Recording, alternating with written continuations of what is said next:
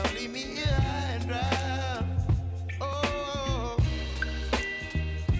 but I don't wanna jinx it, baby. Let's not get ahead of my time. Oh, but I don't wanna miss you, baby. So I stand up and speak my mind. Oh.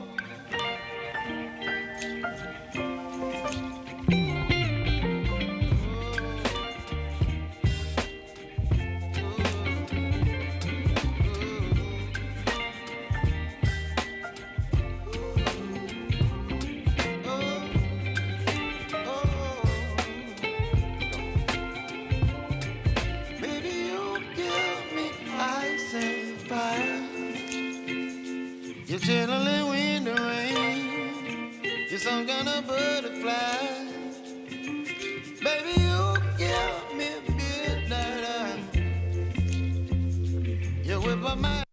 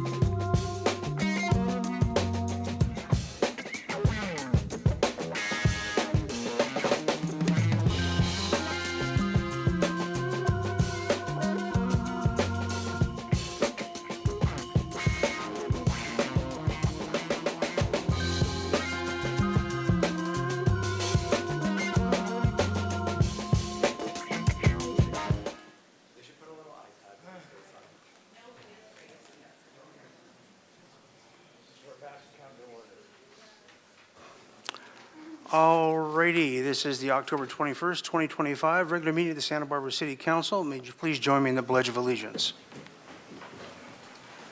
I pledge allegiance to the flag of the United States of America, and to the republic which stands, one nation, under God, indivisible, with liberty and justice and democracy for all.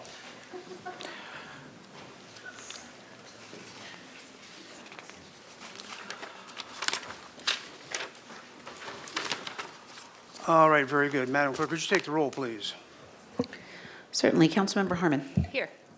Councilmember Santa Maria, not yet present. Councilmember Snedden. Here. Mayor Pro Tem Friedman. Here. Councilmember Gutierrez. Present. Councilmember Jordan. Here. And Mayor Rouse. Here. All right, very good. We have a ceremony item to read. Item 1, Arts and Humanities Month.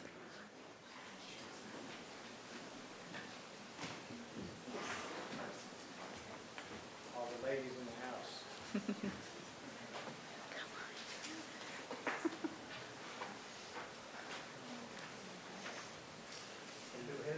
Hello.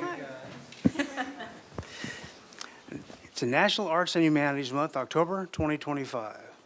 Whereas October has been recognized as National Arts and Humanities Month by the White House and Congress for more than 30 years, affirming the importance of creativity, culture, and self-expression in daily life. And whereas the arts and humanities are essential to the development of every child, sparking imagination and critical thinking, fostering cross-cultural understanding, and supporting mental well-being. And whereas the Children's Creative Project, a nonprofit program of the Santa Barbara County Office of Education and a city grant recipient, has earned honors from the White House for bringing dance, theater, visual arts, and music to over 70,000 students annually. And whereas in 1987, the Children's Creative Project launched I Modnare at the Old Mission Santa Barbara, the first Italian street painting festival in the Western Hemisphere, which helps fund youth arts programs and teaching artists in schools. Now therefore, I, Randy Rouse, by virtue of the authority vested in me as the mayor of the city of Santa Barbara, do hereby proclaim October 2025 as National Arts and Humanities Month in Santa Barbara, and commend the Children's Creative Project and the Santa Barbara County Office of Education for 50 years of service to our community. I also encourage local residents to engage in the arts and support creative projects, artistic and cultural programs, and the talented artists who enliven and enrich the Santa Barbara community. Thank you very much. Congratulations. Thank you very much. Mayor Rouse, members of the council, it is such an honor to be here today and to be joined by some of my favorite people, Kathy Corey, our former executive director for Children's Creative Project, Dr. Susan Salcido, who is the county superintendent of schools for Santa Barbara County Education Office, and our very own board president, Genevieve Badona-Seeley, as well. My name is Kai Tepper-Yonke. I'm the executive director of Children's Creative Project, and as someone who grew up here in Santa Barbara and benefited from Children's Creative Project programs, it really is a gift to be able to receive this honor and to be able to continue this service to thousands of students across Santa Barbara and beyond. We recently celebrated 50 years at an event a couple Saturdays ago called Peacetime. And also in October, earlier this month, we actually bused thousands of students to see a free performance at the Santa Barbara Bowl. So there is so many ways that our organization serves the community, and we're very lucky to have a long-standing partnership with the Santa Barbara County Education Office as well to be able to further our mission of sparking joy, creativity, and inspiration for the next generation of future makers. I'd like to turn it over to Susan. Oh, thank you. Thank you, Kai. To the Honorable Mayor, members of the City Council, thank you so much for this wonderful recognition of Children's Creative Project and the team here today.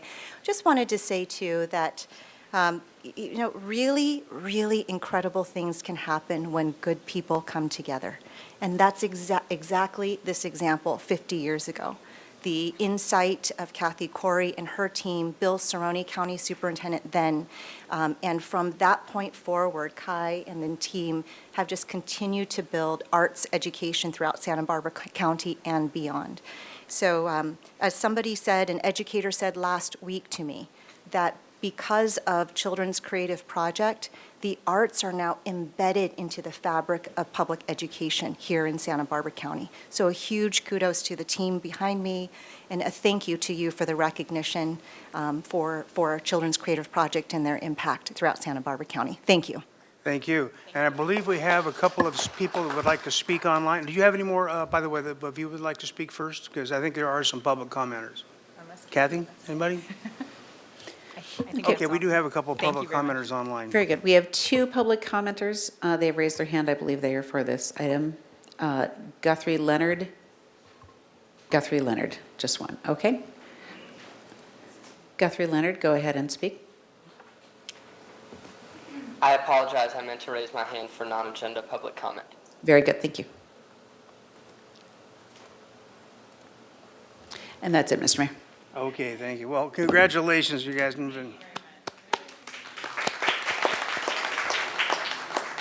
Okay, with that, we will move, Madam Administrator, do we have any changes to the agenda? It's not a change to the agenda, but I just wanted to alert folks that because we have the advisory group interviews, which are predetermined and scheduled, agenda item 15, which is related to the State Street Master Plan, will not start until about 5 p.m. So I just, if anyone is here to make public comment or online, just wanted to let them know they can probably circle back a little before 5, and we'll be ready to hear the item around then. All right, very good. And you can check us out on TV if, where we are on that process, because it can't be exactly determined, but we'll try as close as we can. And with that, we'll move to the consent calendar. You have some items to read, Madam Clerk? I do, Mr. Mayor. Item 3, adoption of ordinance for water metering for adaptive reuse projects. Ordinance adoption. Recommendation the council adopt by reading of title only an ordinance of the council of the city of Santa Barbara, amending section 14.08.150 of the Santa Barbara Municipal Code relating to water meters for adaptive reuse projects. Item 4, municipal code amendments to incentivize adaptive reuse projects. Ordinance adoption. Recommendation the council adopt by reading of title only an ordinance of the council of the city of Santa Barbara amending the Santa Barbara Municipal Code by adding section 30.185.045 pertaining to regulations for adaptive reuse projects. Item 5, proposed amendment to Santa Barbara Municipal Codes section 17.36.010 to allow pay by plate in waterfront parking lots. Ordinance introduction. Recommendation the council introduce and subsequently adopt by reading of title only an ordinance of the council of the city of Santa Barbara amending the Santa Barbara Municipal Code, SBMC, by amending section 17.36.010 to allow pay by plate in waterfront parking lots. Item 6, appropriation of downtown parking capital improvement funds and best interest waiver for a purchase order for 916 through 920 State Street Utility and Maintenance Upgrades Project Resolution. Recommendation of the council, A, adopt by reading of title only a resolution of the council of the city of Santa Barbara amending resolution number 25066, adoption of the budget for fiscal year 2026 to reallocate available expenditure appropriations in the downtown parking capital improvement program funds for the 916 through 920 State Street Utility and Maintenance Upgrades Project. Item 7, ownership and bonding of the Beckstead Oil Well Number 1 at 740 Dolores Drive, resolution.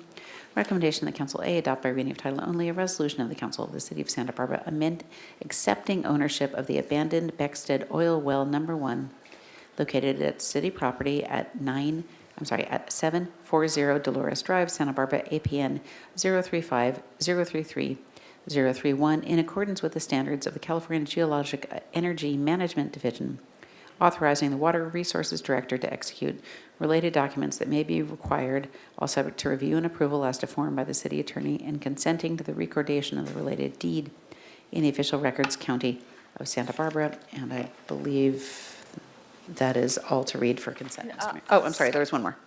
12? 12, sorry. Item 12, lease amendment with California Fuel Dock, Inc. for office space located at 125 Harbor Way, Suite Number 12, ordinance and introduction agreement. Recommendation the council introduce and subsequently adopt by reading of title only an ordinance of the council of the city of Santa Barbara approving and authorizing the waterfront director to execute the first amendment of lease agreement number 26842 for Santa Barbara Fuel Dock, Inc., commencing upon the effective date of the enabling ordinance. And that's all. All right, thank you very much. Are there any items that any council member needs to pull for either further discussion or separate vote? Seeing none, is there anyone online to comment on the consent calendar? Yes, Mr. Mayor, we have one raised hand, and that is for item 3. Okay, very good. Please call on that person. Okay, Stephen Johnson, please go ahead. Thank you for the opportunity to comment. I regret not identifying this concern sooner. Item 3 discusses water meters. A general rule, each unit has a separate water meter. And then many exceptions are identified, B through H. I would like to suggest an additional exception, projects that consist solely of studios. A typical all-studio project currently faces a daunting problem. Studios require 2 water meters per unit, one for hot water, one for cold. There's no way to meet Title 24 standards using resistance water heating. You have to have hot water heating. And there's no way to do that in a large project with exterior heat pumps. You would have a project that would never get through ABR review. Studios are more affordable than larger units and in the greatest demand. Council recently requested additional options for in lieu fees. I am requesting additional options for water meter requirements that recognize the problems of an all-studio project. Thank you for your time. All right, thank you. Any further speakers for the consent calendar? No, Mr. Mayor. Okay, very good. And with that, I will entertain a motion for the consent calendar. So moved. Moved by Friedman. Second by Jordan. May we have we'll have to do the roll call vote, correct? Mr. Gutierrez. Correct. This is for consent, a motion by Mayor Pro Tem Friedman, seconded by Councilmember Jordan, for the entirety of the consent calendar. Councilmember Harmon. Yes. Councilmember Santa Maria. Yes. Councilmember Snedden. Yes. Mayor Pro Tem Friedman. Yes. Councilmember Gutierrez. Yes. Councilmember Jordan. Yes. And Mayor Rouse. Aye. All right, thank you very much. That concludes the consent calendar. May we have a report from the Finance Committee, Mr. Chair? Thank you, Mr. Mayor. So the Finance Committee met today, was the second part of our hearing on the city's budget and how we're going to address it. And after reviewing over 200 staff recommendations from all the different departments, we had discussion, including giving feedback on some of the ideas we'd like to prioritize, others that we'd like to save for another time, and came to a general consensus on those, and we'll be forwarding and voted to forward that up to the council for the full council for consideration, along with the recommendations from the Finance Committee, and that will be coming to the full council in December. Thank you very much. Report from the Ordinance Committee, Madam Chair. Thank you, Mayor Rouse. At ordinance, we heard the 2025 California Building and Fire Code updates for adoption. They were unanimously forwarded. We did learn that this would be the last time they could be updated for 6 years, and of note is that they include the wildland urban interface codes. All right, very good. Thank you very much. And with that, we will move to general public comment. We have a lot of speaker slips, and we have a half-hour allotted time for general public comment, so we're going to go to 2 minutes. First of all, Madam Clerk, are there hands online? Mr. Mayor, there are five hands raised online. 5. Okay, in order to hear from everybody, we've got to go to a minute per on general public comment. I'm going to call your name and call the person right behind you. So with that, we'll start with, and by the way, this is for things that are not on today's agenda and things that are also within the purview of this body. But due to the outstanding number of slips, we're going to have to stay to 1 minute to be within our 30-minute time limit for general public comment. If we don't get to everyone, we will have reserved time after the meeting is over tonight. First of all, Mark Redmond.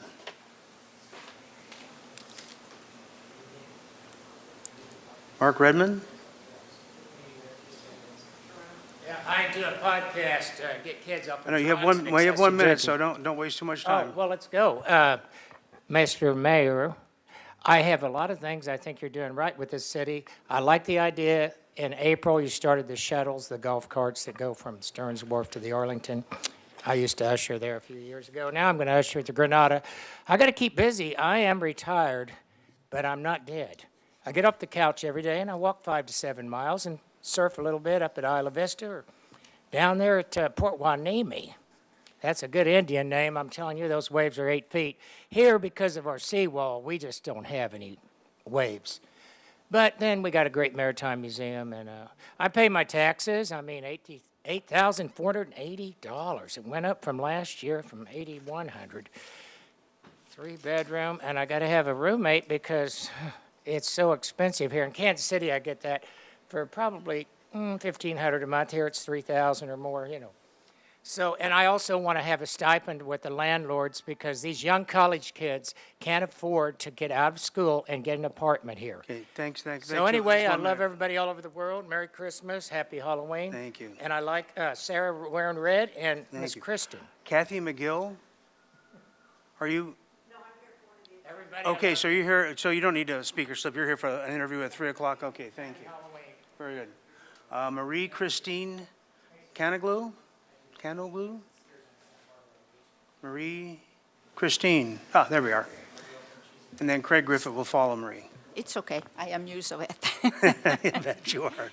Mr. Mayor, member of the City Council, I just want to address to you a fact about being a renter. And I have been working, volunteering, and living in Santa Barbara for 31 years.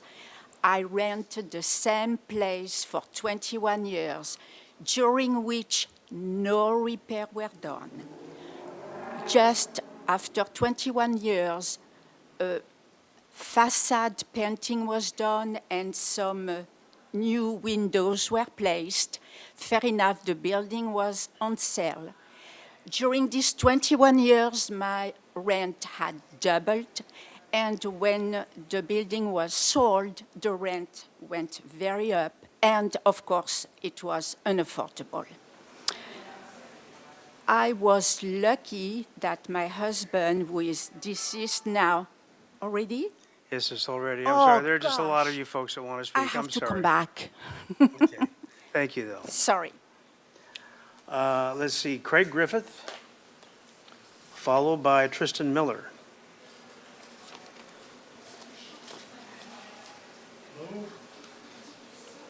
Congratulations for getting the ballot measure to consider rent stabilization.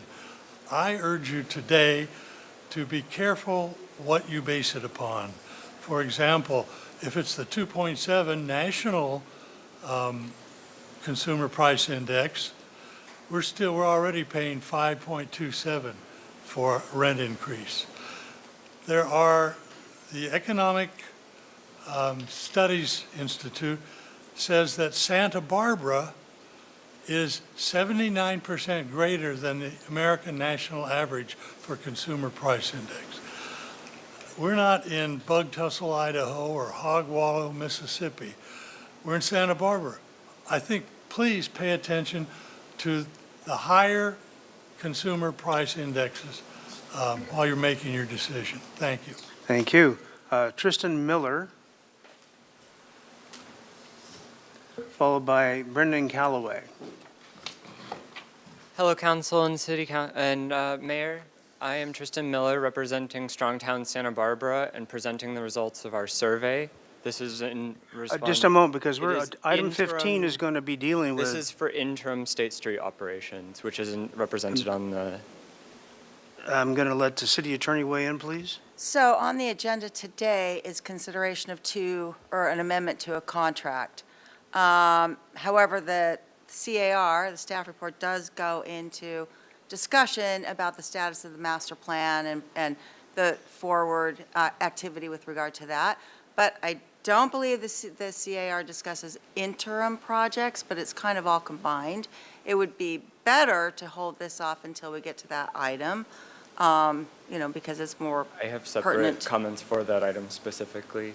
You have comments for that item? Then you should, then you should definitely. This one's specifically for the interim operations. Right, yeah, I would suggest that you come back at the 5 o'clock hour for that No agenda. State Street at all for general public comment today? Right, if it has to do with, the closure, opening, that, It's a rather broad CAR, so, yeah, we don't want to double down on an agenda item, so. Okay, Thank you. I'll be back. Thank you. All right, thank you. And I'll Shall I go ahead and, are you, Mr. Miller, are you going to speak to the item, so I put you on the item for 15? Oh, you are, okay. Oh, yes, you are. You're right there. You're on top, actually. Brendan Calloway, followed by Dave Diaz.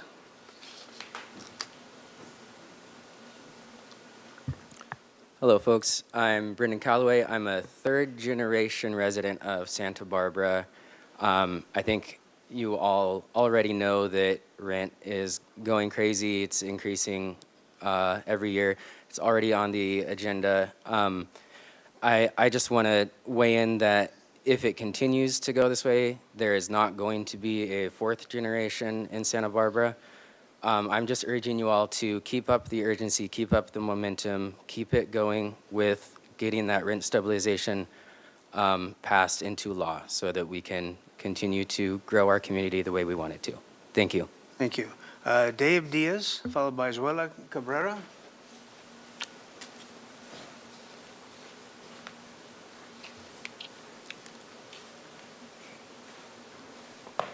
My name is David Lee Diaz.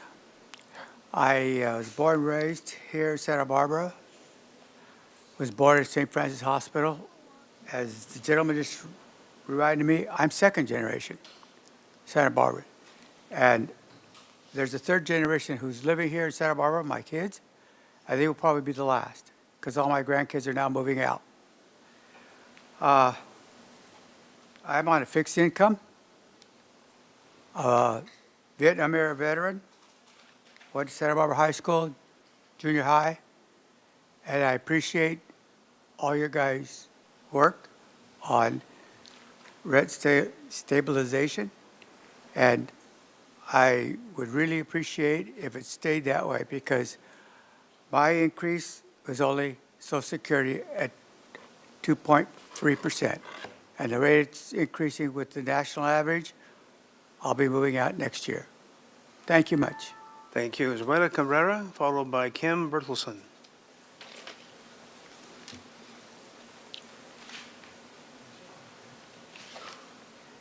Así, buenas tardes, miembros del concilio. Mi nombre es Zoila Cabrera. Estoy aquí para pedir que actúen con urgencia acerca de la estabilización de renta. Esperar más tiempo, nuestras familias se están haciendo afectadas porque propietarios están aumentando las rentas. Seguidamente, por ejemplo, mi hija con mis nietas están buscando dónde vivir y el costo de la renta son, por ejemplo, de 2 recámaras está casi $4,000. Aparte, las utilidades que el rentero tiene que costear, más depósito, utilidades, las que cubre el rentero.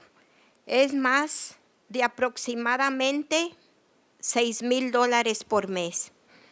Este es un ejemplo que pido que nos escuchen y qué tan caro es vivir aquí en Santa Bárbara. Yo pido que actúen lo más pronto posible. Gracias. Y regresen con un plan de trabajo. Gracias por escuchar su tiempo. Kim Bertelson, followed by Max G.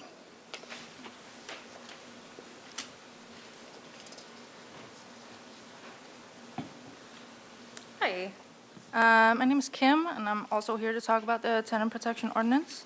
I'm going to start off by saying I don't pretend to know what it takes to pass a new law, even at city level. What I do know is that I've lived in the same apartment since 2017, and then suddenly in April of this year, my landlord started trying to get me and my wife out of our apartment because he was selling the property. And if we lose our current apartment, we will have to leave Santa Barbara. We fought at the time, and we got a year lease, and it's okay, but all that really did was reset the timer until we have to do the same fight again next April, and that puts me in a really weird limbo. I'm 29 years old, and I can't plan my life. If anyone were to ask me where I see myself in 5 years, I couldn't tell you. I can tell you exactly where I'm going to be until May 31st, 2026, because that is when my lease runs out. There are thousands of people in Santa Barbara living like this, and every day you delay passing stronger tenant protections, thousands of your constituents wake up with a little knot in their stomach, not knowing if they're going to have to uproot their life. Thank you. Thank you. Max G, followed by Anna.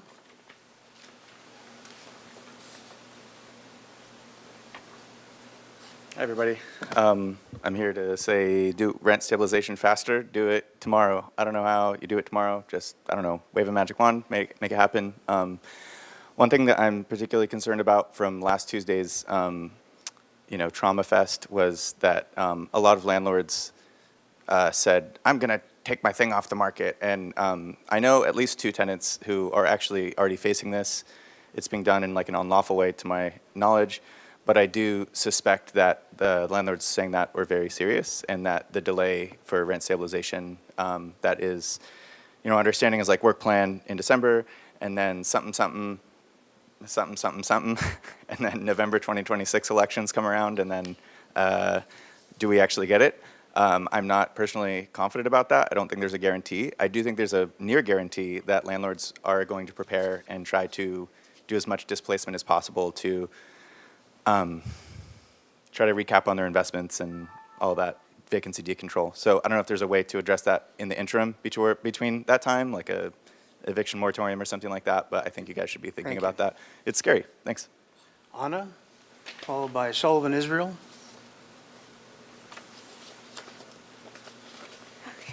So I want to emphasize the importance of creating a rent stabilization work plan as soon as possible. Many of our teachers, nurses, families, city workers, after clocking out, are still working 2 or 3 jobs just to survive the unpredictable rent hikes. On average, our folks in our city have to work up to 4 jobs just to survive. And I want us to say in that this isn't folks working for retirement, for emergency rainy day funds, or even a much needed vacation that I also need. This is just for survival. As I mentioned in our meeting yesterday, right now I'm walking everywhere because I don't have enough to pay for my car repairs. And that's the reality for a lot of people, that they have to choose between paying the rent or paying for much needed other expenses. And so I want the council to work with urgency and put this work plan as soon as possible. Thank you. Thank you. Sullivan Israel, followed by Linda Honigan. Hello, Mayor and Council. I was going to talk about the street that must not be named. So instead, I don't know if you guys saw that viral video of the guy that danced when he had public comment in that city in Colorado. I'm not going to do that. I don't know. I took a 21,000 step walk across Santa Barbara 2 days ago. I walked from the Mission all the way to Coast Village Road. That was pretty cool with my dog, met a lot of people. It's too bad you guys don't have like a tennis ball collection program because he found 3. He's like a little machine that just finds them wherever we go. So yeah, he's like a little garbage truck. But anyway, they're piling up in my house and I don't know what to do with them. But I'll be back for item 15. So thanks. I yield the rest of my time. Very good. Linda Honickman.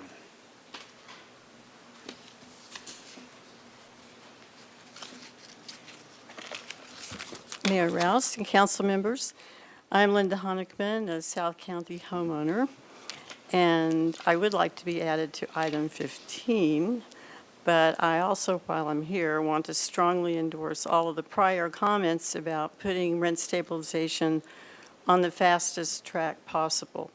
I also encourage us to look at, while we're doing that, the establishment of a rental registry, because that would make a huge difference, and it also will help some of the excluded parts of what our ordinance will be. So it would apply to, I understand, single-family home and newer building rentals.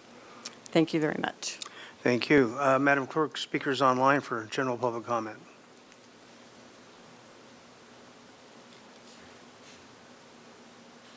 Yes, Mr. Mayor, one moment.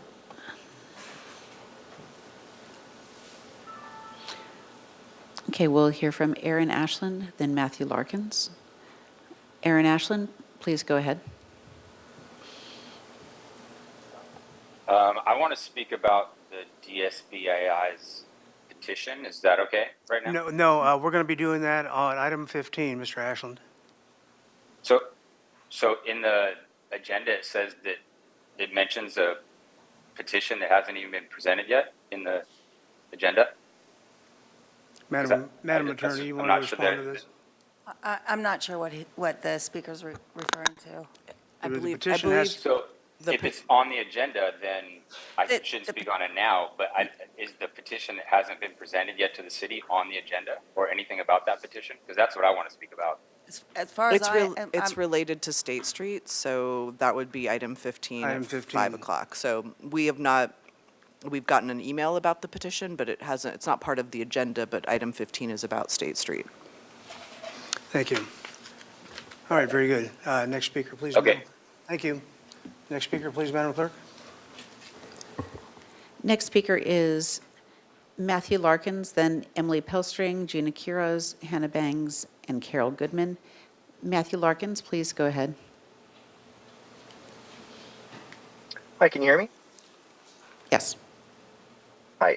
So, dear Honorable Mayor and City Council members, my name is Matthew Larkins, and I'm here today as a concerned resident and renter living downtown Santa Barbara. I want to speak briefly about rent stabilization in Santa Barbara and to put in perspective how unaffordable it is to live in Santa Barbara. Mayor Rouse, according to the City of Santa Barbara website, you make around $6,600 a month, or a little less than $80,000 a year before taxes. Understand that if this was your sole source of income, you would be considered to be low income.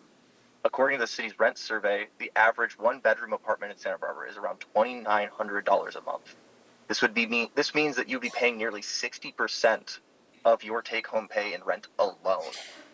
This also means that you wouldn't even qualify to apply to live alone in many of those apartments either, since many of these require to make at least 3 times the rent in monthly income. You must understand that this is not sustainable. I implore you all to consider fast-tracking this rent stabilization ordinance hearing, and I would even be interested in seeing city staff be directed to deliver progress updates periodically. That is time, but thank you very much. Next speaker, please. Next speaker is Emily Pelstring. Emily Pelstring. Of either of these next speakers, this is for general public comment. If you're not here for general public comment, please lower your hand. Okay, Emily Pelstring, please go ahead. Hi, thank you. Like they said, my name is Emily Pelstring, and I'm a tenant living in Santa Barbara. My partner and I have been living in a 400 square foot studio apartment for the past few years, and he's a physics PhD student at UCSB, and I work for the state of California doing energy policy. I work remotely from our tiny studio, making our single room apartment not only our bedroom, kitchen, living room, but also my office. Ideally, we had our sights set on moving into a one-bedroom, but the rent in Santa Barbara has proven to be so expensive that we're sticking it out in our little shoebox before we leave the city forever. In conversations with other Santa Barbara residents, the point often comes up that folks usually don't stick around here. It's a transient city, and it's simply too expensive to live, and I don't want to spend half my income on the luxury of having a bedroom separate from my kitchen. This is completely preventable. I urge City Council to continue forward quickly with the rent stabilization ordinance. So, thank you. Thank you. Next speaker, please. Next speaker is Gina Quiroz, and then final speaker is Hannah Bangs. Gina Quiroz, please go ahead. Good afternoon, Mayor and City Council members. My name is Gina Quiroz, and I'm here also to ask you not to delay the rent stabilization ordinance. I have been here my entire 59 years of life, and 6 of those years I lived on the streets without a safe place to call home. I have been housed now for almost 3 years, and I absolutely cannot pay any more rent, period. The rents in Santa Barbara are just too damn high. Our county has spent over $1 billion in addressing homelessness, and yet the population continues to grow, so it seems logical to me that we would take every step necessary to prevent it from happening in the first place, right? I know firsthand what homelessness does to a person. It is absolutely traumatizing. As our elected officials, I'm urging you to please take action today. No more delays. Thank you. Thank you. Final speaker, please.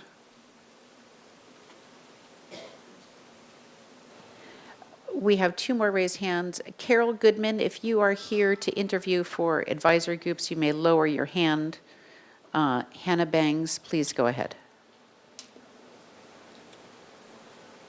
Hi there, council members. I've never done this before, so bear with me. My name is Hannah. I was born and raised in Santa Barbara. I went to school with Mayor Rouse's daughter, Lauren, and I own a small shop downtown. My business brings in over $250K a year which means more than $20,000 in sales tax and many more in state and city taxes. Even with that, after the cost of operations in Santa Barbara, I'm only able to pay myself around $45K. My personal rent is $2,000 a month, which is considered a deal in Santa Barbara, but is 53% of my income. So after taxes, rent, and basic expenses, there's nothing left. This leaves me with the choice of whether or not I can continue to pursue small business in Santa Barbara. I'm trying to plan for a family and build a stable life here, but it's not sustainable and needs to be addressed. I hear that the city supports small businesses, yet the people running them can't afford to stay.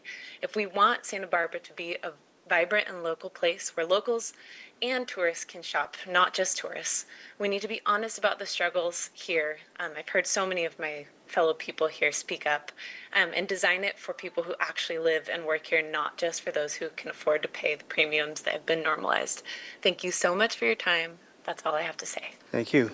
Is that on speakers, Madam Clerk? That's the final speaker, Mr. Mayor. Okay, very good. We're going to close general public comment and move on now to item 14. Would you read that into the record, please?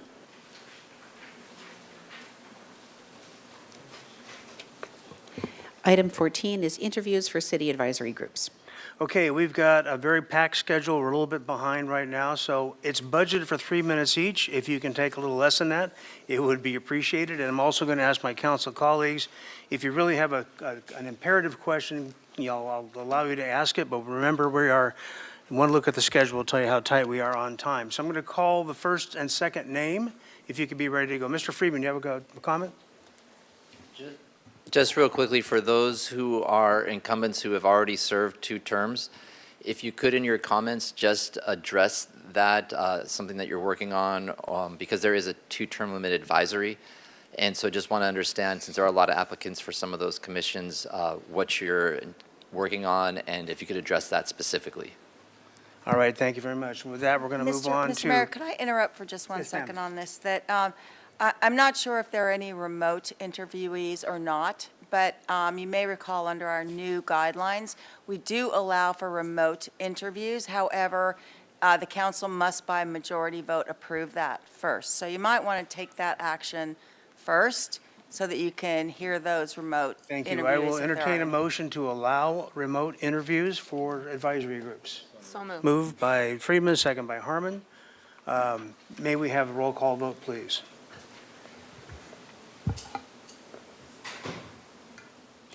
This is a motion by Mayor Pro Tem Friedman, seconded by Councilmember Harmon, to permit remote advisory group interviews. Councilmember Santamaria. Yes. Councilmember Sneddon. Yes. Mayor Pro Tem Friedman. Yes. Councilmember Gutierrez. Yes. Councilmember Jordan. Yes. Councilmember Harmon. Yes. And Mayor Rouse. Aye. All right, very good. Thank you very much. Thank you for that, Madam Attorney. We'll move on. We're going to start out with Keith Butler, followed by Carol Goodman. If you are a remote applicant, please pay attention to the order. I'm going to give you a little bit of warning so you can get your logged on, hand up, and unmuted. Okay. Mr. Butler, go right ahead, please. Mr. Chairman, council members, I'm Keith Butler. I'm an incumbent on the Historic Landmark Commission. My tenure expires this December 31st. I have served the last 4 years in that capacity. I find that you asked about some of the projects we're working on. The advantage of the HLC is that we see a very diverse and wide number of projects, anything ranging from De La Guerra Plaza to the State Street improvement to restoration of personal residences, et cetera. So we have a number of projects that are ongoing that we see. We work closely with the city as well. I have presented to this membership once or twice. I've been before the Planning Commission a couple of times, in both instances to represent findings from that came under the HLC previous domain. So I look forward to serving another 4 years.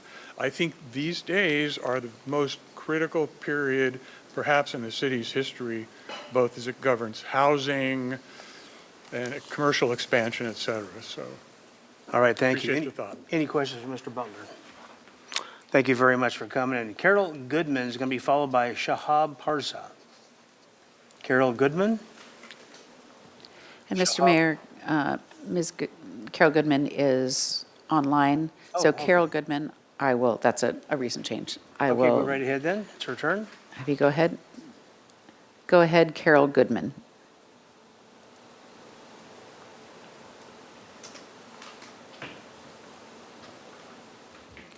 Carol Goodman, you can unmute yourself and go ahead.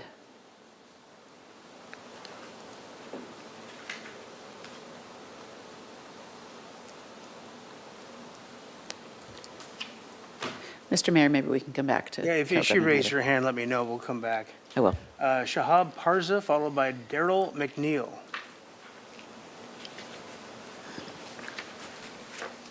Good afternoon, Mr. Mayor, council members. I'm interviewing for Single Family Design Board.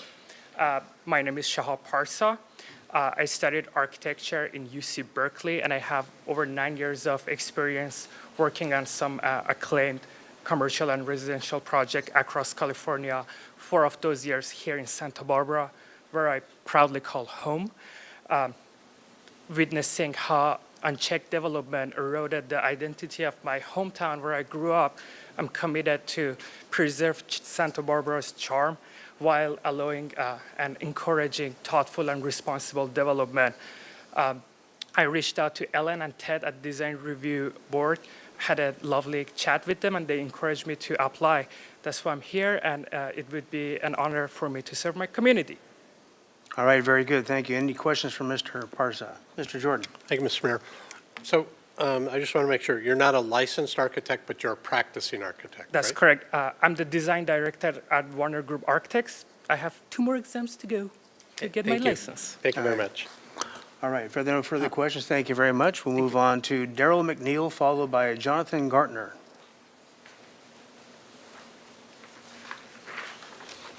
Thank you, Mayor Rouse, and thank you, council members. I'm Darryl McNeil. I'm seeking reappointment to the Arts Advisory Committee. In brief, I've spent my entire 4-decade-plus professional career in service to the arts and worked in all phases in both commercial and arts nonprofits. I'm an independent contractor, primarily in the music industry, and I freelance in Santa Barbara, New York, and Los Angeles. I built my professional profile in town through the Santa Barbara Black Culture House, a pop-up events art space promoting Black culture with independent presentations with partners such as the Santa Barbara Trust for Historic Preservation, the Santa Barbara Public Library, Dunn School, the former Soul Bites restaurant, and former Youth Interactive Space, among other entities. When I was originally a novice, well, clearly, I was a novice on the committee when I was appointed in 2021, and within a few months or so, my colleagues thought highly enough of me to elect me vice chair. Then a few months later, upon the departure of the previous chair, I was elected to replace him as chair. I was also recently re-elected as chair a couple of months ago. Sarah York-Rubin and Hannah Rubalcaba have been both invaluable in their advisory capacity, allowing me to grow into leadership. My time with the committee has been one of the most enlightening and rewarding experiences that I've had since I've moved to Santa Barbara. Apart from my basic duties, it's been a privilege to engage the arts community, and I wish to continue building strategies for a higher profile arts integration within the greater fabric of Santa Barbara. I've learned considerably about how art functions within the framework of city and the economics and machinery of arts funding. More importantly, I've plugged into a network of fascinating people who are energized by the arts and the potential for the city to expand arts programming, developing new income streams, fortify communities, and elevate the city's profile through the arts. As an 8-year transport to Santa Barbara, surrounded by my colleagues' experience, I will continue to bring fresh eyes and ideas to the committee. I wish to build and expand more open and active dialogue with the city. I'm looking to open consistent line of communications between the city's prominent arts leaders, and I will work to jumpstart an update of the committee's draft of the Santa Barbara Arts Master Plan, which has been on hold since 2012. These will be just some of my efforts to bring a more cohesive, focused, and organized arts community to the city of Santa Barbara. It's my hope that you'll reappoint me. Thank you very much for your time. Thank you. Questions for Mr. Gardner? Mr. McNeil. Mr. Gardner's not here yet, so again, here we go. Thank you. It'll be Jonathan Gardner, followed by Julian Radecki, who's going to be online. I would ask you to be prepared to answer when called upon. Mr. Gardner. Mr. Mayor, council members, thank you for your time. My name is Jonathan Gardner. I'm interested in serving on the Harbor Commission. I grew up sailing small craft. I achieved my American Sailing Association certification, and I rent sailboats from the Santa Barbara Sailing Center. But the reason I'd like to serve on the commission does not have to do solely with pleasure boating. Rather, the harbor is a critical part of the city's physical and financial infrastructure. For many people, the harbor is a pretty place for a photo op, and that's true, but the harbor's more. Harbor represents $20 million of annual revenues to the city. It's the hub for a significant number of jobs, must-see for our tourist industry, the heart of the commercial fishing industry, and on the front line of climate change. I started my business career in the field of municipal finance. You may also know that as tax-exempt bonds. And now, while I'm largely retired, I'm focused on the local economic development ecosystem. A healthy private sector needs a healthy public sector as a partner, and vice versa. I hope to apply my skills and experience to the role of Harbor Commission and look forward to the opportunity to serve. Thank you for your attention. Thank you for your time. Thank you. Question, Mr. Jordan. Thank you, Mr. Mayor. Mr. Gardner, are you a slip holder currently? I am not. Thank you. Further questions, Mr. Gardner? Thank you very much. We'll move on to Julian Radecki online. Julian Hudicki, you can go ahead. All right. I'm interviewing for the Historic Landmarks Commission. Thank you for the opportunity to speak with you today. My name is Julian Herdetsky. I'm a professional engineer. I chose Santa Barbara as my home specifically for its extraordinary historical, cultural, and architectural heritage.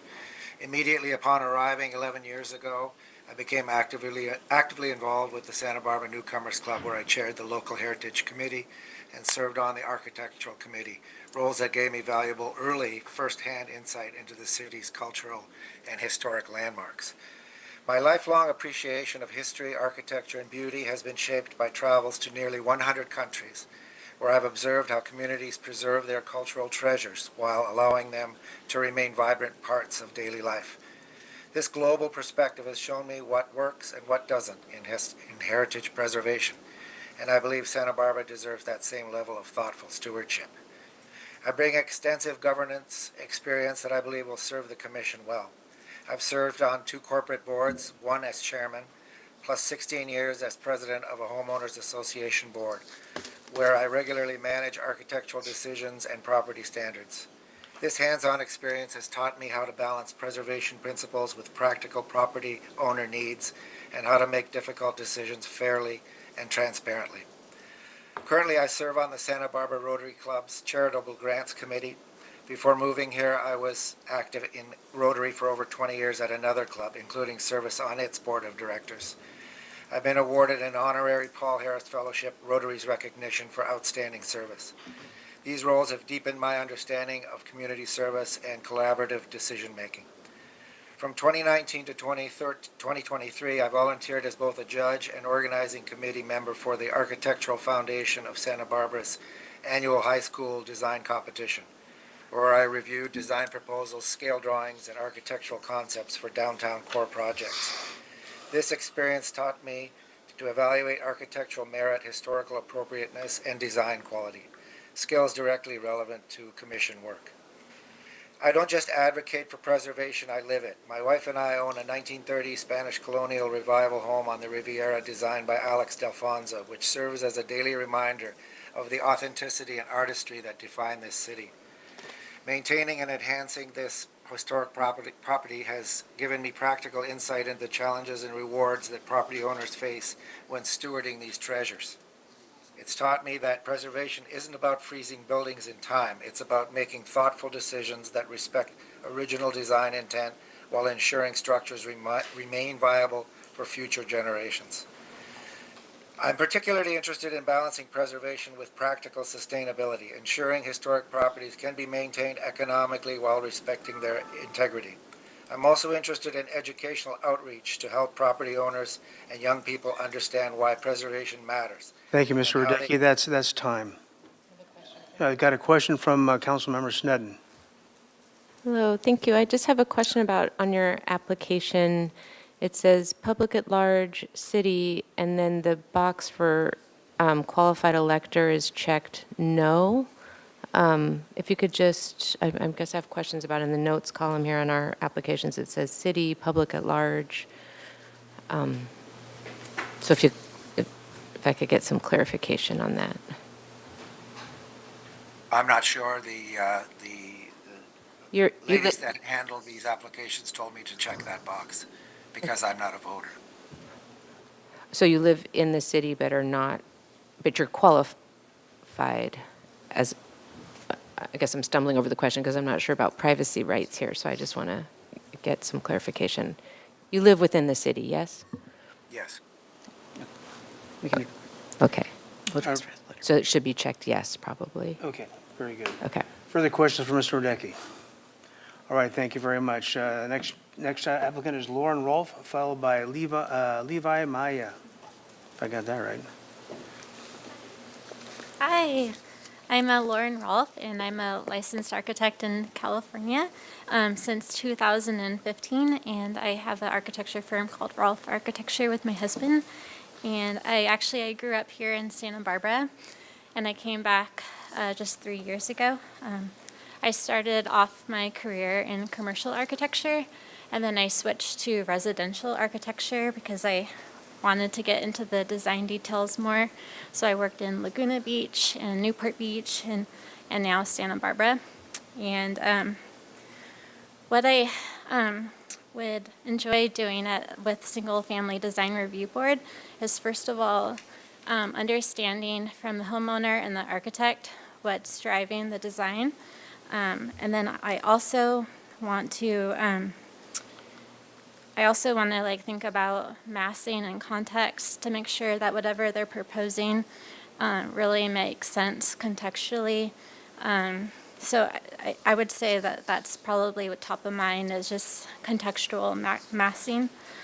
And I'd also, if I serve on the Single Family Design Review Board, I'd like to also give design input too, because I like that. And I also am aware of the time commitment of Single Family Design Review. I know what triggers Design Review Board, and yeah, that's it. Do you have any questions for me? Any questions for Ms. Rolfe? Okay, thank you very much. All right, thank you so much. I call on Levi Maya, if I get that right, and then the following one would be Carol Goodman, who's back online. Say your last name for me, because I don't think I got got it right the first time. Maya. Really? Wow. Yeah.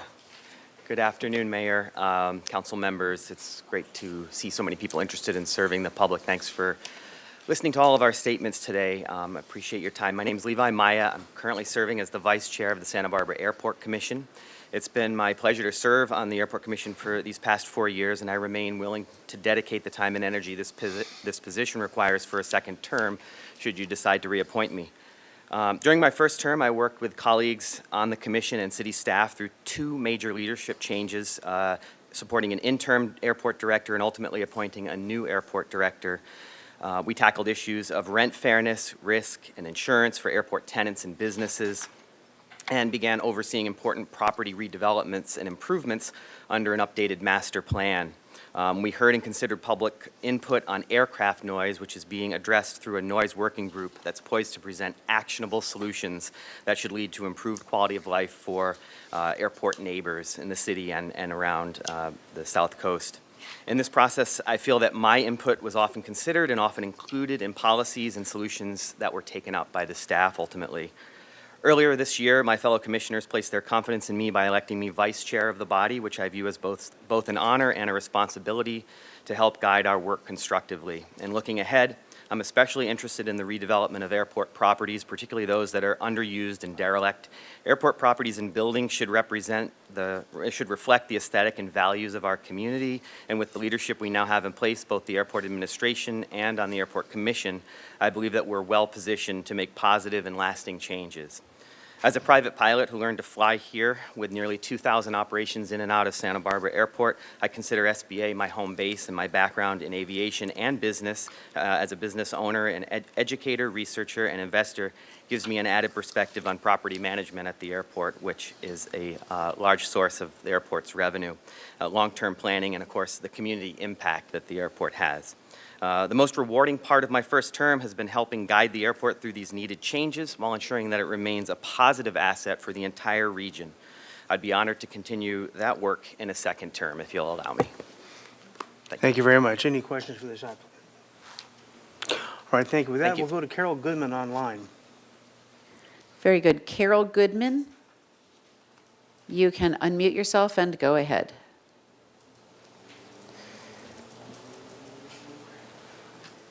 Carol Goodman.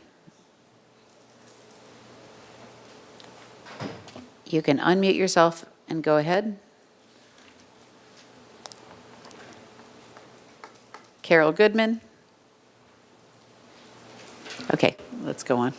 Okay, thank you, and we'll give her another shot one more time. Amber Oh, wait, Caldwell. I'm sorry, one more time. What? Carol Goodman? Nope, okay. Okay. Amber Caldwell, followed by William Soffren. Good afternoon, Mayor Rouse and council members. Good to see you all again.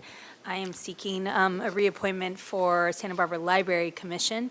I've been serving this past term.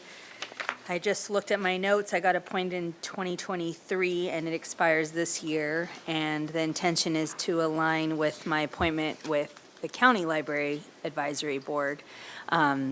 I am seeking appointment because I'm just getting my stride with library, and I'm leading the library retreat at the county level. So we're about halfway through that, and it's important to maintain my board position for Santa Barbara in order to be impactful at the county level. And I really look forward to continuing with that process to help protect our library funds and get creative on how we can work better together as a county system. Thank you. Any questions for Ms. Caldwell? All right, very good. Appreciate you coming in. Thank you. William Soffren, followed by Kathy McGill. And Mr. Mayor, Mr. Soffren has rescheduled to later today. Okay, and Kathy McGill. I thought that was you out there. They're going to bounce up on me again this time. Okay. Good afternoon, Mayor and Council, and thank you very much.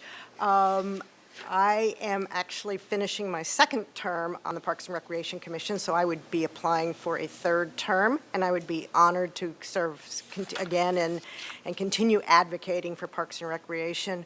I'm currently chair of the commission, have just been reelected.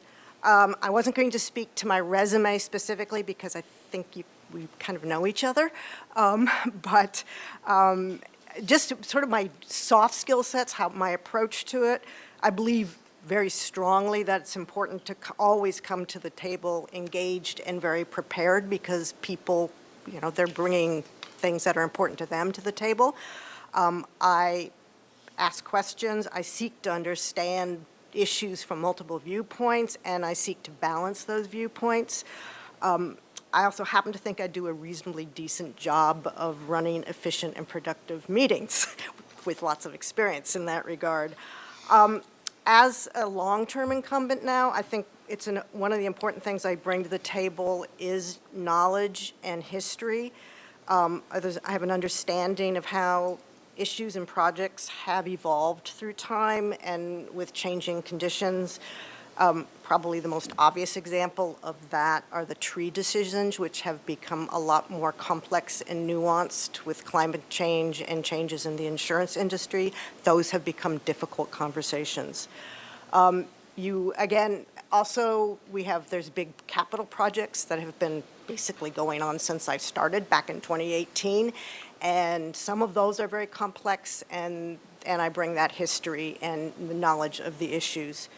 You had a couple specific questions. In the interest of time, I'm just going to address one of them. You can ask me about the other if you wish. And it was the most rewarding experience. Don't really have one specifically, but I would say overall it's been how much I have learned in the last 8 years from really smart and dedicated staff members. They've helped me to build an understanding of the diversity of the needs in our community and the diversity of points of view. And I've got to say, I've just been continually impressed with how hard the staff works to balance and meet those needs with, as you know, always limited resources. So I really enjoy working with those people. Thank you very much, and I'll take any questions. Okay, thank you. Any questions from Ms. McGill?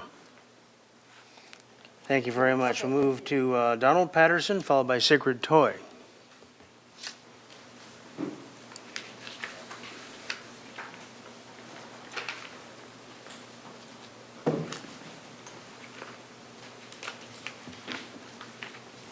All right, good afternoon, Mayor Rouse and council members. My name is Don Patterson, and I've lived in Santa Barbara for 10 years, and I'm here to put my name forward for the consideration for the library board. In response to the questions that were promulgated beforehand, yes, I am fully willing and able to devote the time needed to serve on the board. I've attended the last 3 meetings of the board and read the past 6 years of minutes to get familiar with the history, rhythm, and priorities of the library board. From my perspective, the public library is one of the most democratic institutions we have. It's a place where every person, regardless of age, background, and income, can access information, tools, and community. And in Santa Barbara, the library is more than a building with books, as it is increasingly everywhere. It's a civic commons, and it's now public commons, physical commons outside. It supports literacy, lifelong learning, inclusion, whether it's through children's programs, technology access, or newer initiatives like Zip Books, which I personally love because apparently I read really unusual books, and I need to have them ordered through the Zip Book program. I've been an academic computer science professor for over 25 years, so I've worked closely with libraries and librarians throughout my career. I understand how collections are built, how information access is evolving, and how technology is reshaping discovery and equity. Before that, I served in the U.S. Navy as a combat vet, which taught me the value of service, teamwork, and steady stewardship, all of which I'd bring to the board role. In a community as diverse as Santa Barbara, our library's collections and programs should reflect that diversity and the reality that the bills are being paid by our diverse community. So not just the majority voice, but also less represented perspectives are appropriate. And libraries are strongest when every resident can find value in what's offered and when it provides access to views that help us understand ourselves and other people better. So I want to serve because I believe the library is one of the best investments our city can make in civic life and in the future of our children. And as mine are now post-high school as of 2 months ago, I have a little more flexibility to participate in service roles, and I'd be honored to contribute to that work as part of the library board. Thank you for your time and for your service to the city. Thank you. Any questions, Mr. Patterson? Ms. Snedden? Thank you. I'm interested, your resume has so much about AI, and do you see that as an issue or something that's within something to address as a board member on the library? Yeah, I mean, I think one of the most important ways in which we're challenged with AI is information literacy and critical analysis of what we're seeing. And I think literacy, broadly understood, is completely within the purview of the library. So, yeah, I think teaching people about AI, how to use it and how to see it and how to recognize it is the frontier of what we need to do with education. Mm-hmm. Thank you. Yeah. Thank you. Further questions? All right, very good. We'll move on to Sigrid Toy, followed by Dan Glazer.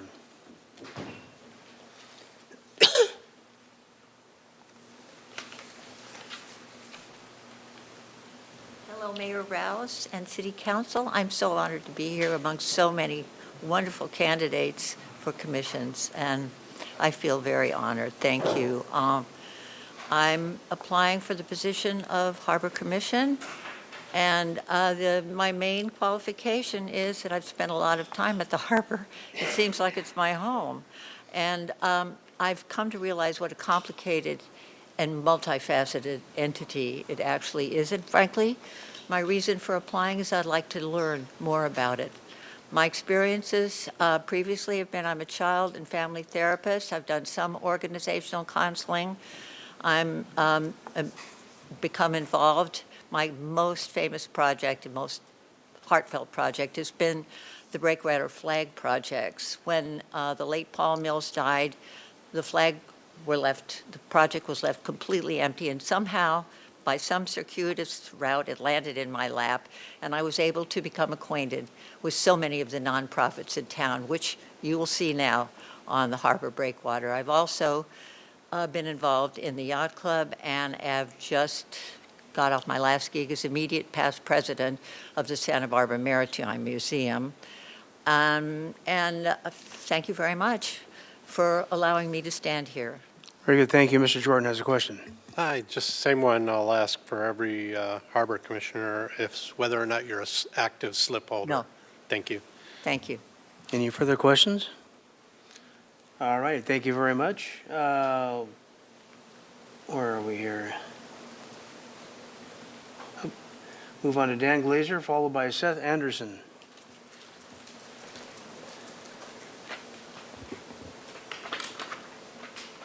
Honorable Mayor, esteemed members of council, thank you very much for your time today.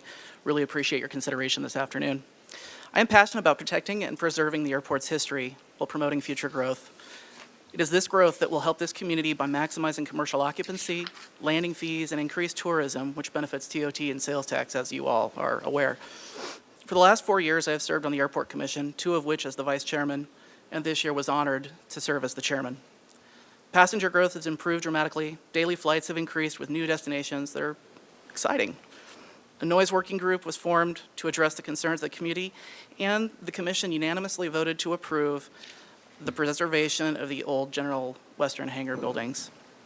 One of the most important decisions, however, that the commission made over the last 4 years was to approve the hiring of Director Hastert, who has made great strides with the community and was able to attract and retain a very accomplished staff. A little bit about me. I have my undergrad degree from UC Santa Barbara with economics, accounting, and a minor in history.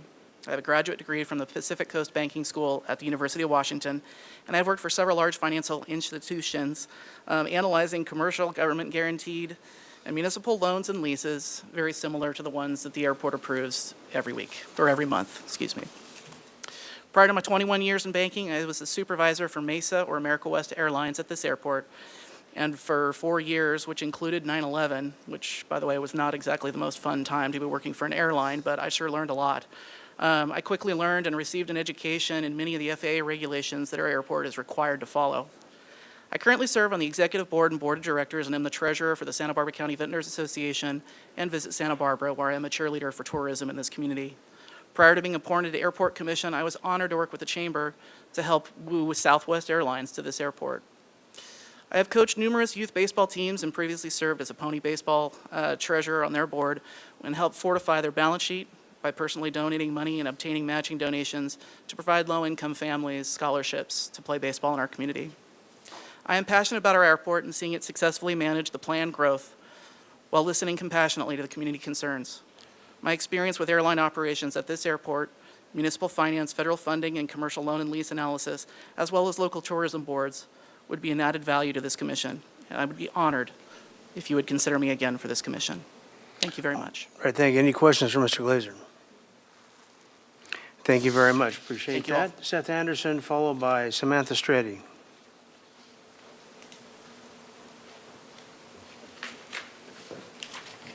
Good afternoon, Mayor and Council. Thank you for your time this afternoon. I'm reapplying to be a member of the Harbor Commission. The last 4 years, I learned a lot just from meeting flow to as well as the basics of the harbor. I found it really rewarding work with thoughtful and meaningful changes down there. I was the chair of the cruise ship subcommittee, where I think we struck a really great balance of balancing the business and the environmental interests to come up with a program that I think both sides were happy with. I'm also a member of the finance ad hoc group, and I look forward to upcoming work on how we handle leases down there. And making sure, when they're assigned, for example, we're getting great candidates. I'm a vested local with a house, a business, and 2 kids in town. Continue to plan on being here. and I am not an active slip holder. All right, very good. Thank you. Are there any questions for this applicant? Oh, one, Ms. Sneddon. Just confirming you're William or Seth? Yeah, It's- William Seth Anderson. Okay, wanted to make sure. Thank you. Yeah, Yeah. All right, very good. Thank you. Thank you. Samantha Strady, followed by Daniel Herlinger. Samantha, are you here? Okay, Daniel Herlinger. There we go. Good afternoon. Good afternoon, Mayor, members of the council. I'm Dan Herlinger. I am requesting reappointment to the Rental Housing Mediation Board. I have served consecutively for the past 20 years as chair from 2018 to 2020, conducted numerous mediations, and been a mentor for many of our newer board members. I have a certificate in negotiation mediation from the program at UCSB. I have served as a mediator for both Ventura and Santa Barbara County's small claims court. I am currently serving as your chair of the Fire and Police Commission and involved with many community activities, including, I heard Rotary, so I have to add that, and been on the civil grand jury, and currently a longtime board member of SenCal Health, our community-operated health system. I thank you for your consideration. Thank you. Do we have any questions? Mr. Jordan? No question. I just am a little overwhelmed with emails these days, and I know I received one from you, and I just wanted to say thank you very much for that input. Okay, I think you received it from Justin Tullum. Oh, maybe. Can't remember. One of you, Because but I I received know it. it was kind of like from one of you that has been there a long time, Yeah, and that I was just wanted to Justin. Yeah. let people know I really appreciated the perspective you offered. And I should say that I agree with everything that was in Tullum's email. Thank you very much. No further questions? Thank you. It'd be Hannah Haggerty online, followed by Jacob Lesnar Buxton. Hannah Hi, Haggerty. this is Hannah. Can you all hear me okay? Yes, we can. Thank you. Yay, excellent. Well, thank you for allowing me to join remotely. My name is Hannah Haggerty, and I'm excited to apply for the first time for the Events and Community Advisory Council. I grew up in Santa Barbara, recently moved back in the past year, and some of my favorite memories are from local festivals and community events. I think congruent with that, my mom worked in the nonprofit world, and so I spent majority of my time around people who are really doing good for the community and immersed in that. That's really why I'm here and why I would like to be a part of really bringing people together. Throughout my career, I've worked across industries. I've worked across sports, retail, nonprofit, currently working in tech. And primarily I focus on fundraisers, I focus on donor events, I focus on global training programs, which by and large have to do with bringing hundreds of people together, really around a shared cause, really around either driving change, impact, or community engagement. And really through those experiences, I think whether it's through logistics, partnerships, accessibility, and impact, it's really reinforcing that when it's done well, it kind of creates that sense of belonging, that sense of equity. And that's really why I would love to be considered for this open position. All right, thank you very much. Are there any questions from Ms. Haggerty? All right, very good. Thank you very much. Jacob Lesnar Buxton. And Mr. Mayor, he will be interviewing later. Later on? Yes. Okay, very good. Then we'll move on to Julia Probstill and followed by Paul Spieler. And believe it or not, we're actually a few minutes ahead, so we may have to do a little shifting around. So you can speak slowly if you'd like. Go right ahead. Okay. Hi, my name is Julia Professor, and I'm a student at Laguna Blanca School, and I want to apply for the Santa Barbara Youth Council. Okay. I am fully willing to devote all my necessary time if I need to serve, if asked to appointed, and the skills and experiences I would like to share with you guys is that I have been in multiple leadership positions, as in I am a part of the student council for my school as treasurer, and I am also a part of NCL, which is National Charity League here in Santa Barbara. And for my class, I've been the treasurer, and I have been on communications, and I'm also the club leader of Women in STEM for my school that I started this year, since I've always been interested in STEM.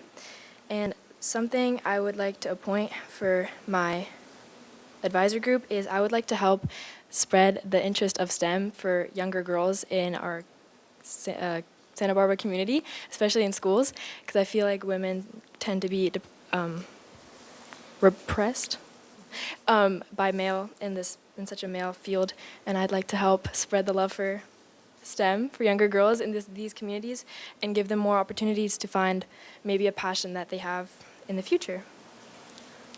All right, thank you very much. Any questions for Ms. Propstall? Thank you for Thank applying. you. I appreciate that.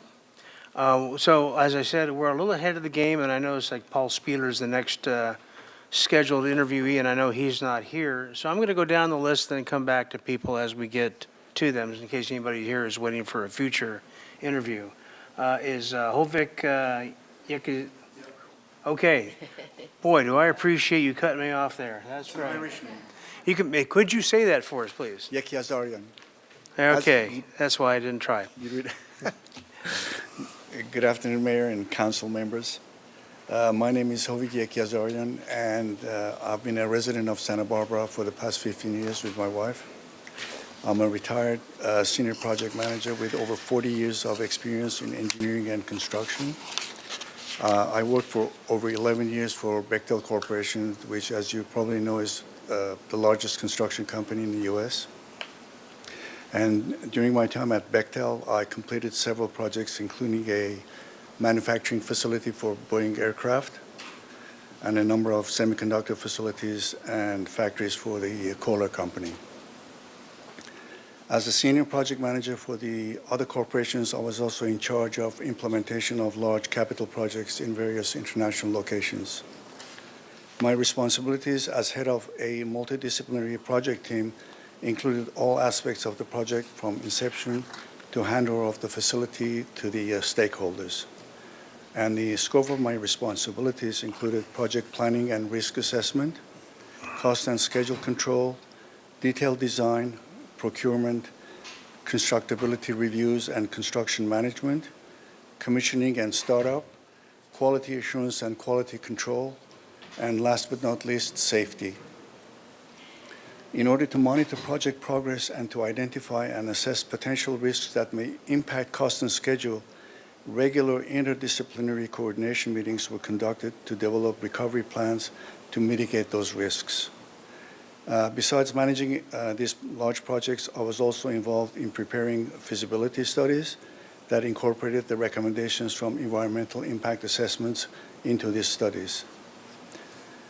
I enjoy playing tennis, and I'm a member of the Santa Barbara Astronomical Union and a keen aviation enthusiast. I believe that based on my past experience and knowledge, I can make a positive contribution to the planning or the airport commission. Thank you. Any questions? Any questions for Mr. Yekiazarian?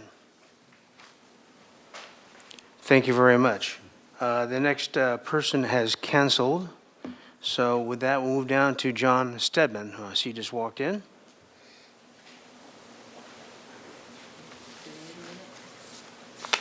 I'm sorry? No, that's a, got to think on your feet around here.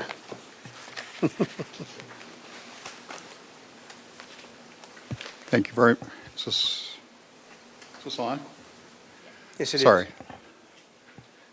I'm usually over there. So thank you very much. I'm glad I decided to come just a little bit early this afternoon.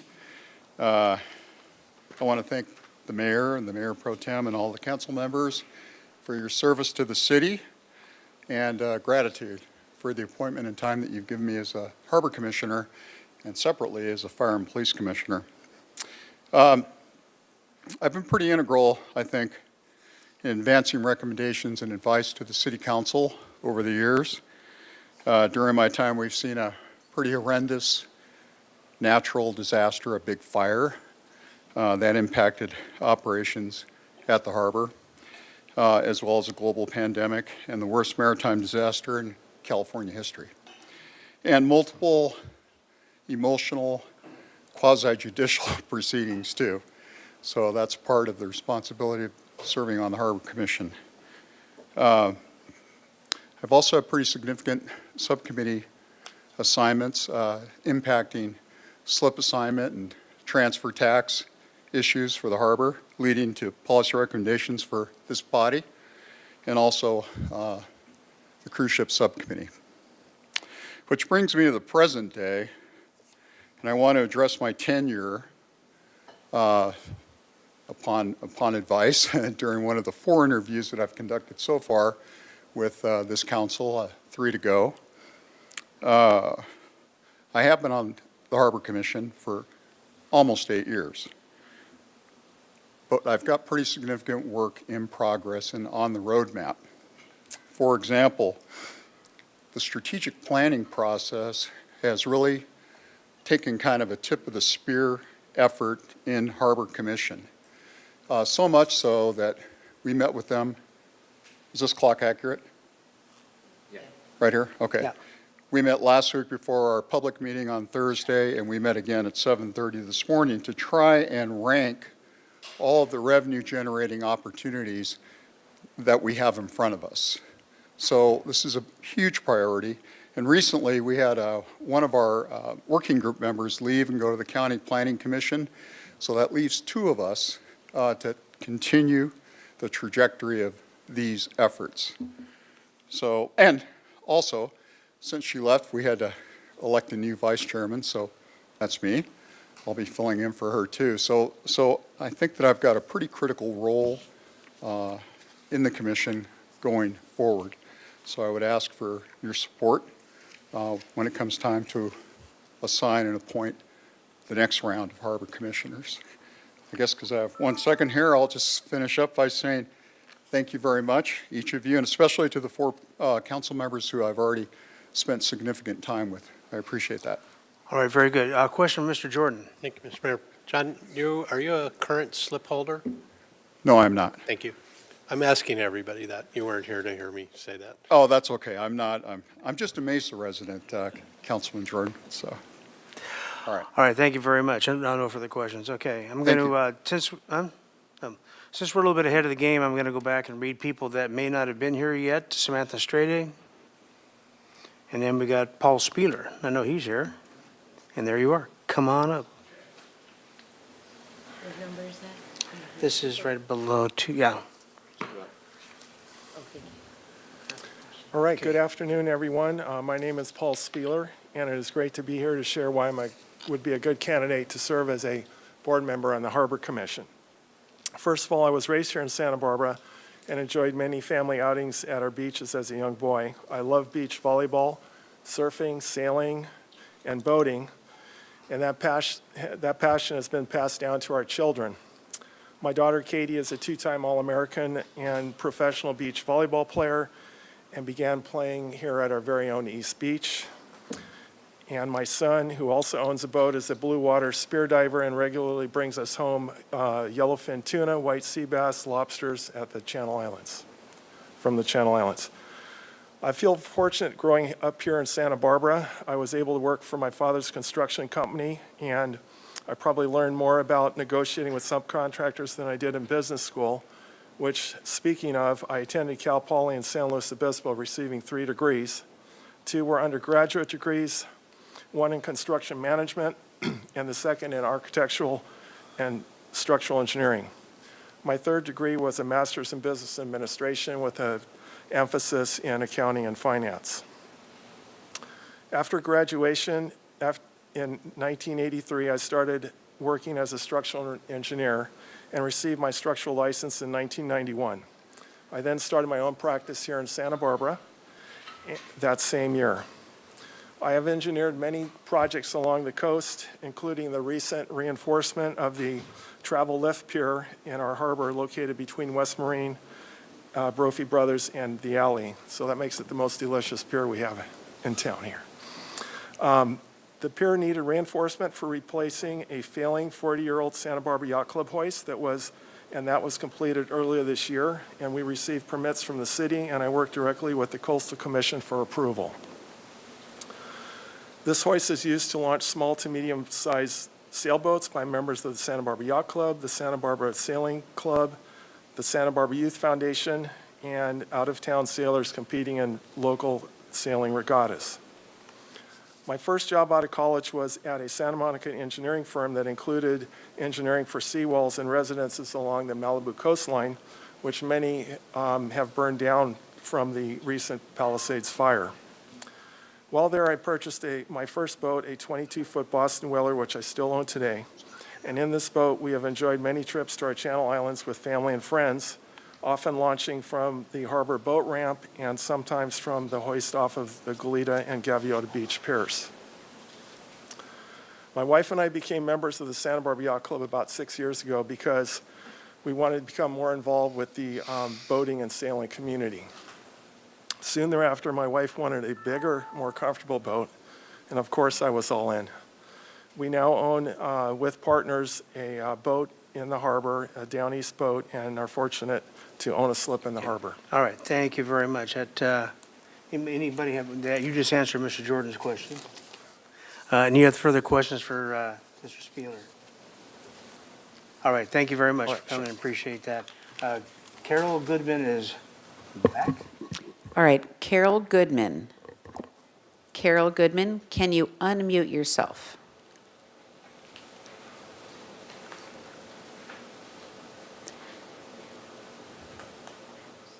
Carol Goodman, can you unmute yourself? Okay, go ahead.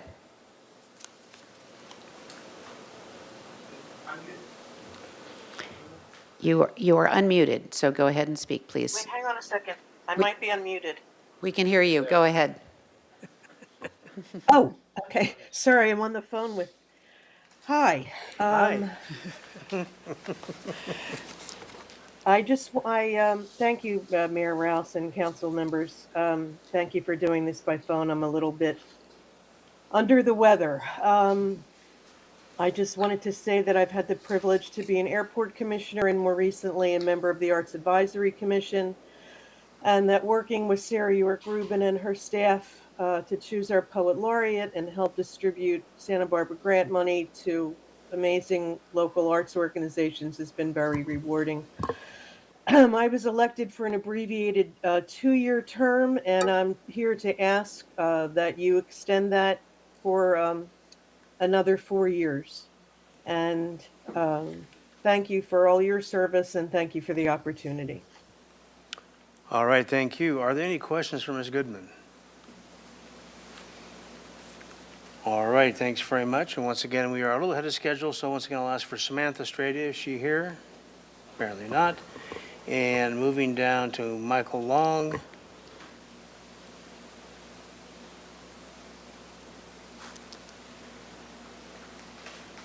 Thank you for being early. You get extra points for that.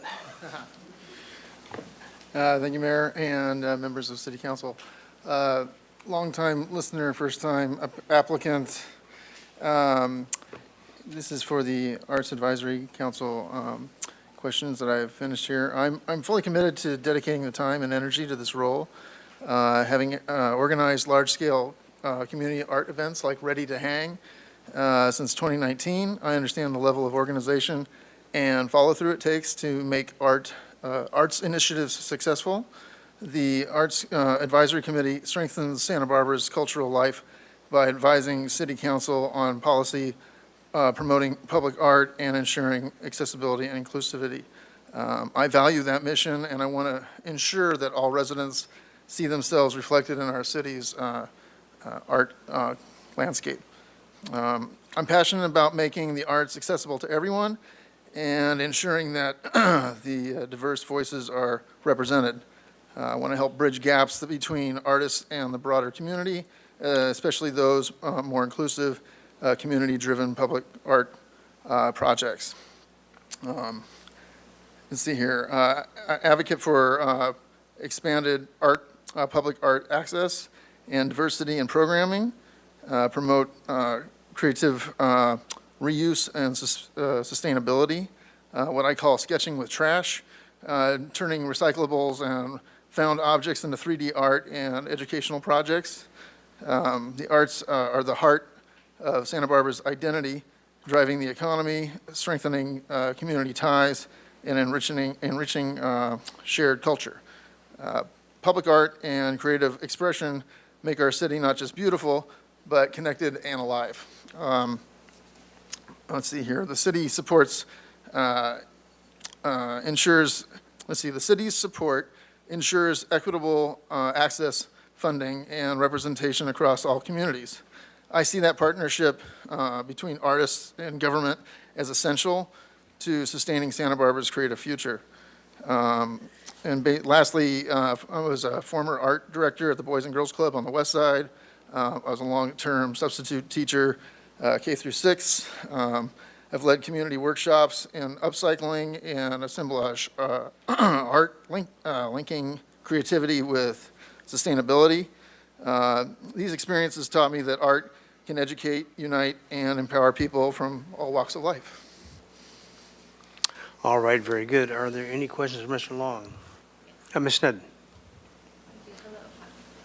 I think it's incredible that you were founder of Ready to Hang, and that's such a great resource. And I'm just interested in, I don't usually ask this of the arts, but is there any conflict of interest with the work you do with the Community Arts Workshop and then being on the Arts Advisory Committee? Would there be any conflict there? I don't believe so. I mean, I kind of am omnipresent within the art community. I'm constantly, I work for different aspects of SB Cast, Community Arts Workshop, and, the Santa Barbara. I work also, I pour wine over at Sullivan Goss. I'm just in and out of different groups, and I feel I would actually be kind of a pro to be able to know all the artists in town, that especially those that are very hungry and looking for work, and and to be able to get them into certain areas of public art that they wouldn't normally know how to do. Yeah, I would see that as an asset. If there's ever a time when it's voting on recommendations for funding specifically for something, you would recuse yourself. Yeah, and I basically am a contractor with them. I'm not on, I don't sit on any board with them. Thank you. Got it. Further questions? All right, thanks very much. And once again, for the folks who just came in, we're a little bit ahead, so I'm just going to go down to the list of folks that are here, let you get your interviews in. Benjamin Godert.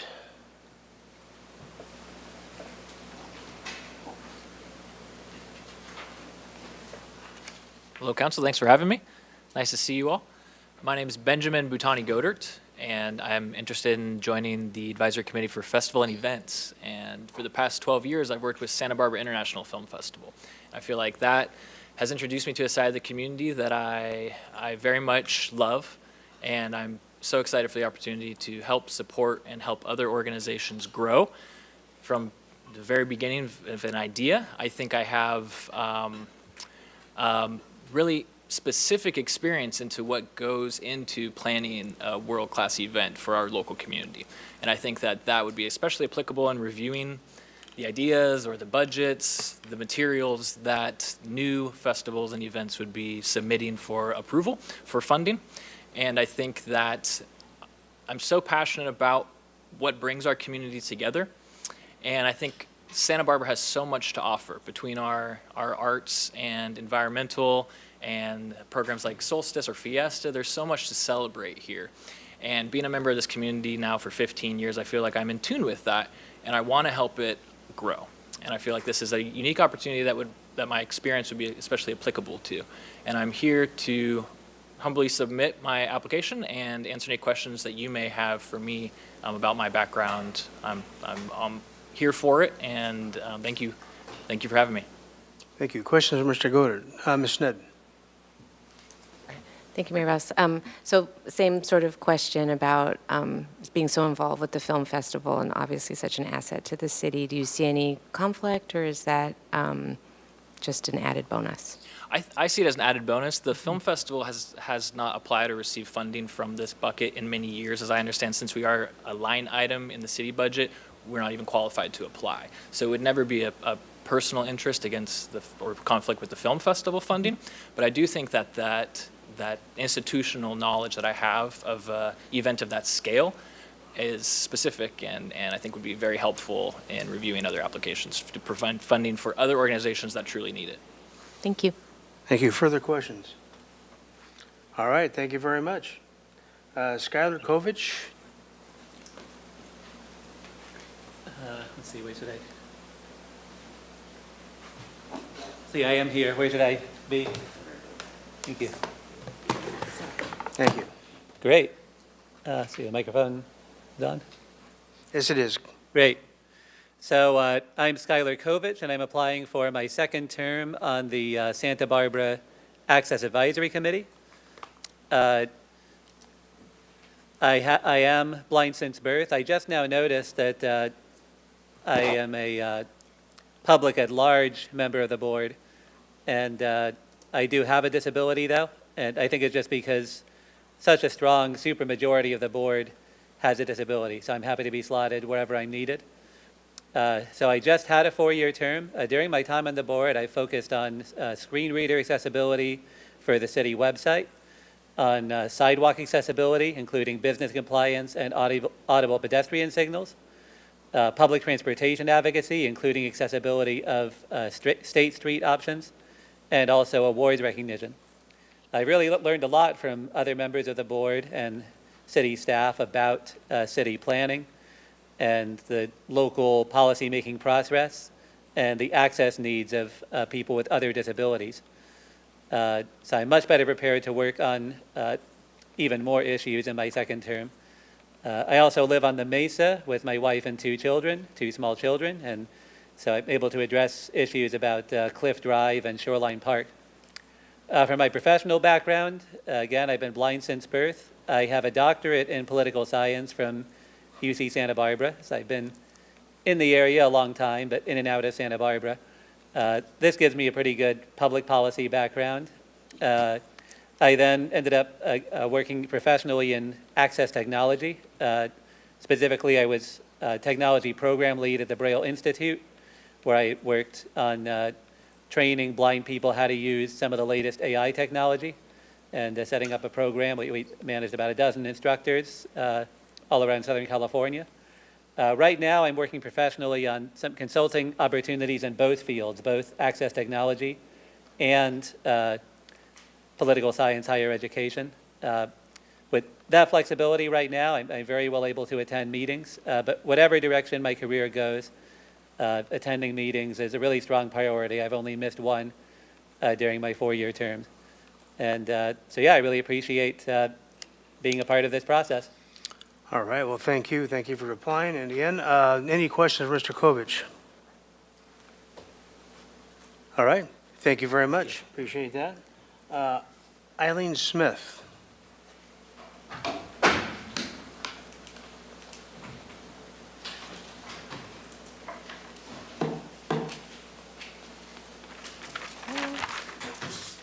Good afternoon. My name is Eileen Smith, and I'm applying for the library board. I am definitely willing and able to devote the time necessary to serve on the library board. The general function of the advisory group for the library board, as I understand it, is to make sure, in partnership with the city council, that the library is run effectively, meets community needs, and is run in a fiscally responsible way. While I am new to Santa Barbara, I've only been here less than a year. I came from the East Coast, and I worked as a public librarian. So I have experience in both youth services and adult services. I worked as a public librarian for about 10 plus years. I also have experience with budgeting, which I understand that the library board is also involved in reviewing the budget. So I do have experience with library budgets, as well as prior to my library career, I worked as a budget analyst. So the reason I would like to be appointed to the group is I've been a library user for my whole life. I've worked at a library. And now I would like to take on a new role, and I believe my experience as a librarian would have a positive impact on the library board. When I think about the Santa Barbara Public Library, what I've seen so far, the thing that I'm most impressed with is the outreach efforts that I have seen. I'm really, their library on the go is at the farmers market, city parks, and that's something I would want to continue to advocate for, because I think outreach is very important to meet people where they're at and increase library usage. The role of the public library in the community, as I see it, is effectively the community's living room. It's welcoming to all people, and it is a free public space. There's no commercial interests, which is something I think is really important. Everything is free and open to all. And I also believe that the library should reflect the viewpoints of all citizens, not just the majority. I think that's very important. We've all heard a lot about book banning recently, and all viewpoints need to be represented at the library. So I like to say the library should be a mirror and a window. The mirror should reflect the interests of the people. People in the community should see themselves reflected in the materials at the library. Window open to the world. So I thank you for your time today. Thank you. Any questions for Ms. Smith? Thank you very much. William Soffren? No? Okay, very good. Jack Moore? Hello. Thank you, Mayor and council members, for inviting me. The situation is kind of new to me. Have been to any advisory groups so far. I'm interested in working in the arts advisory group. I have a good background for all that. And especially what I like is about the city doing with the public art and the arts on State Street and the pianos, for example. I did one of these pianos, and not the first time. So my background is, actually I'm from Berlin in Germany, where I studied art, design, photo, film, everything, and had a master's degree. And worked in advertising agencies, then opened my own design studio with employees, and was specialized in corporate design and logo design, typography, and all that. And also made free art, took part in art exhibitions there. And in 1997, I came with my wife and our daughter to Santa Barbara. And in 2006, became citizens here. So we live all the last 28 years in Santa Barbara, and I'm involved in different art groups and art communities here, and still work as a self-employed graphic designer and artist. I had several art shows here in town and all over California, and even some other states. And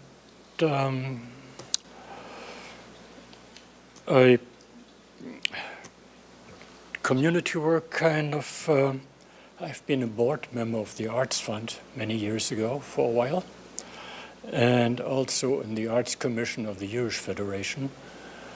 I organized art shows, curated art shows, and actually, and then in 2005, I opened an art gallery here in town on Anapamu Street, ran that art gallery for 13 years. Was concentrated on abstract art, which is a hard call here in town. But, and I could even see that I had a few interns. One of them was an art commissioner here, was in the art advisory group, and she's now working with the Bowl. And, well, it's basically all I can say to that. I'm interested in getting my word and advising my experience into the Arts Commission, and probably sometimes a bit different viewpoint than from others, because I am basically a big city person where I come from and have a different viewpoint on a few of these things. But I think the discussion about that would be fruitful for the commission and for decisions for the advisory for the city council.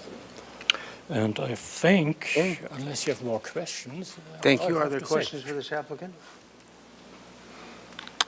Thank you very much. Okay, thank you. Move on to Aaron Jones.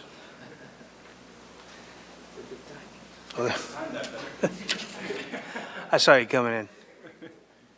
Sarah, that was. Good afternoon, everyone.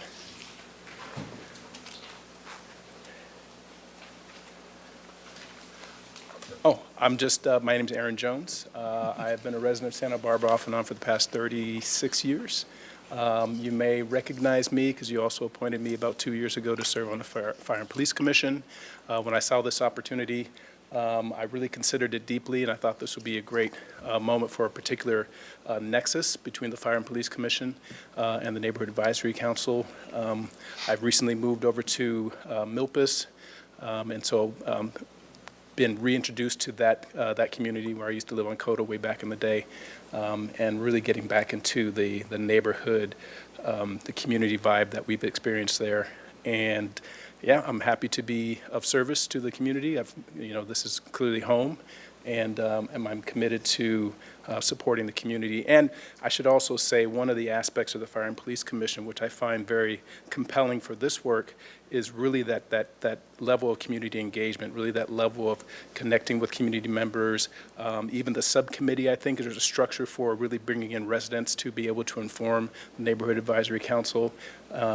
And really just trying to foster some more linkages and direct connections between our elected leadership, our appointed leadership, and the community at large. All right, very good. Are there any questions, Mr. Jones? Ms. Ned? And thank you, Mayor Rouse. I just had a question about, you said public at large, and I guess it's a question internally too, is that you say you're living on the east side. Mm-hmm. So I'm wondering about, I just want to make sure that the appointment aligns with where you are. Oh, right. Yeah. So and maybe that's something we can work out between time. Okay. Yeah, Mr. Mayor and Councilmember said we can follow up later with the applicant and make sure the right categories are noted. Okay. Thank Sounds you. good. Thank you. Thank you. All right. All right, move on to Nathan Camp.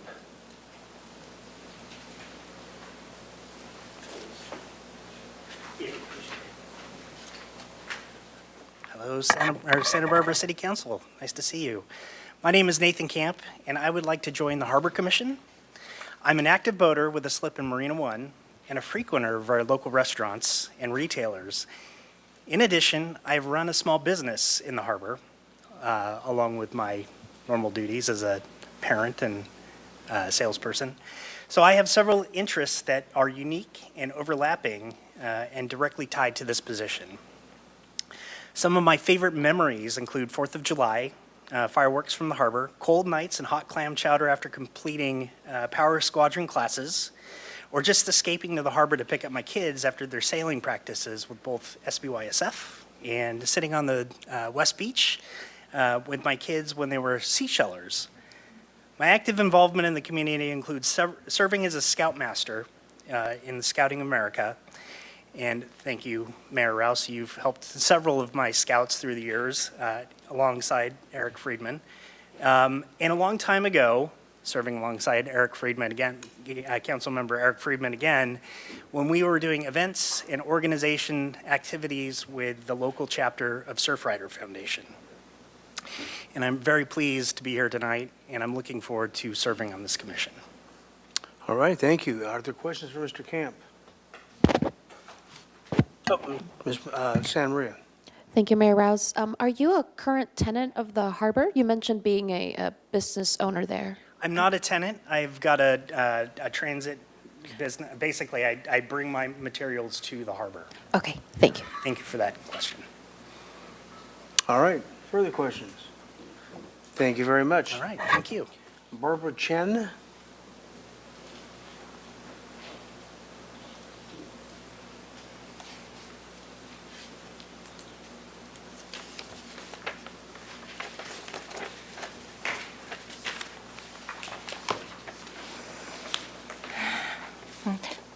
Good afternoon. My name is Barbara Chen. I'm applying to two advisory groups, the Access Advisory Committee and the Airport Commission. The Airport Commission is my first choice, and I understand I will be allowed 5 minutes for my presentation. To begin, yes, I would devote the time necessary to be a member. It would be an honor and a privilege to do so because nonpartisan advisory groups are incredibly important. They provide information and recommendations to you, the City Council, so that you can make the best decisions possible. And in addition, advisory groups also serve in an oversight capacity, which is absolutely essential. For the Access Advisory Committee, my reason for wanting to serve is simple.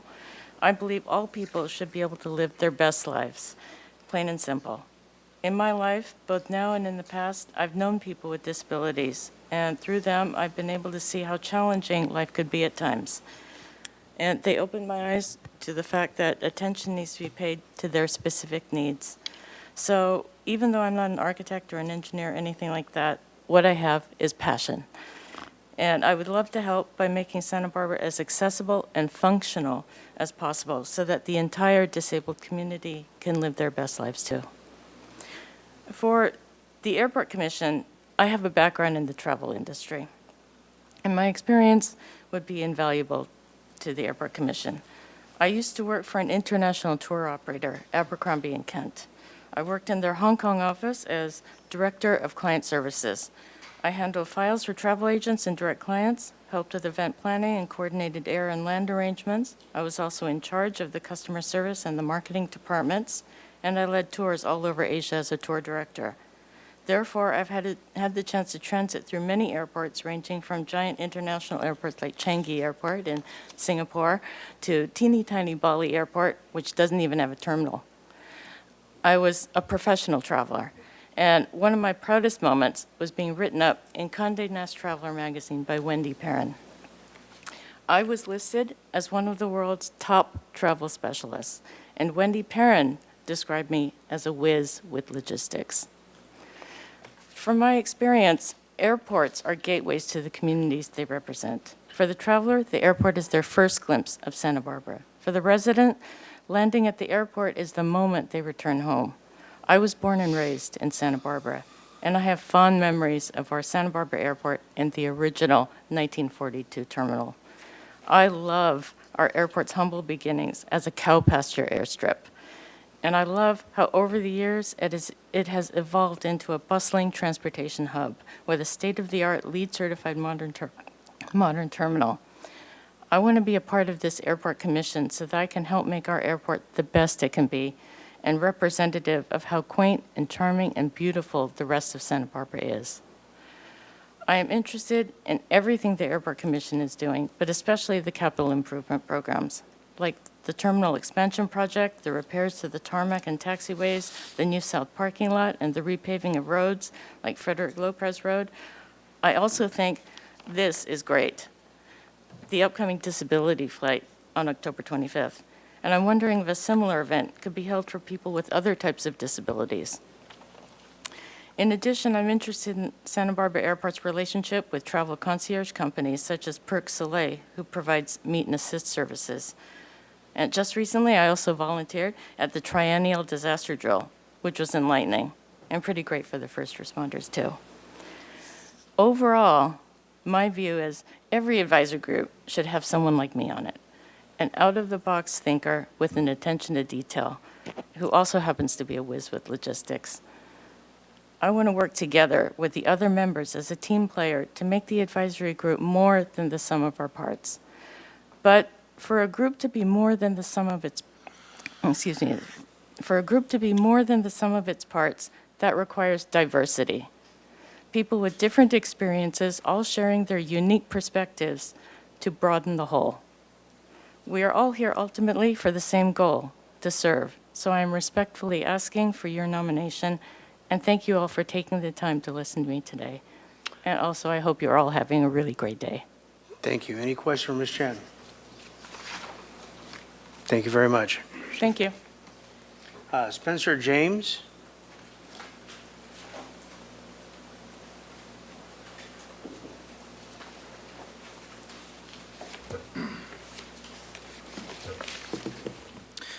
Haku aku Spencer Kakti Klekan Hill Sioktan Hill Kapapanish Homoloch Hi Nachalamu Hilimu.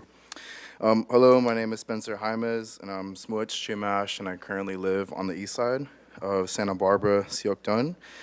And ancestrally, my family lived on the island of Limu at Swahil, right before we were forcibly removed by the Spanish and Catholic Church.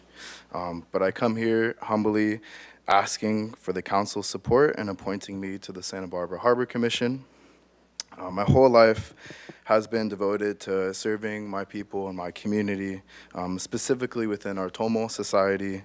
I grew up in the Tomo society with my father as a Tomo captain, David Jaimes. Also grew up diving, fishing, and boating. In the Santa Barbara Harbor and the waterfront areas are places that me and my family use practically almost every day. That area especially has a big tie to us ancestrally, of course, as my family's been living there and our ancestors have been living in that Sioktan, Santa Barbara waterfront area. And I really want to continue to see that area flourish and survive and to see it loved. Currently, I serve on NOAA's Channel Islands National Marine Sanctuary Advisory Council, representing the Chumash community, alongside Eva Pagaline.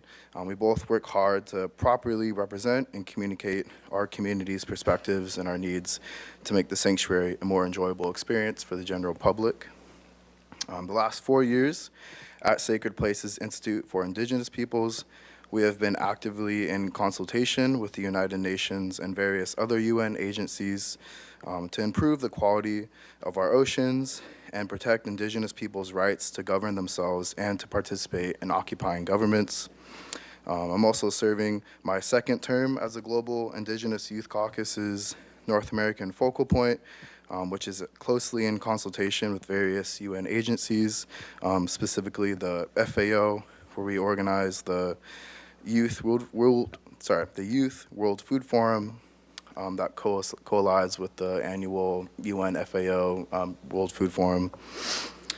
And with all of my experience advising on the tribal, federal, and international level, I'm eager to use that experience and skills to help out my community, specifically within the harbor. I really want to focus more at home.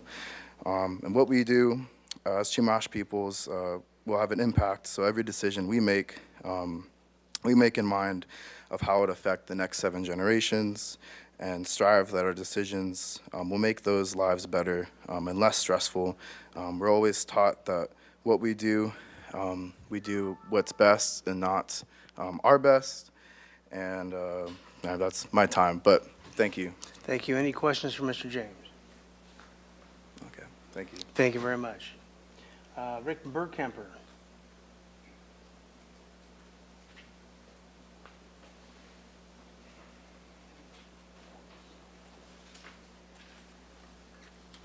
Good afternoon, everyone. Hope the day is going well. We have lived in Santa Barbara now for almost 6 years. We first came as vacationers and for a week, and then that developed to longer and longer stays with our 15-year wish to live here. And we were finally able to make that happen. I like being involved in the community I live in. I have always done that. I've been on any relationship or advisory group that I could get on, primarily through the HOAs. Because I was in the travel business, we moved several times, and I always felt it necessary to be part of the team that sets a direction of whatever the group is looking to do. My travel took me a lot of places over 40 years, over about 2/3 of the countries in this world. And what that gave me was an understanding and a belief in the variety of people and how everyone has something to offer And it's so important to take that into account. And the people that know that best are the people in the neighborhood. I think this is an important position, and I would like to be a part of it. I think Santa Barbara is the most fantastic place in the world. Any place I've ever gone came in second to Santa Barbara, and I just want to be involved in helping provide the committee, the council, with any information that I can will help you take the city forward. It's as simple as that. Excuse me, any questions for Mr. Burkemper? All right, thank you so much. John Bauke.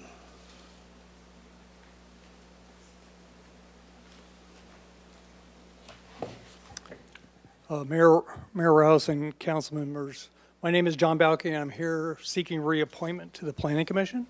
My wife and Julia and myself have had the great fortune to raise our two kids, Jenna and Ian, here. And over the 39 years I have lived in this community, I've seen Santa Barbara change from stoplights on 101 to the evolution of State Street.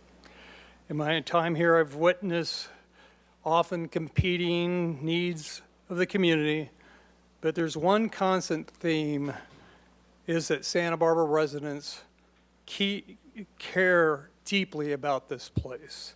I too care deeply about this unique city, and that is why I'm seeking reappointment.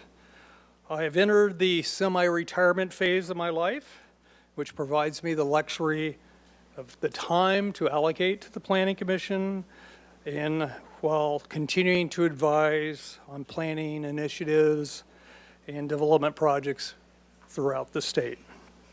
I come before you with no conflicts. My work has always been outside the city and will continue to remain so. With over 45 years of public and private experience in land use planning and implementation, I'd be honored to continue to be part of the crucial conversations that lie before this council and the Planning Commission. Early in my career, I served in various public sector roles, leaving my position as Community Development Director of the City of Seal Beach to relocate to Santa Barbara. My professional experience is wide-ranging and includes coastal planning, historic preservation, adaptive reuse, downtown revitalization, affordable housing, and development feasibility. I have led the formulation and entitlement of numerous walkable neighborhoods around California, working alongside the leaders of the missing middle housing and new urbanist movements. My work has provided me the tools to listen to a wide range of competing voices and to get to the root of the concern, finding common ground and a common community vision. I will draw upon this experience and deep knowledge of planning policy and implementation to help guide the community in the development of smart planning policies tailored to Santa Barbara and its unique neighborhoods. Both local and outside voices are demanding that we do better on affordable housing, presenting a challenge but essential task for the city and with our physical and resource constraints. I believe I can work with the other commissioners in this council to create tangible progress in the responsible, sustainable development of affordable housing for our residents. My education and years of professional experience are uniquely suited to meet the challenges ahead with thoughtful, proactive planning. I'd be honored to serve you for another 4 years. Thank you. Any questions for Mr. Bauke? Thank you. Thank you very much. Appreciate that. Jeff Lovegren.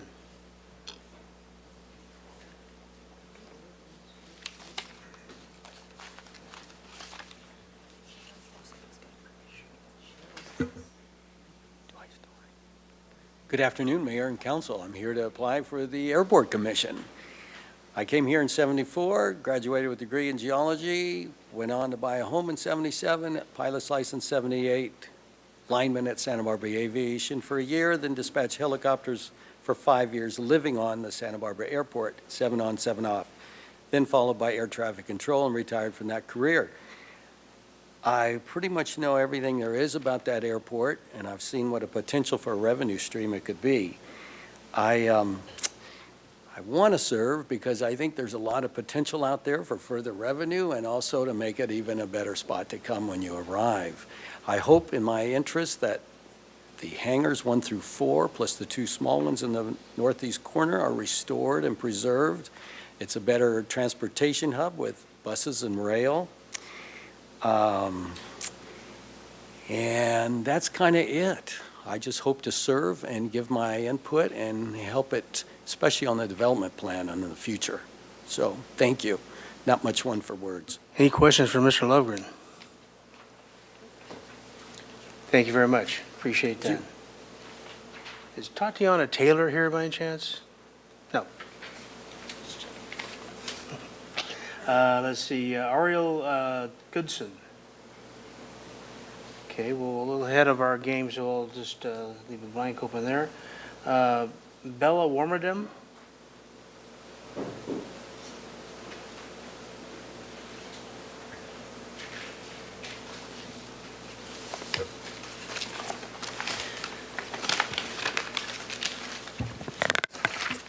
Can you hear me? Sorry. Hello, my name is Bella Warberdam, and I'm really grateful for the opportunity to be here and to serve on the Youth Council. I believe I would be a strong addition to the team because I care deeply about our community and I want to make sure youth voices are heard in local decisions that actually affect us. One of the main ways I've already gotten involved is through volunteering. I have been volunteering at the C Center, which has really helped me develop skills that I think are valuable for this council, especially communication, responsibility, and collaboration. At the C Center, I interact with people of all ages, from kids to tourists to locals, which has taught me how to explain ideas clearly and connect with all different types of people. It has also made me realize how important it is for young people to stay engaged with the environment, especially in our local community, which is something I would like to introduce to the Youth Council. I have also volunteered at Cottage Hospital, which gave me another perspective on community service, which showed me how important compassionate patients are when helping others. Additionally, it taught me the importance of responsibility, as many patients relied on how well I did my job and communicated with the staff. Beyond that, I'd say one of my biggest strengths is how well I collaborate with others. I like working in groups and finding ways to combine everyone's ideas into something that really works. I value others' perspectives, and I truly believe that working as a group is the best way to tackle any obstacle. I'm also someone who genuinely wants to listen. I think part of being a good leader is not just having opinions, but being open to hearing what other people experience or struggle with. A lot of youth in Santa Barbara lack a voice in the local government to discuss their struggles and solutions. There seems to be a disconnect between the youth and the adults in Santa Barbara, and I want to help bridge that gap. Overall, as someone who's lived in Santa Barbara my whole life, I believe my passion for the community, my communication skills, and my willingness to collaborate make me a good fit for a youth council. I might not have years of experience, but I have energy, ideas, and a real desire to help make Santa Barbara a place where young people feel valued and seen. Thank you for considering me. Thank you. Are there any questions for this applicant? All right, thank you very much. Julia Kramer. And Ariel Goodson, I'm not here, okay. Trey Pinner, I know is not here yet. We're once again ahead. Ellie Kogert. Daniel Johnson. Yeah, once again, we're ahead of schedule here, so Justine Forgia. There we go. My email said I was speaking with 2 people today, so this caught me a little bit off guard. I am applying for the Art Advisory. I have been living in Santa Barbara for 23 years. I have a background in, I have an MBA from Columbia Business School in marketing and finance, and but lo and behold, my children are artists. So my daughter is almost 23, and just graduated from UCSB art major, and my son is film and television production at LMU. So we have lived the art events and the art scene here in Santa Barbara for the last 20 years. So I thought when I got the email that you needed volunteers that I have lived it and I could contribute. And I've always thought about things that could be done differently or better or expanded. So and then coupled knowing the art personality and what's going on in town, plus my business background, I thought would be a good fit, and I could add some value-added input. All right, are there any questions for this applicant? All right, thank you very much. All right, thank you. Diane Pancook?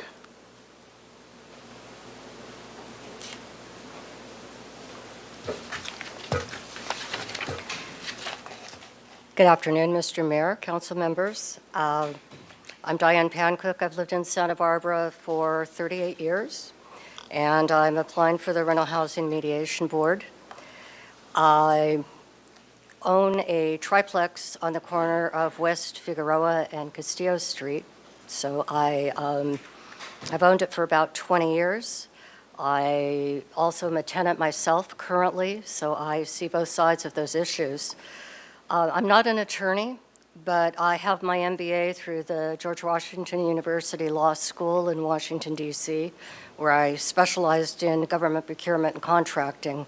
Professionally, I was a contract negotiator for the United States Department of Defense. I also spent 13 years on the Montecito Association. 2 of those years I spent as president. I mediated numerous disputes between neighbors, as well as helped negotiate CUPs and worked on environmental impact reports. I would like to be appointed to the advisory group because my husband is a local endodontist. We own the triplex in town. We derive our income from Santa Barbara, and I want to give back to Santa Barbara, and this, I think, is a way of giving back. I've sat on numerous nonprofit boards for probably the last 35, 38 years. And I've noticed in the last 10 years, things have changed a tad bit, where instead of being interested in me for my experience and what I can bring to the table, they're interested only in my checkbook and my Rolodex. That doesn't particularly interest me. I want to serve, I want to help in ways that I can. I'm a good negotiator. I love to come up with win-win solutions to problems. I think that sometimes that's the best solution to every issue. Nobody's 100% right on either side. And I'm actually one of those nerdy people who read the small print. So I can't say I enjoy doing that, but it's something that I always do. And then if there are any issues that I want to bring to the table, and you'll probably hate me for this, but it's landlords, especially landlords like me, who are mom and pop landlords. We're not the bad guys. And we're struggling to keep up with increases. My insurance just went up 30% over the last year. So, you know, I want to balance that out. I personally have been hurt by tenants, and I've seen tenants hurt by landlords. So I think it would be kind of an honor and a privilege to be able to try and mediate those two and come to a solution in the center. So thank you. Thank you very much. Any questions for Ms. Pancook? Okay. All right, thank you very much. I saw a couple folks walk in. We're a little ahead of the game, so I'm going to call out names and see if you're here. Ariel Goodson. Let's see, Julia Kramer. Ellie Cogert, Daniel Johnson. There we go. Come on up. You found the one. Thank you, Mayor.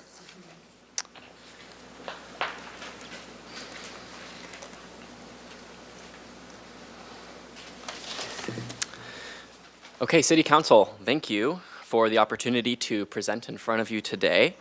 My name is Daniel Johnson, but a lot of people in Santa Barbara know me as DJ. I'm a 10-year Santa Barbara resident, a health and human services worker, and like any true Santa Barbaran, a nominal at best sports fan.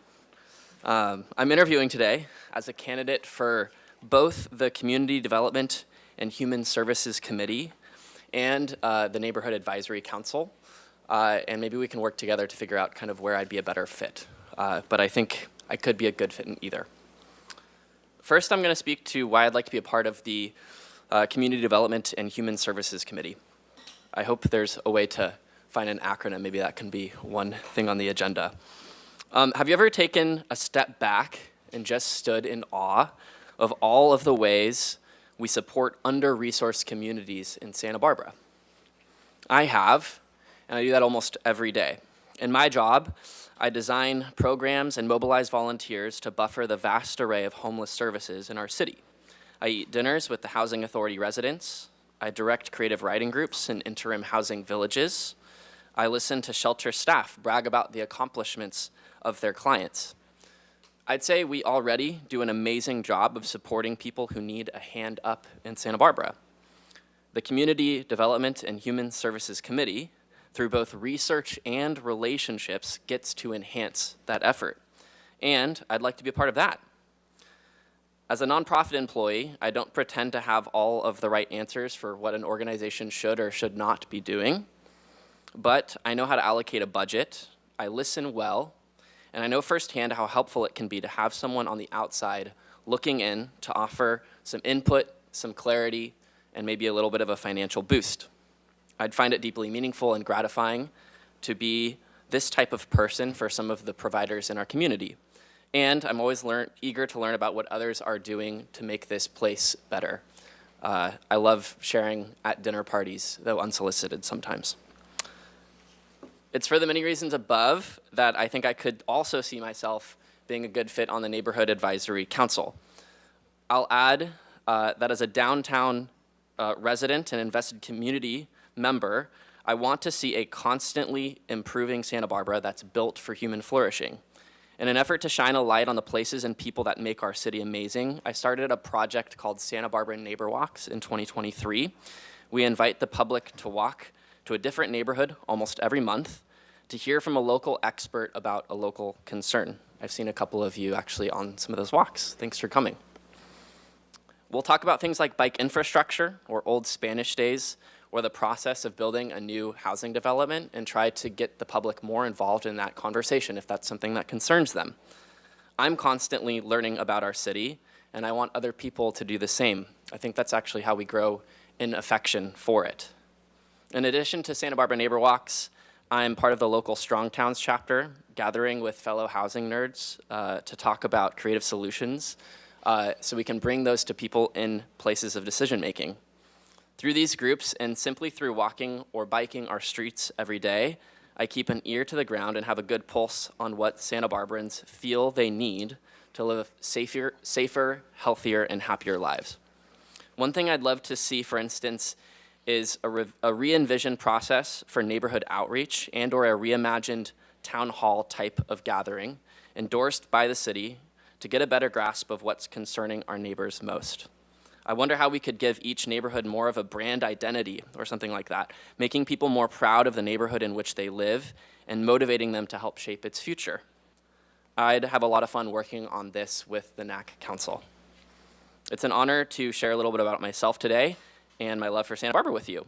Thank you for all the ways each of you serve our city, and I'll hope you'll consider me in serving in these capacities. Thanks very much.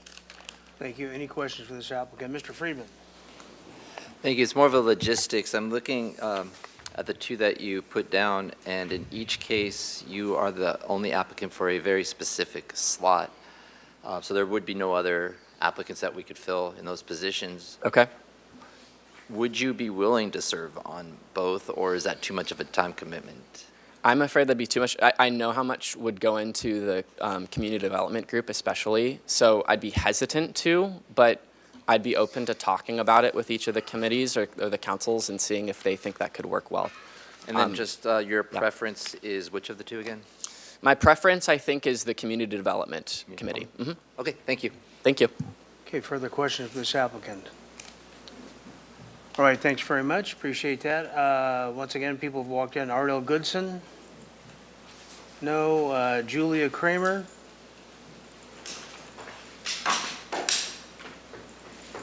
And you'll be followed by Trey Pinner, who just Hambledon.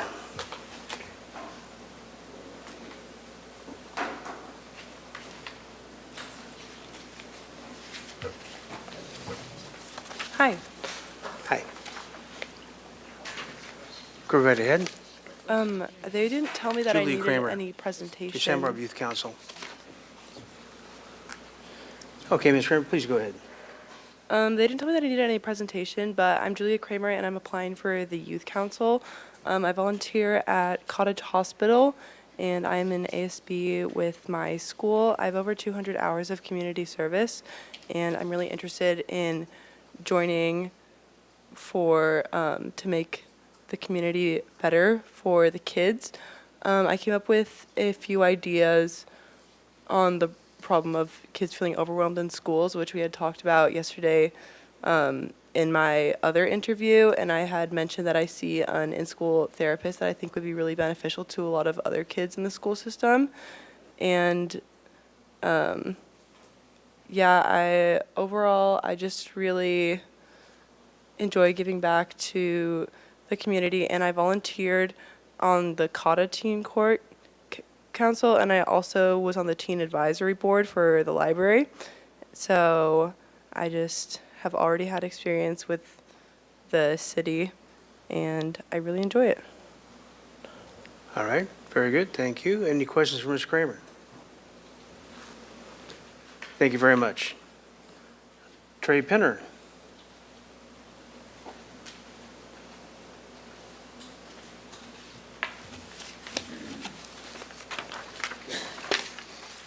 Well, good afternoon, council, and as always, it's a great opportunity to speak before you.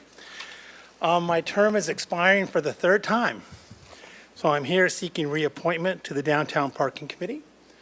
I've had the honor to serve on this committee for over a decade, and over these years, I've become passionate about parking and the impact it can have on a community.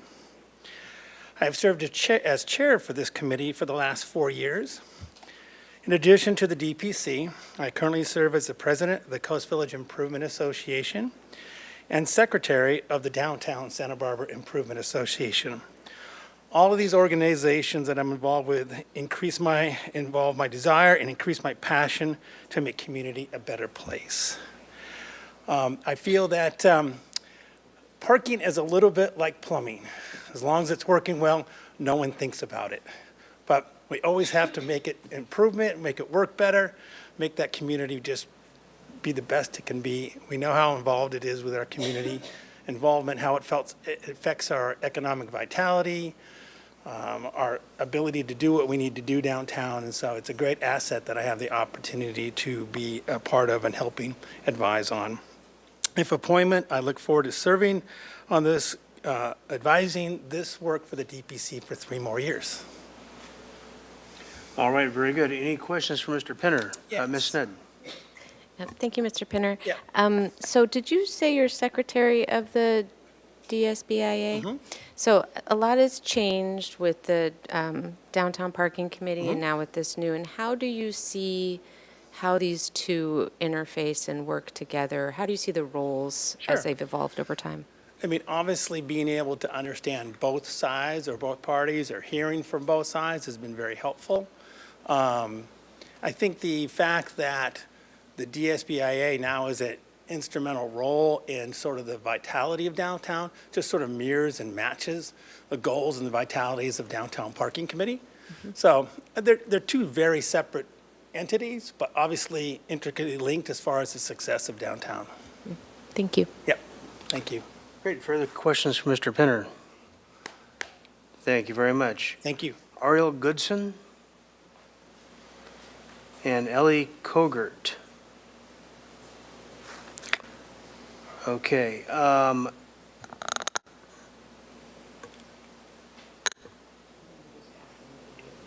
Yeah, I think what we'll do, we have to do a break here, and since we're way ahead of the game by almost 25 minutes right now, 30 minutes, no, 25, we can do that and then come back and keep people more on their schedule if that's, appreciate all your patience for all you guys are sitting there through this fascinating process, but are you Ellie Kogert? I'm sorry? Okay, no, Ariel Goodson, Ellie Corgard. Nope. Okay. We'll be back, and we'll be back at 20 of to complete this process. Thank you.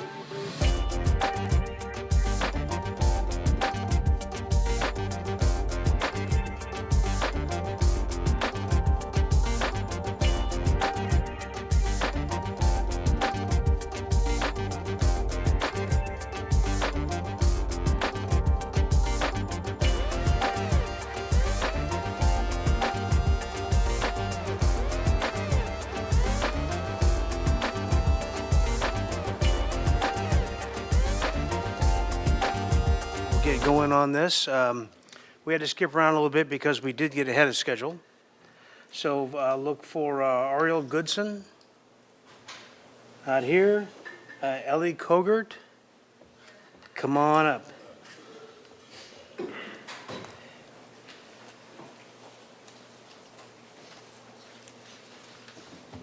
Is this good? Go right ahead. Hello, my name is Ellie Koger, and I'm currently a student at Santa Barbara High School. I'm a sophomore. I'm active in both academics and student life. I do track, and I'm also serve as a vice president for my class. So I'm also a part of ASB, and I work as an editor for our school yearbook, which is really fun for me. I'm also a part of the Student Advisory Council. We had a meeting a few days ago, and I had a lot of fun.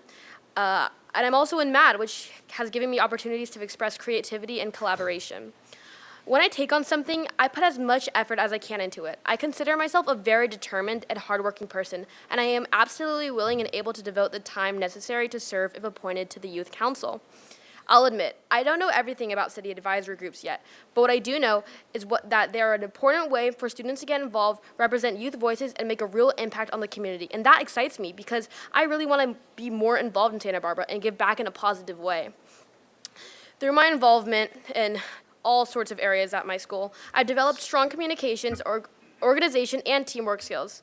As a vice president, I've learned how to listen to different perspectives, plan events, and collaborate to reach common goals. Working on a yearbook has also strengthened my attention to detail and ability to meet deadlines, while track and MAD had taught me discipline, creativity, and commitment. I want to be appointed because I see this as a chance to not only learn, but also contribute, whether by helping address issues that affect teens or by bringing forward new ideas that can strengthen community engagement. One issue I'm especially passionate about is improving mental health awareness and support for teens. Many students feel overwhelmed by school and social media and personal expectations, and I think it's important to create a more open conversations and accessible resources. I also care about promoting youth engagement, encouraging students to be active in their community and understand how their voices can truly make a difference. I'd love to help the Youth Council focus on initiatives that make young people feel seen, supported, and empowered in Santa Barbara. Ooh, 1 minute, sorry. For me, leadership is about showing up, listening, and working with others. And I think it's very important for teens to have that opportunity. Of the skills I bring, I think that leadership and communication stand out the most. As someone involved in multiple groups, I've learned how to organize, set priorities, and collaborate with others. These are skills I'd love to share and apply. Lastly, I don't foresee any conflicts with attending meetings or events. I'll make Youth Council commitments a top priority. I'm very motivated to learn more, take initiative, and represent my peers. Thank you for considering me for this opportunity. I have 20 more seconds, so I'm going to keep on talking. I'm a very verbose person, so I just really like showing my leadership overall. Like, leadership is really important to me. I've been in ASB for 2 years now, which is my entire high school career, which is kind of crazy because before they didn't let freshmen in. But I have ran for president twice in a row. I didn't win this year, but that's okay. Ooh, and there he is. There we go, perfect. Anybody have any questions for this applicant? Thank you very much. Thank you so much. That. Curry Weber?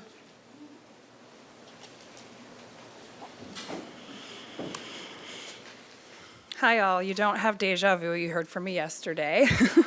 So you know a little bit about me, but hello and thank you for the opportunity to speak to you today. I am applying for the Rental Mediation Board. I'd like to start with a little story. Years ago in another state, in a time long, long ago before the 2008 housing bubble, I co-owned a home with a friend that I rented out the rooms in and also lived in. I quickly learned that being a landlord isn't just about collecting rent. There are responsibilities, conflicts, and decisions that impact real people's lives. Since then, I've also experienced the other side, being a working class tenant navigating leases, repairs, and the uncertainty of renting, especially given Santa Barbara climate. This situation has given me a clear understanding of why fair and empathetic mediation matters so much. Professionally, I hold a master's degree in counseling and psychology, and I'm trained in restorative justice, which is a conflict resolution strategy. I've learned how to listen carefully, de-escalate tension, and help people find common ground, skills that are essential for resolving conflicts and keeping communities stable. I've also served on the Santa Barbara Tenants Union Help Desk, assisting tenants in understanding their rights, resolving disputes, and assessing resources. That work has shown me that mediation is more than rules or policies. It's about giving people fair, respectful space to be heard. Here in Santa Barbara, I've had excellent experience working with Andrea Buffino's team and with Raymond Rango. They've been professional, fair, and helpful, the kind of balanced approach I would hope to bring to the Rental Mediation Board. While I haven't yet attended a board meeting, I fully intend to do so, and I have the time and flexibility to meet the demands of this appointment. I'm committed to showing up consistently and contributing meaningfully. I believe my background as a working class tenant, a former landlord, a trained counselor, a restorative justice practitioner, and a community advocate equips me to bring empathy, fairness, and a practical understanding to every case. I want to ensure the board remains a space where tenants and landlords alike are treated with respect, fairness, and clarity. Thank you for considering my appointment and for the vital work this board continues to do for our community. Any questions for this applicant? All right, very good. And Bethany Price?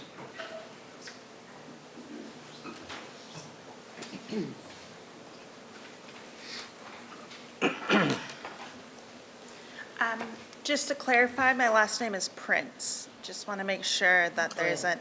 It is Prince. Who Hi. said Price? Hi, my name is Bethany Tomerlin Prince, and I'm hoping to be appointed to the Santa Barbara City Library Board. The reason why I'm hoping to be appointed to this role is that I really want to be an advocate for this cultural treasure during these challenging times. Professionally, I'm a process engineer with an engineering degree from the Massachusetts Institute of Technology, but my avocation is anything to do with books. I read whatever I can get my hands on. I've had a short story published. My love of reading actually started at the local library, where the start of any vacation was my mom would take me to the library and I could check out all 32 titles that I was allowed. In the 8 years I've lived in Santa Barbara, I've been very, very impressed with the innovative ways the library has evolved to serve the community, particularly things like the Fix-It Fair and the Library of Things. I just think both of those are so innovative and very appropriate for Santa Barbara with its long history of environmentalism as well as the large degree of income inequality that we have in our community. I've never served on a city advisory board before. However, I believe I served a similar role that would help me when I served on the board of directors for my company's employee resource group focused on disability, neurodiversity, and mental health. As part of that role, I had to benchmark and audit to make sure that the allocated funds were being spent on events that matched the company's mission and the goals.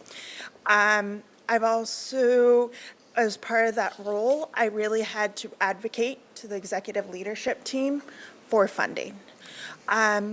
Once again, I'm hoping to be appointed to the Santa Barbara City Library Board, and my name is Bethany Tomerlin Prince. Thank you.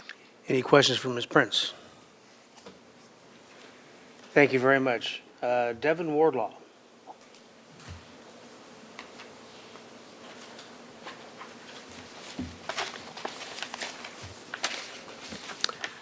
Mayor and members of the council, thank you for the opportunity to serve on the City of Santa Barbara's Planning Commission over the past 4 years. It has been a privilege and an honor to serve our community. I believe deeply in the work we are all doing to advance smart and equitable planning and know that much important work still lies ahead. That is why I'm here today to respectfully ask for your support for my reappointment to a second term on the Planning Commission. During my tenure, I have learned a lot, and am honored to have worked on policies and projects that are critical to Santa Barbara's future, including the housing element, objective design and development standards, adaptive reuse, AUD and ADU amendments, and the review of some of the largest housing and hotel projects in our city's recent history. Through this work, I've seen firsthand the importance of public engagement and evaluating projects through the lens of true community benefit, while ensuring alignment with the ordinances and zoning that govern our city today, all as we continue to navigate the evolving dynamics of state housing laws and the erosion of local control. Over the past several years, the Commission has made meaningful progress in balancing those requirements with the community's broader needs. Through much deliberation, we were able to ensure that a large-scale hotel development meaningfully contributed to the city's priorities around affordability by securing on-site workforce housing and a substantial contribution to the Housing Trust Fund. As a result of our discussions, the project was improved to deliver significant community benefits that far exceeded the original proposal. I'm passionate about addressing housing affordability in our community. I believe that it is critical that we continue to utilize all the tools in the tool chest to address affordability, and I'm excited about the next 4 years with the continued implementation and realization of many of the priorities set forth in the 2023 to 2031 housing element, such as the evaluation of hotel zones, in-lieu fees, inclusionary requirements, redefining community benefit, the streamlining of processes for our residents, mom-and-pop landlords, and the development community overall. As chair, I'm proud of the cohesiveness of the Commission today, and I'm grateful to work alongside such dedicated colleagues and staff. I believe the commission is functioning very well with collaboration and thoughtful dialogue. In terms of improvements based on staff's questions, I think many of us on the commission would welcome the opportunity to play a more active role in supporting staff's efforts to streamline processes. We all recognize that staff is managing a significant workload, and the commission stands ready to assist if helpful. I believe there would be great value in forming a small working group focused on exploring process improvements and advancing creative ideas aimed at increasing housing stock and advancing affordability. One of the most rewarding parts of serving on the Planning Commission has been the breadth of the work and the opportunity to help protect what we all love about Santa Barbara while thoughtfully shaping its future. I'm grateful to play a small part in advancing sound planning and addressing affordability, the challenges that affect so many of us in our community. Having grown up in Santa Barbara, I care deeply about our city, and I'm thankful for the opportunity to help ensure its future remains vibrant and accessible to the people who call it home. Thank you for your time and consideration of my reappointment to the Planning Commission. Any questions for Ms. Wardlow? All right, thank you very much. Thank you. William Sulfrin.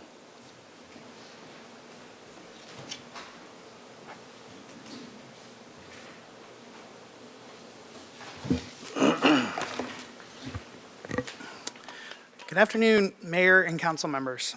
My name is Will Soffren, and I'm applying to the Harbor Commission.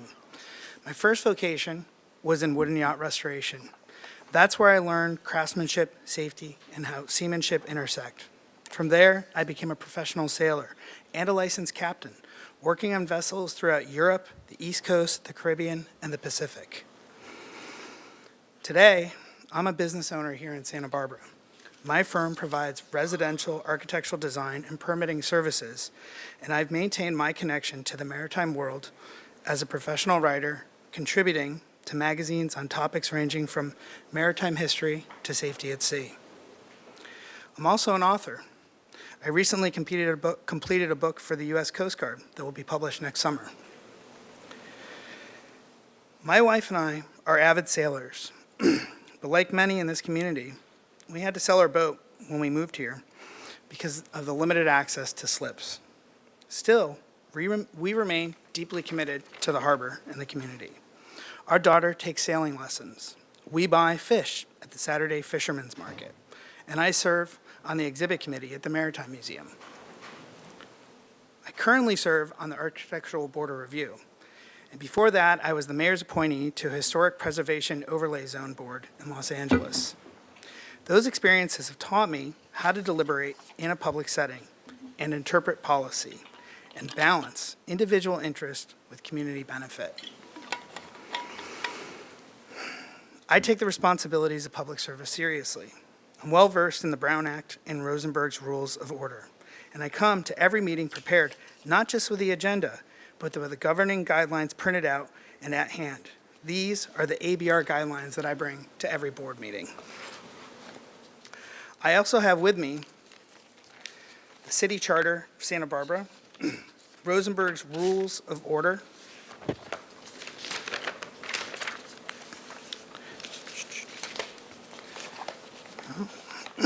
and the guidelines of the City of the Santa Barbara Advisory Groups.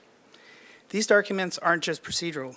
They're the framework that keeps our work transparent, fair, and consistent. What draws me to the Harbor Commission is the opportunity to help steward one of Santa Barbara's most vital public assets. The Commission advises Council on the use and regulation of vessels, the construction, dredging, and maintenance of facilities, the management of leases, rates, and budgets, and the long-term planning that ensures the harbor's health and accessibility. Our harbor is unique, a living intersection of working boats, recreation, and culture, and it must be protected while also improving access for all. Thank you. Question for Mr. Friedman. Just thank you for your application. So you mentioned that you do serve on the Architectural Board of Review and with the Harbor Commission, and those are two of the more active commissions that take a lot of time. So would you be able, along with your personal life, to be able to serve on both of those committees, being that they do take more time than some of the others? Yes, I would very easily be able to accommodate the schedule and requirements by both. Being a business owner allows me to accommodate my schedule to the needs of what I commit myself to. And I'm confident that city staff and other members of ABR would also speak to my record of being available and committed to my service. Thank you. All right, further questions for this applicant? All right, thanks very much. Move on to Hannah Cohen.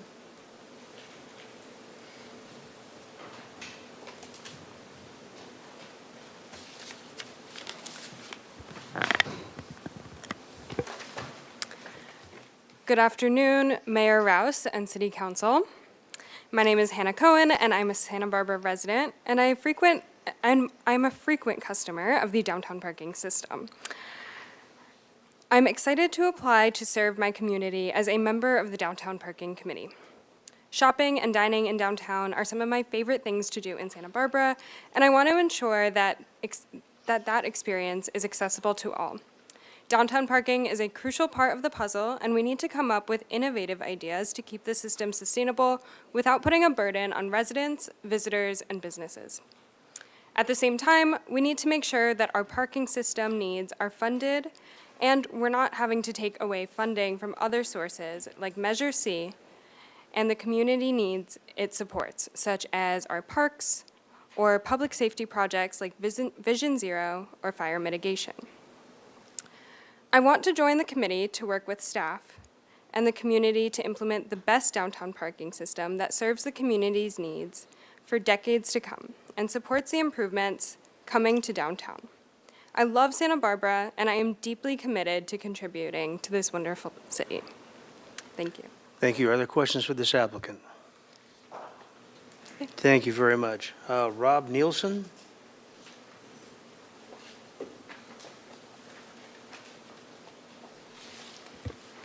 Good afternoon, Council. Rob Nielsen, reapplying for appointment back to the Parks and Rec Commission. A year ago, I applied pretty simply in front of you all, just saying that it was a shame that there was a vacancy in the Parks and Rec and thought that that needed to be filled. I don't have a history in horticulture or anything directly related to the parks other than my engagement and commitment within our community. A year later, I've grown a deeper appreciation for the process, for the street trees, and all of Director Zachary's department's capital projects that they have going. I asked to be reappointed to the commission for a new term so that I can continue the work that we've started on the open space element, the master plan, and continue to support the youth council. In this last year, we've tackled some big items, the milpas trees, the anapamu, stone pines, and working with Jessica Grant's Public Works Department on Vision Zero corridors. I'll leave it at that if you have any questions. Thank you. All right, very good. Are there any questions for this applicant? Thank you. Thank you very much. Victoria Campman? No? Okay. John Bielecki? No. Piper McGinnis?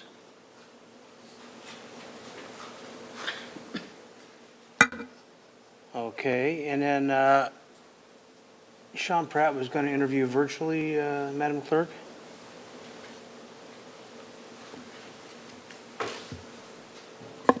Yes, Mr. Mayor, and it looks like Piper McGinnis is on virtually and Sean Pratt is on virtually. Oh, okay. Well, then go ahead with Piper McGinnis. Okay. Piper McGinnis, please go ahead. Hi, my name is Piper McGinnis, and I am on a school trip right now. That's why I'm in a car. And I would like to apply for the Santa Barbara Youth Council because I love Santa Barbara and I want to give back to this wonderful place. And why I should be on the City Council is because I can represent underrepresented communities because I have two dads. And yeah. And I just love Santa Barbara, and I want to give back to it. All right, very good. Thank you. And are there questions for Ms. McGinnis?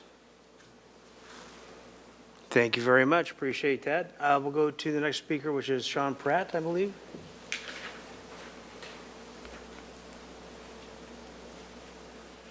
Sean Pratt, please go ahead.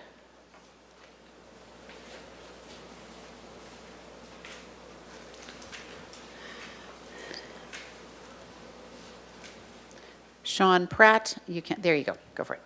Okay, sorry about that. No problem. Go right ahead. Can you guys hear me? Yep, we Great. can hear you. Hello today, Mayor Rouse and City Council members. I apologize for not being able to be there in person today, but I appreciate you and staff making virtual an opportunity. I am actually an adjunct college professor, so I'm just wrapping up my class right now.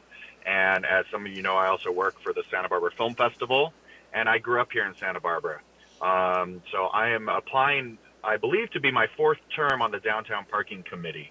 And I'm very proud and honored to have been able to serve on that committee, and I hope that I'll be able to serve another term, especially as the downtown needs have furthermore become a very important part of our city's infrastructure, and I look forward to hopefully serving for another term. All right, thank you very much. Are there any questions for Mr. Pratt? All right, thank you very much. Allison McPherson?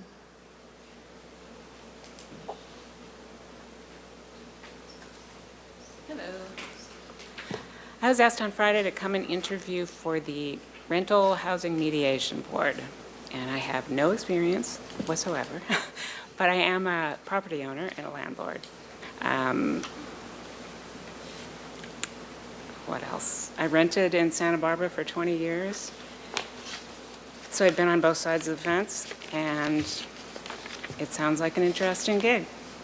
So I thought I'd come down and say hello. All right, very good. Do we have any questions for this applicant? Okay, very good. Thank you for replying. Appreciate that. I know Howard Green is here, even though you were going to be a little bit later. But if you want to go ahead and interview now, we can come on up, please. Good afternoon, Mayor Rouse and council members. I'm seeking a renewal of my term. I had a short term, 18 months, and now the position for a tenant has come up, and I'd like to fill out my time. The 18 months has been mostly involved in the training program that the department has, and it's very useful.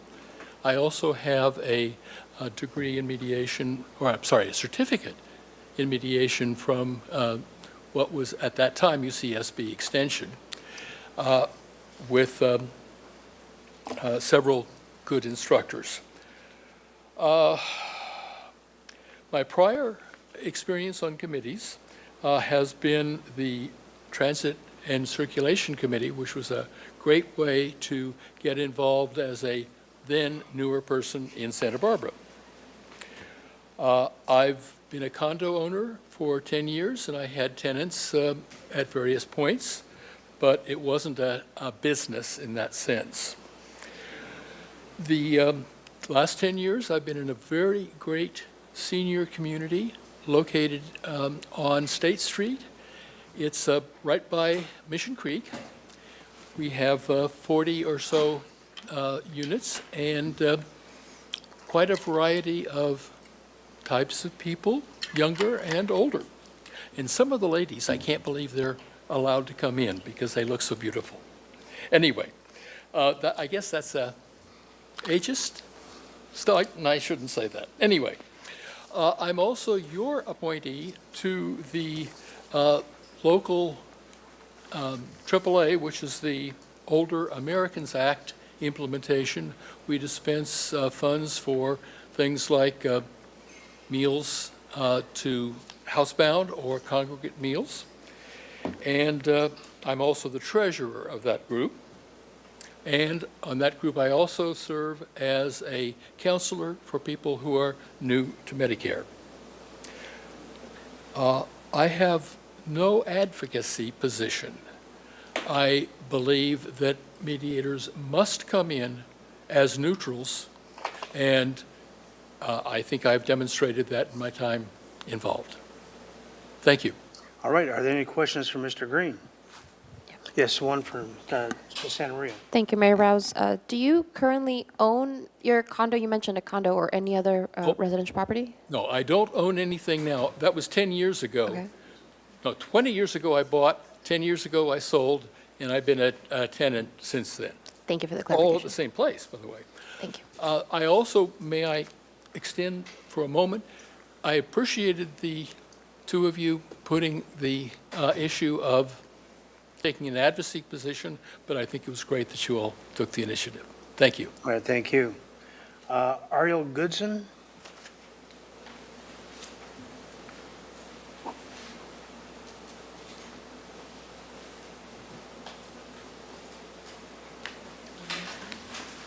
She's up here. She missed her time. She like,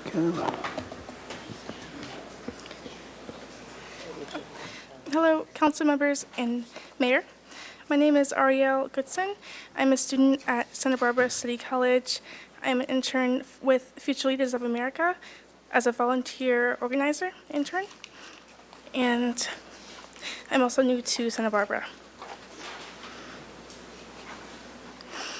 I'm going to be reading my answers for the 5 general questions that were sent to me via email. And if I have time, I will extend to the specific questions. I have applied for the Santa Barbara Airport Advisory Commission, the Community Development and Human Services Committee for position 3, and the Harbor Commission. If selected, I am fully willing and able to dedicate the necessary time, attention, and preparation needed to serve on those boards. For the Airport Advisory Commission, I acknowledge that this group ensures that runways are clear, the rates are affordable and accessible, and the protocols for safety equipment, airplanes, and infrastructure maintenance throughout the building is always following FAA rules and upholding environmental responsibility. For the Community Development and Human Services Committee, they assess and ensure that the community needs are addressed and met. They review grants, applications, and equitable practices, and monitor and continue social services. That influences city financial support of these programs.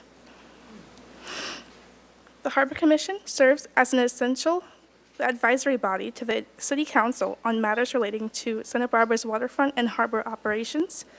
The Commission helps guide policies regarding harbor management, sustainability, capital projects, and historical preservation, all for the benefit of the community.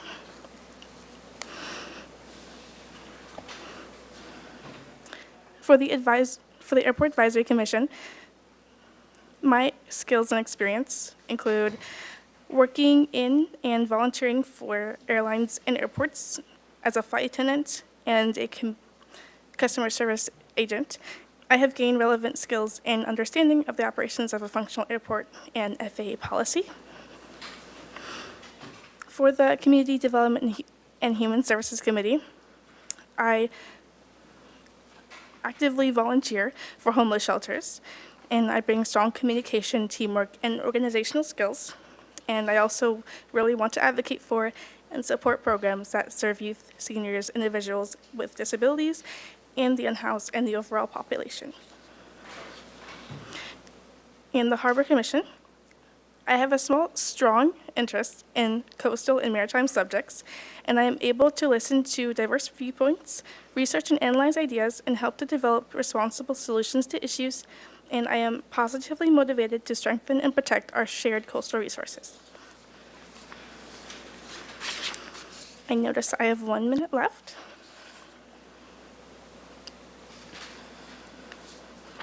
I will continue.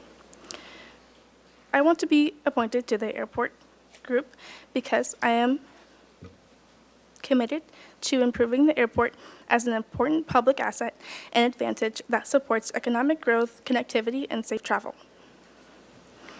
And for the Community Development and Human Services group, I want to help improve community resources, advocate for equitable access to services, and ensure that diverse needs are addressed and met. And for the Harbor Commission, I'm committed to improving Santa Barbara's waterfront, its environmental health, coastal history, and community significance. And for the last question, it asks, are there any certain interests or things that I would be wanting to promote or change? I said that maybe promoting the funding for programs that help students in pursuing careers in aviation, engineering, or airport operations would be helpful. For the community development group, I would like to see financial literacy workshops in the community to empower families. And for the Harbor Commission, I would like to maybe see a survey to gather input on harbor priorities in the community. Thank you. Thank you. Are there any questions for this candidate? Thank you very much. Is there anyone else that's here to apply for a board or commission that I haven't called on yet? All right, very good. With that, we will close this item and move on to the next agenda item. Mr. Mayor, if I may, one applicant just raised their hand on Zoom. Who is that applicant? Katrina Carl. Oh, okay, she was not due till 6. Okay, so we'll go ahead and take her. Katrina Carl, you can go ahead. Can you hear me? Yes, we can. Thank you very much. This is Katrina Carl. I am applying to be back on the committee for events and festivals. I appreciate you taking me a little bit early. I've actually served on this committee, I think, for about 10 years. My last term was in 2023. I am very in tune with the arts and culture group in Santa Barbara. I most recently was the director of communications at the Santa Barbara Museum of Art for the past 20 years. Understand marketing, PR, and very much enjoyed being on this committee in the past. I think it did important work in fostering and supporting events and festivals that draw both locals and out-of-towners alike. All right, very good. Are there any questions for this applicant? Thank you very much. Anyone else online, Madam Clerk, for this? No one else online. One more person in chambers, Mr. Mayor. Okay, and that person is? Michael Dean.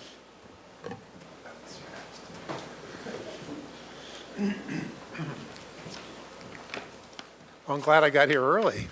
Yeah. Thank you, Mayor Rouse and City Council members for accepting my application for the vacant position on the City Civil Service Commission.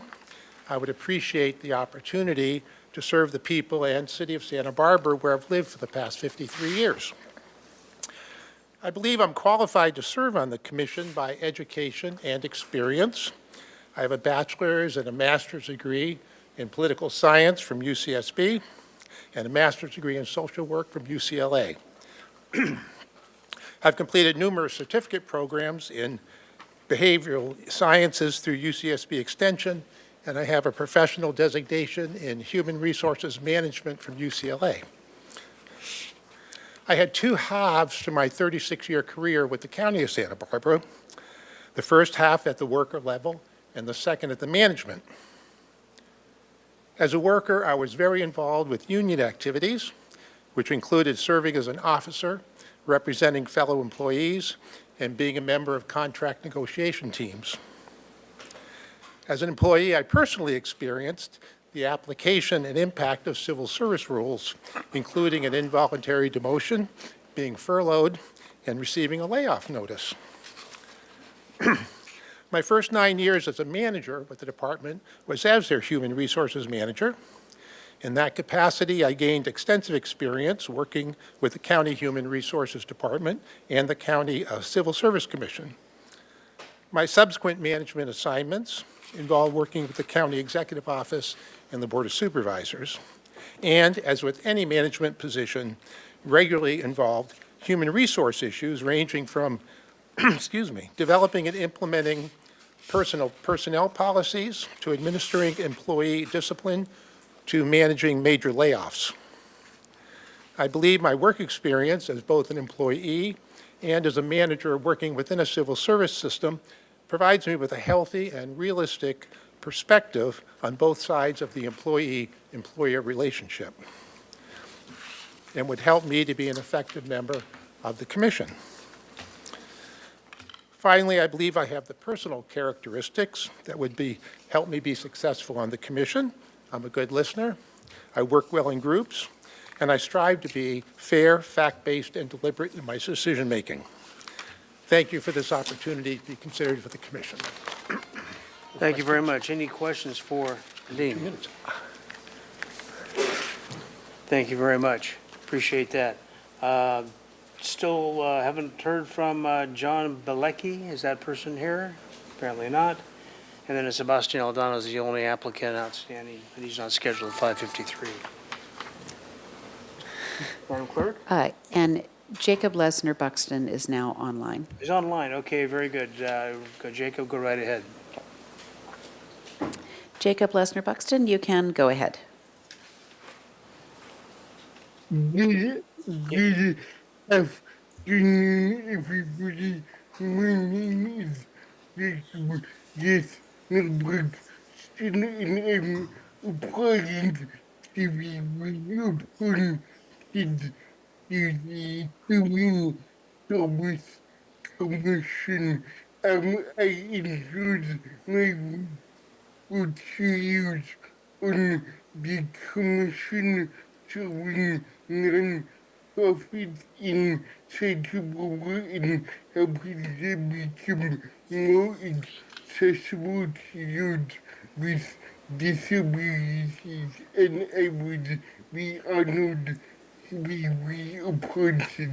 Thank you for your time today. All right, thank you very much. Any questions for Mr. Lesnar Buxton? Thank you so much for calling in. Okay, so once again, John Bilecki, don't believe is here, and I know Sebastian Aldana is not here at this time. So, Ms. Magadou, should we go ahead and move on and close this item? And I think that'd be great. Thanks. okay, very good. Madam Clerk, would you go ahead and read that item into the record, please?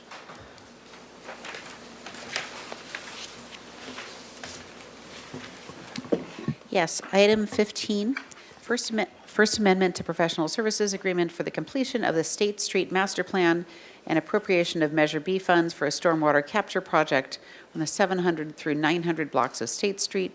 Resolution agreement, recommendation the Council A, and B, adopt by reading of title only a resolution of the Council of the City of Santa Barbara amending Resolution Number 25066, adopting the budget for fiscal year 2026 to appropriate funds for an alternative stormwater compliance project.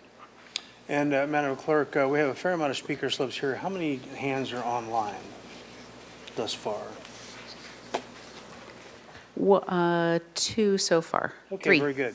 So we will take until 25 of 6 o'clock to accept more speaker slips and or online. At that point in time, I will let you know just how many minutes we're going to have. Let's see if we can do the full 3, but it might be 2 because we've got a lot of folks who want to talk. All right, with that, let's go ahead with the staff report. Ms. Harris. Good evening, Mayor Rouse, council members.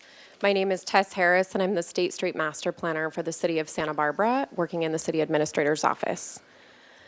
First, before I begin the presentation, I wanted to just make a brief statement.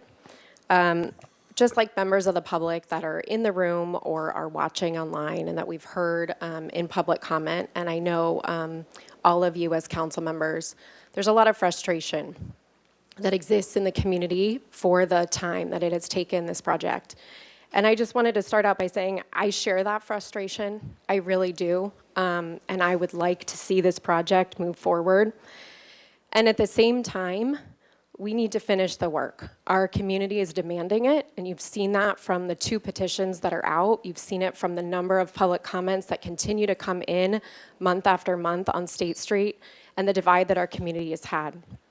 And it's time to move forward to get to a final point in the master plan, and that is why we are here before you today, because we believe that making the change to this contract is the most pivotal point that we can get to in order to get to a final master plan in front of City Council by early 2026. And that is my highest priority. So with that, I'm going to begin. I think I also want to mention, yesterday during the strategic plan conversation with council, The State Street Master Plan was indicated as a high priority from many of you. And so this work effort aligns with Council's direction at the strategic plan effort, and I look forward to getting this project through the finish line so that we can actually see the implementation work in our downtown. So the recommendation before you today is to authorize an amendment to the agreement that the city currently has with Mullen Palazoides for State Street Master Plan completion. I'm going to also talk, in addition to the contract during the presentation, I'm going to briefly touch on some of the items that have occurred over the last year as part of the State Street short-term action plan to give a bit of an update and let council and the public know what we have accomplished so far. And then we're also requesting that council appropriate funds for an alternative stormwater compliance project between the 700 and 900 blocks of State Street or Ortega to Carrillo Street. And so starting out with the State Street Master Plan contract, a lot of work has occurred since the contract was initiated in the summer of 2022. We have completed an existing conditions analysis. There has been a stormwater and utilities technical study completed. There's been economic analysis, mobility options and studies on State Street, Chapala, and Acapa, visioning for the master plan, an urban design framework, 4 guiding principles as part of that framework, extensive community engagement, over 20 meetings with the State Street Advisory Committee. We've come before you multiple times, as well as other commissions and committees. And there have been numerous drafts of the master plan chapters that the prior team has worked on. And while a significant amount of work was completed by the prior consulting firm, staff has made the decision to terminate the contract. And that termination went into effect. The firm simply didn't produce a work product that I think met the city's expectations and was at the quality level that we expect and demand of our consulting team.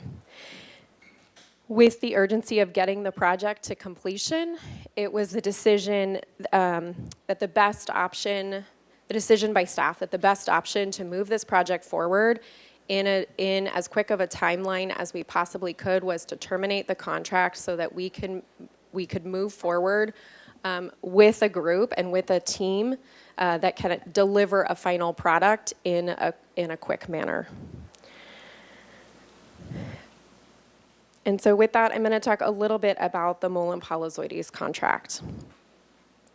So before going into the contract details that are before you tonight, I'd like to share a little bit about Mullen Palazoides and why staff believes they're the best and only firm that can complete the master plan project by the first quarter of 2026.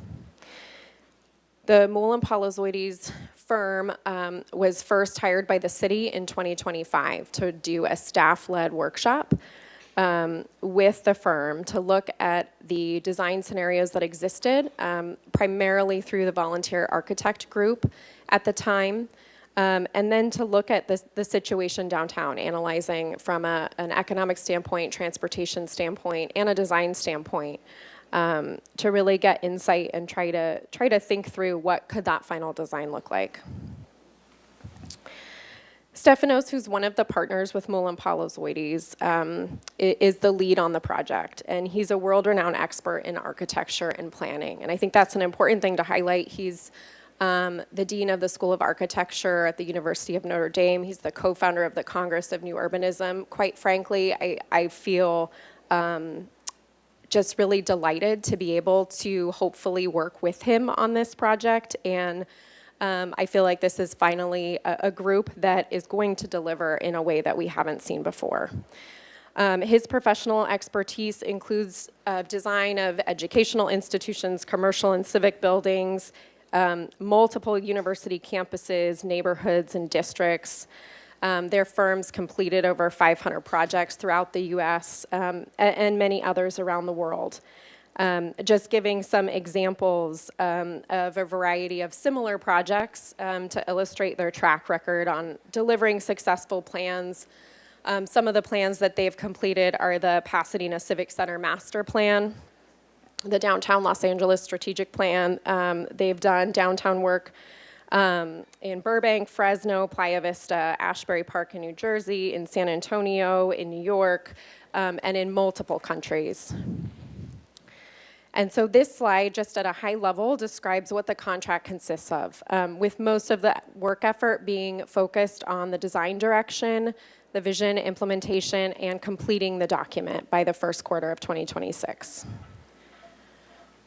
Just to sort of mention on the right-hand side, that's a section that was drawn during one of the staff workshops. And really it's to show the flat and flexible design, what that, just the start of what that could look like, how a street could be used in a variety of different ways. It's not necessarily to indicate a certain type of vehicular mode, but it is to show that if we design it in a flexible way, it really becomes a management question about how we operate the street. So this is an existing view of State Street and De La Vina Street. And this was one of the designs that the Mullen Palazoides team came up with, one of the perspectives during the workshop.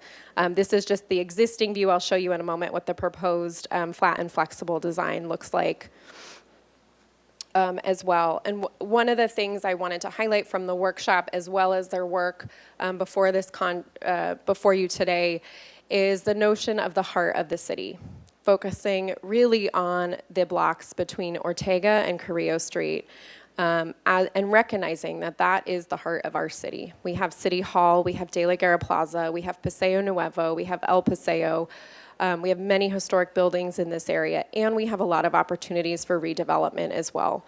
And so not only in this workshop, but throughout the master plan, you will likely see that. This shows you the proposed flat and flexible design. It's really intended to show you what that heart of the city concept could look like. Again, I want to emphasize that the flexible design is not intended to lock us into a particular means of operation. It can work under a variety of transportation options. And it's a management question that the consulting team would provide suggestions or recommendations on during the final draft.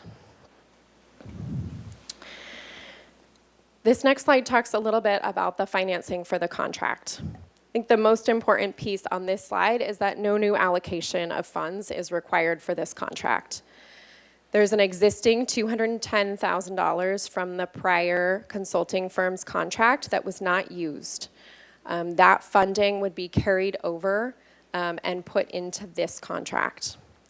There's also an additional amount of funding. The amount of funding needed for the Mullen Palazoides contract, in addition to the $210,000, is $133,250. There actually is more savings than that in the fiscal year 2025 and 2026 operating budget for the State Street Master Plan. Primarily, that is due to the fact that there's been a vacant project planner position that was focused on the State Street Master Plan. Really since May of 2024, we've had that position sitting vacant. And so just again highlighting it's existing funding that's already allocated. It's using the salary savings because of that vacancy, and then using the remainder of the contract from the prior consulting team.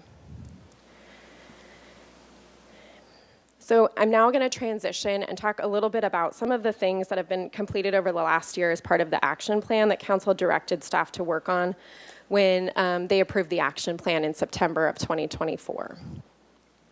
So these photos, just to start out, give you a little bit of the work efforts over the last year. On the top right, you'll see the Loop Shuttle. That was a pilot program that began with Sweep Santa Barbara along with Friends of State Street in partnership with the city.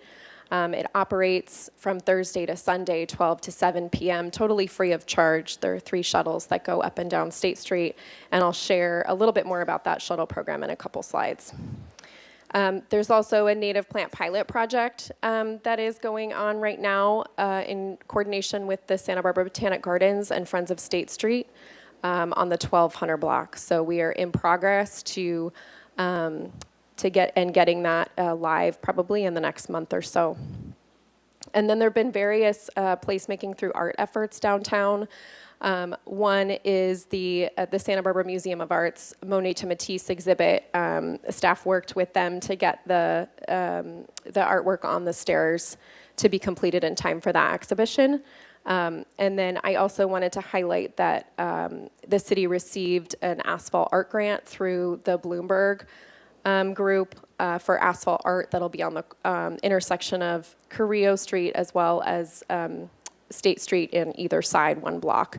And we do plan to come back and talk about that in front of council at a future date. So here are some of the action plan focus areas that you had directed us to. So the completion of the master plan is in progress. That's why we're here today. The roadway configuration, back when we brought this to you, council had directed that the street be opened in a one-way configuration from Anapamu Street to Victoria Street. That's the 1200 block. But that the rest of State Street remain closed to vehicle traffic until the master plan was complete or the end of 2026, whichever occurred first. So we have not done any other work on that to date. In terms of safety, we've had an e-bike ordinance and a lot of additional public safety patrol occur downtown and on State Street in particular. In terms of sidewalks, we've had the Pedlet program on the 500 block of State Street. I'll talk about that in a moment, but that just went in, as well as brickwork on the 1200 block to expand sidewalk space that could be used for outdoor dining. And brickwork, I'll also note, occurred throughout all of downtown State Street for general repairs. And then there's some work right now ongoing on some of the paseos, in particular the Figueroa or Lot 3 paseo. For outdoor dining, staff's been working on a pre-approved outdoor dining furniture guideline document that's gone to the Historic Landmarks Commission and will go back once again for final approval. For amenities, staff's been working on different types of amenities, and some of that is specifically tied to Pedlet, so things like expanding public seating, which is one of the things in the short-term action plan on the 500 block. There's planters as well, but that's one that's ongoing. Shuttle service and assisted mobility, that is the Loop shuttle. So again, staff's been working on, staff got the Loop shuttle up and running along with Friends of State Street and Sweep Santa Barbara, and it's been very successful. In terms of economic development, that is in progress. We've hired the new deputy city administrator. I'm really excited to have Mr. Valdez on board. We're currently working on a checklist for tenant improvements with a local real estate group. We've been working with Placer AI, just getting some data, really analyzing data with them. And there's more work to be done there. In terms of sustainability, as mentioned earlier, the Native Plant Pilot Project along with the Botanic Garden, and then part of what we're here for tonight is the stormwater feasibility analysis for the alternative stormwater compliance option. Cleanliness and maintenance, the Downtown Santa Barbara Improvement Association has really done a fantastic job and has taken over that contract to expand cleanliness and maintenance services downtown. In terms of activations, we support many events that DSBIA and other organizations have in our downtown. One example that's shown in the photo that the city hosted over the summer were a number of bubble events on State Street. So we had bubbles on State Street over the summer. There's also been dancing programs. There's been block parties that DSBIA has hosted. And then in terms of and other activations, again, the public art installations that I previously mentioned. So going into a little bit of the Loop metrics, I just wanted to mention this here. We've seen over 10,000 riders just since we launched the program. So we launched it at the end of May. Again, it includes 3 carts. One is ADA accessible, so it can hold a wheelchair and 3 additional passengers along with the driver. And then the other 2 carts hold 5 passengers and the driver. So really it's pretty amazing for just Thursday through Sunday ridership, 12 to 7. We get over 700 people on average in a weekend. You'll see the breakdown of locals and tourists, and I was actually just on the phone with a local who was talking about the Loop shuttle earlier today. But really nice to see that split. It's not just being used by tourists, but it's also being used by locals. And then the breakdown of where they're going and what they're doing. Friends of State Street has been a really exceptional partner in this. They've taken on some of the cost of the pilot. They've also started what's called their impact lab. So they've gotten a group of people together to work through getting this data and tracking the data and having iPads out there and then pulling it all together so that we can use it and present it. And then I also want to talk about pedlets. So pedlets were installed at the beginning of September. They essentially are an extension of the sidewalk. So it allows a business to expand their outdoor dining right up against the building frontage, which was one of the designs that we've talked about over the last couple of years for the State Street Master Plan. It allows you to expand your dining right up against the building frontage and then pedestrians to use a walkway that's adjacent to that. Pedestrians can still easily transition from sidewalk space to outdoor dining space or to retail space. And I want to note that the program will continue to evolve. So, staff is out there. We have added some pots. We anticipate adding additional plants. We will be adding lighting to the pedlets as well, along with bike racks in the area. So that's all in progress.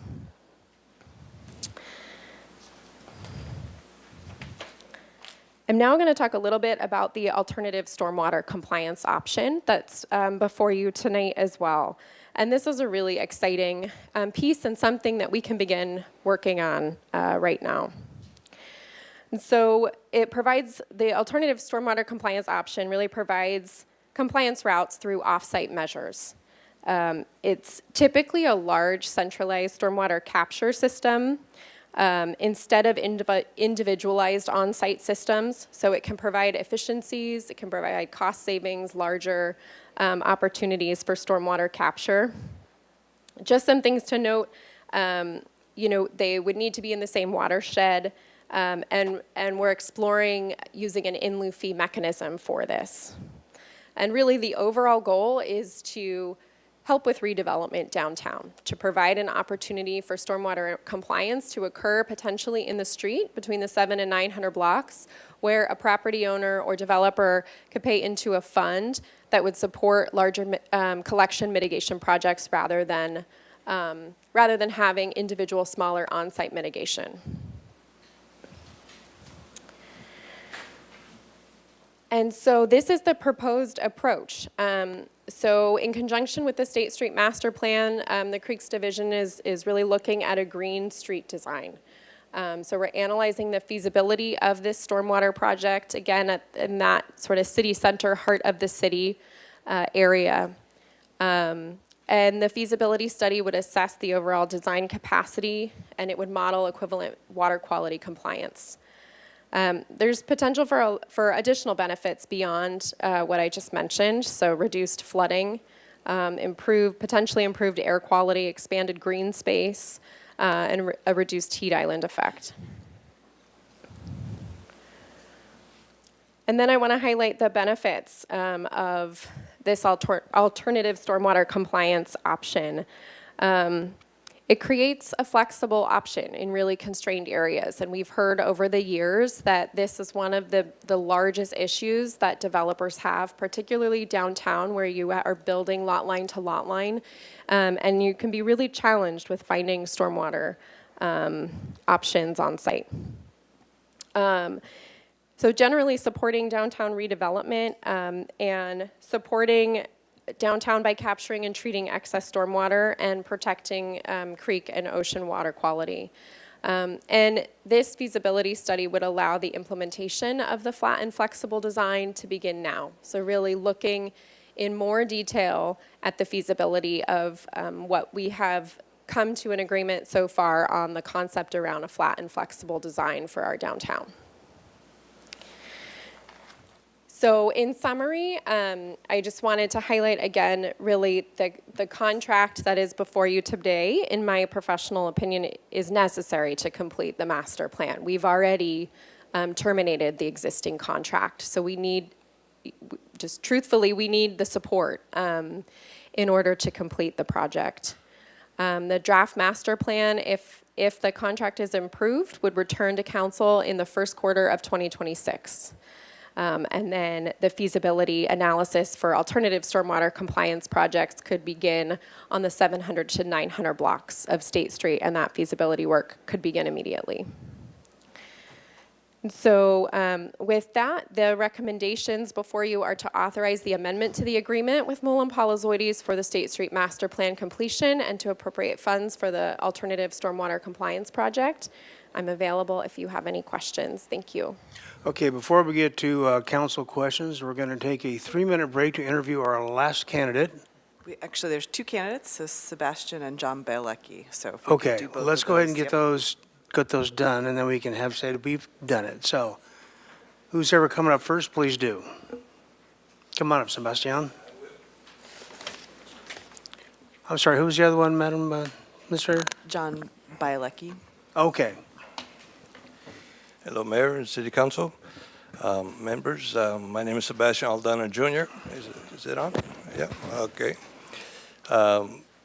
Native Santa Barbara. First 28 years of my life were on the west side, and now living on the east side. And I'm reapplying for the Parks and Rec. So I'm an incumbent. I like to keep it going. And I have the time. I've made I might miss one a year, but it's not. It's a little difficult to bat 1,000, but I make just about all the meetings, and just like to continue being a commissioner, being a voice for the community, for the children and the community in general. And if there is one thing on the Parks and Rec, I know Jill, she runs a tight ship, but I would like to see maybe if the commissioners can just get a little bit more involved in decisions in the parks, like the kiddie pool as an example. It's been sitting there for. There's a lot of kids that would like to enjoy that in the summer when it's hot, and just get a little. It's great to vote on trees, street trees, all that, but I think it would be great to just be a little bit more involved in some decision making, if all possible.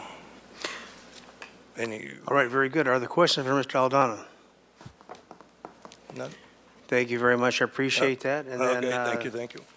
The final one, be John Bielecki.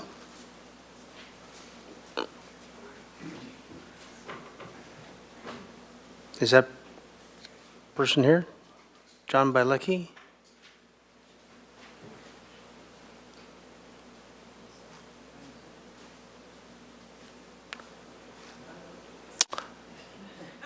Well, fine. Okay, so we will officially.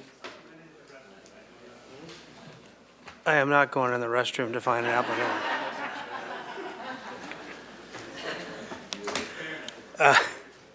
I've done a lot of things in this job. Did he come? Did he come in?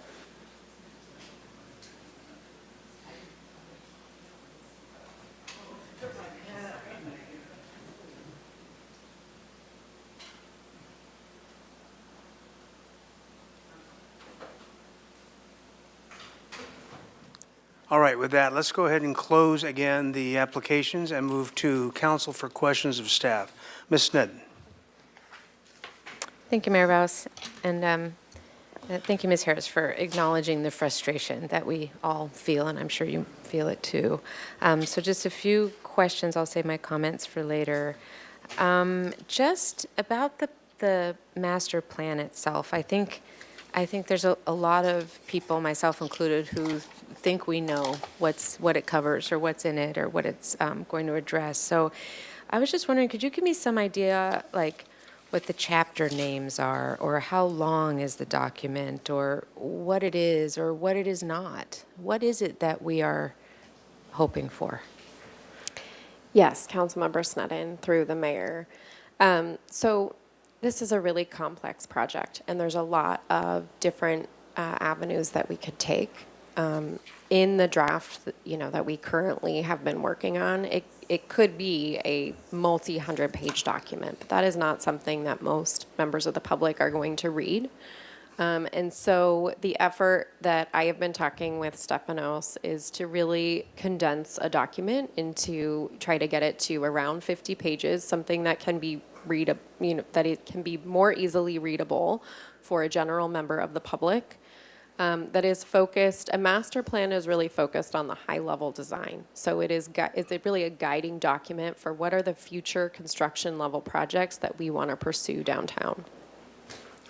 What it will do is indicate the different, from a phasing standpoint, indicate the different areas of phasing. So with the heart of the city or that city center area likely to be the first phase and the real sort of core of the project.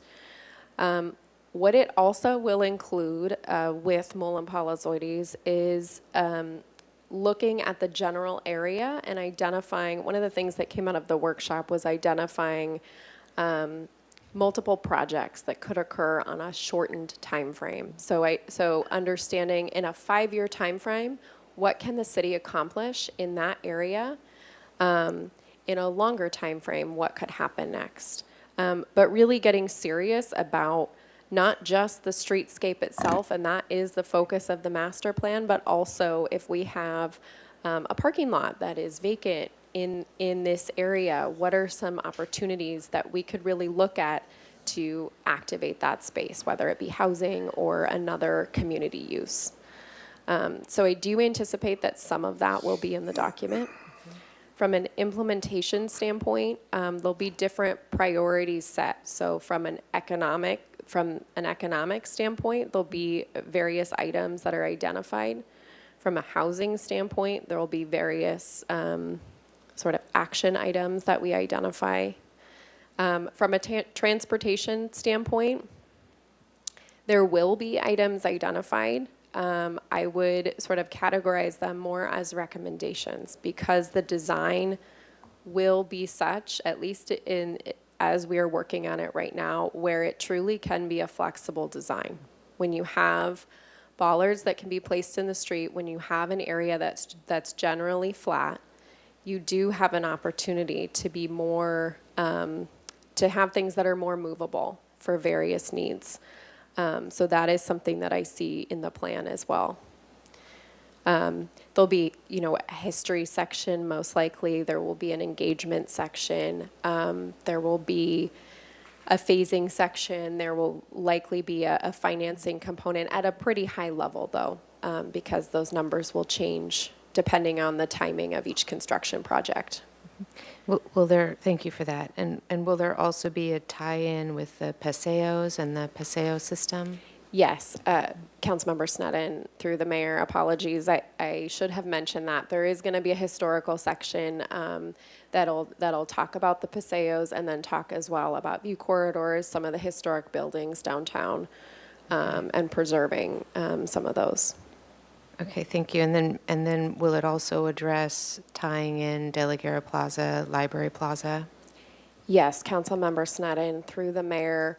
One of the things that I think actually is the most exciting about this heart of the city concept or city center idea, and that Stefanos has really been sort of re-energizing for, is tying the projects together in many ways. So thinking about, De La Guerra Plaza is right next to State Street, which is right next to Paseo Nuevo, all near City Hall. How do those all interplay? Also near the news press with, whatever may happen there. So he has that lens and is looking at the De La Guerra Plaza project in addition to the master plan. Excellent. As you know, long before COVID, long before any of the other things, that was an issue, is how to tie together. That was my initial impetus, thinking for master plan, is tying together those major projects. So that's great to hear. So for slide 6, I just want to make sure I'm seeing what I think I'm seeing, because I couldn't see it in the slides before. Is that a trolley? Councilmember Sneddon through the mayor, yes, that is a trolley. And this design, I'm going to just highlight this design is not intended to say there will be a trolley or there won't be a trolley or there will be cars or there won't be cars or there will be bikes, but it is to show that the street can have these types of options. It could have a trolley It of could that have a trolley, size. absolutely. Yes, I think okay. there's, I mean, and we've seen whether it's a trolley or a cart or we've seen a real, just in the pilot, a desire from locals and visitors to have something that moves you up and down from the beach up to Sola Street. And so I do expect that there will be something in the final plan to that effect. That's really exciting, and that is hard to see in our printed copies, and it wasn't until I saw it on the screen there that I could make that out, so that's really exciting. I have a couple, just maybe 2 or 3 more questions. I think in this list of things that is sort of like checked off as done or on its way, slide 10, the roadway configuration is checked off. I don't remember, and you can help me with this, we didn't vote on a one-way configuration Anapamu up. Like, is that considered done, checked off?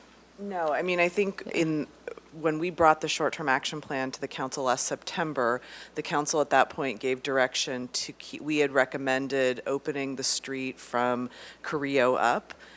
Staff had made that recommendation. The council basically voted to keep it closed at this point until we have further direction on the master plan. And so I think that's, in terms of roadway configuration, that's why I think why we're checked off there is because the temporary, we're taking that as the council vote from last September, and at this point have not made a recommended change until we get further information. Thank you. I wanted to make sure that, because what I heard was that we decided Anapamu up one way and that had a check. So thank you. That means that we're not talking about the roadway configuration.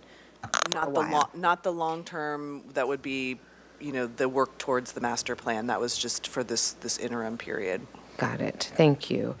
And then for interim, is there a chance of expanding the hours of the loop with how popular it is and how, I think we discussed that, if you could just reiterate what the plan is? Yes, Councilmember Sneddon through the mayor, there are options to expand the loop. So the pilot currently ends at the end of November. And so they have provided staff with a preliminary estimate of what it would cost to continue beginning in December, through the 2026. If that's of interest to council, certainly that's something that we could bring forward to the council for your consideration. Great. And then is there any chance of truly piloting a pedestrian-only block for real? Is that a pilot that we could do? I mean, we'd have to talk with staff a little bit more about that. I think the challenge is the bike lanes. And so we'd have to figure out how we would reroute the bike lanes if you wanted purely pedestrian only. And I think the challenge becomes the traffic on Chapala. There's not an easy way to construct sort of temporary bike lanes, at least in terms of our internal conversations. But, I think longer term, there could be options, in that direction, but at least what about at this one block, just one block, dismount one block? Again, it would come down to enforcement. I mean, I think that would be we could try it. It's just enforcement would probably be the challenge. So we could. I think yes, but I don't know how many people would actually abide by the get off your bike and walk, and then it might put pedestrians more at risk because they're expecting that there's no people are walking their bikes, and then if a bike doesn't obey the signs. So for more discussion later, maybe. Councilmember Sneddon through the mayor, I think one of the things just to consider earlier in 2021, 2022, we did have the 500 block closed to bike traffic, and it was only pedestrians for some time. And there were challenges with that, just with enforcement and getting cyclists. Like City Administrator McAdoo said, I think it's a possibility, but I think we'd want to talk about, are we doing it every day of the week? Are we doing it some days? And how does that work? Okay, thank you so much. Mr. Friedman. Thank you. Just a question. It's kind of three parts to the stormwater issue. With the stormwater feasibility project or feasibility alternative project, one, is this the type of work that we would want to do for Paseo Nuevo for that development? So one, would it help in that endeavor as we're trying to move a redevelopment project forward for Paseo Nuevo? Second part, we just passed the adaptive reuse. So would that help with adaptive reuse projects in the area for buildings that are basically lot line to lot line? And then the third part, and these are all related, would this give us information beyond the 700 and 900? So if we focus it here and we get that information, then it's something we could expand to other parts of State Street and possibly even beyond State Street to other streets, either downtown or perhaps other neighborhoods where adaptive reuse or other redevelopment might be possible. Thank you, Councilmember Friedman. I'm actually going to take your question in reverse. So yes, it would help us figure out if we could expand this up or down State Street. The questions really are utilities and basements. There are a surprising number of basements that frontage along State Street, and you don't typically want to have water pooling up against a basement. So we have to figure out what our options are and how much capacity we could get by doing this kind of big capture project. In terms of adaptive reuse, as we've mentioned before, most adaptive reuse projects, because you're building within the footprint, don't trigger significant stormwater requirements. But should they want to go up a story or something like that that would trigger a Tier 3, yes, they could buy into this. In theory, and we're still working with the water board on this, in theory, folks would have to do as much as possible on site and then buy in, but we're figuring out what the nuance is there. And then in terms of Paseo Nuevo, exactly. I mean, that's what the idea is with this project. State Street itself will have a certain amount of compliance that it needs to meet, and so this capacity could go to that, but anything additional could be bought into. Great, thank you. I just wanted to also highlight in the adaptive reuse motion, the council, we also recommended that we relook at the permit requirements for downtown as a mechanism for encouraging housing. So in addition to doing this sort of pilot project or this alternative compliance project, also looking at our stormwater requirements for housing, because in downtown particularly, because that was a housing element policy. So this would help us jumpstart that process, maybe not for adaptive reuse, but for other projects. There might be housing projects that would come in that, like you were saying, that if we had this in place, then those housing units could potentially come online because there would be the opportunity to address the stormwater where might not, right now, under current ordinances and regulations, it might be infeasible. Yes, correct, Councilmember Friedman, and we'd look to do this in all watersheds because it would have to be a project within the watershed per the water board. But yes, someone could buy in, and really, as Ms. Harris said and Administrator McAdoo has said previously, it's really about flexibility, trying to provide different compliance pathways for a difficult regulatory metric. Great, thank you. Mr. Jordan. Thank you, Mr. Mayor. So I want to start by saying I really appreciate your opening narrative. I would be fibbing if I didn't think that this thing was just exactly as you explained it, but me being your customer and you not being my customer, that it's just a mess. And to the extent that, you know, I'm certain if anybody's like me, they're just ready to stop it, just get rid of it and go backwards. So I really felt that you meant what you said, and taking some of that on, that you recognize that. So, and then I'll carry on with my narrative, but I do really appreciate that. So I don't like the framing. I'm going to look away from you, Tess, because okay. I don't like the framing on the whole dollars, that we have an unspent allocation and we can use that when, if you look around that in the bigger picture, we don't have the money. We're really just saying we were going to spend that money while we're already spending too much money, then we're still going to spend that money when we have the opportunity not to spend that money. And in fact, you make the conflicting argument that we save money because we didn't have a position filled, but now we'll spend that money while we're spending more money than we have. And so and the only reason I bring that up is because whatever the action here is today, that's going to be part of the reaction out in the community tomorrow. And so I guess the question I'm asking is for some help with that and a reaction to that issue and that concern. So I think the biggest explanation is that all of this funding is coming from Measure C. So it is not coming from the general fund where we're having the conversation about how do we address the deficit. Okay. So all of this funding has been appropriated. I mean, part of Tess's salary, the project planner, all of that is funded out of Measure C dollars.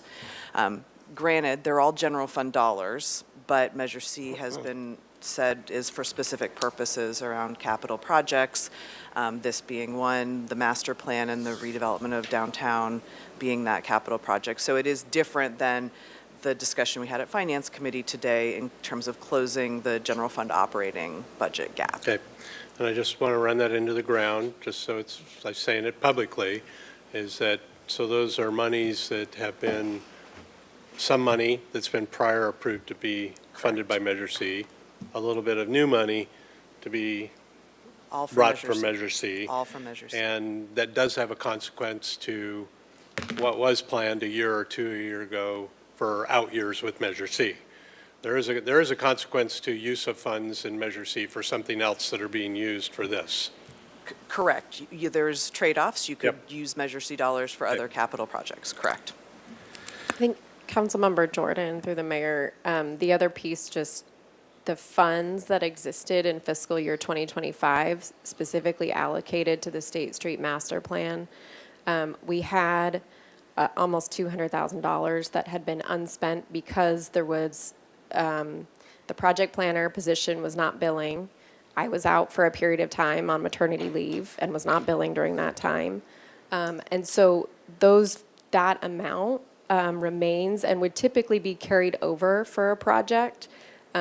So it's additional funding that I have in the State Street Master Plan budget.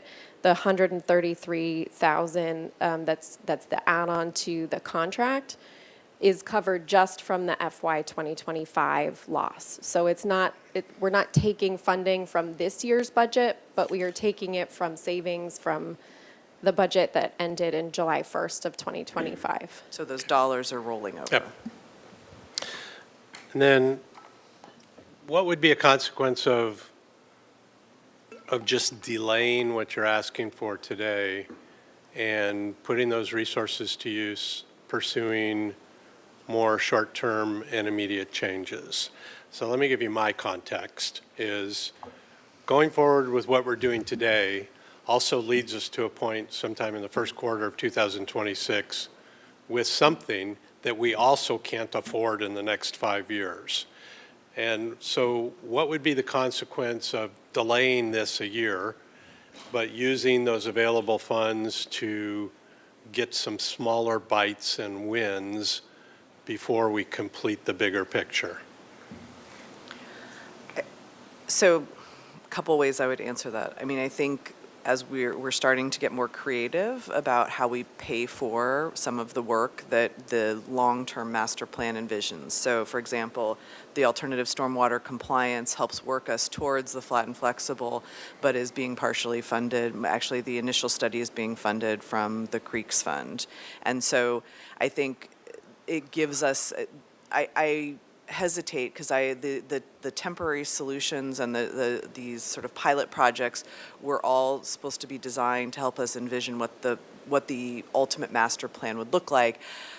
I would, Title 31 is going to expire at the end of fiscal year 26. So then, some of these temporary pilot projects, I don't think we would be able to go forward with. And so without sort of going through the much more formal approval process, which we'll have to spend time and money to do. So I'd rather spend that time and money on the longer-term design and implementation than having to go through a series of approval processes for temporary pilot projects when we could just spend that time and energy to start moving towards the And longer so term. if that scenario is the case, and you're focusing on the core, the heart of the core, what's the consequence at the end of next year to the, not the heart of the core, the place below the heart of the core and the place above the heart of the core, if those are important to us right now on, I mean, it's a 5-year, as far as I can see in the future, 3 years, then I'm gone. But as far as I can see in the future, you know, a theater district benefit in a lower entertainment zone district is not a casualty to accept with a heart of the core and an expiring EERRTO, whatever it is, in the end of 2026. So how would we remedy that if that was important to others up here? So I think what I would suggest is when the draft master plan comes back, that is part of the conversation we have, which is what does the council want to do in the so we know we're going to focus on the core. What do we want to do with the other elements of the street in the meantime? And I think that is something that Molimpoy-Lizoides has committed to helping us bring some options to the council for discussion, and we would hope that that would come with the draft master plan so that the council can have that conversation and explore some different ways that we could work towards implementation. And then remind me of the language on the expiration. It's the end of 2026 or when the draft master plan is adopted? I think it's when the master plan is completed, so that Yeah, I would say so- final adoption. So you would be willing to chance that nobody's willing to accept the master plan and have it X out of the upper and the lower part before the end of next year?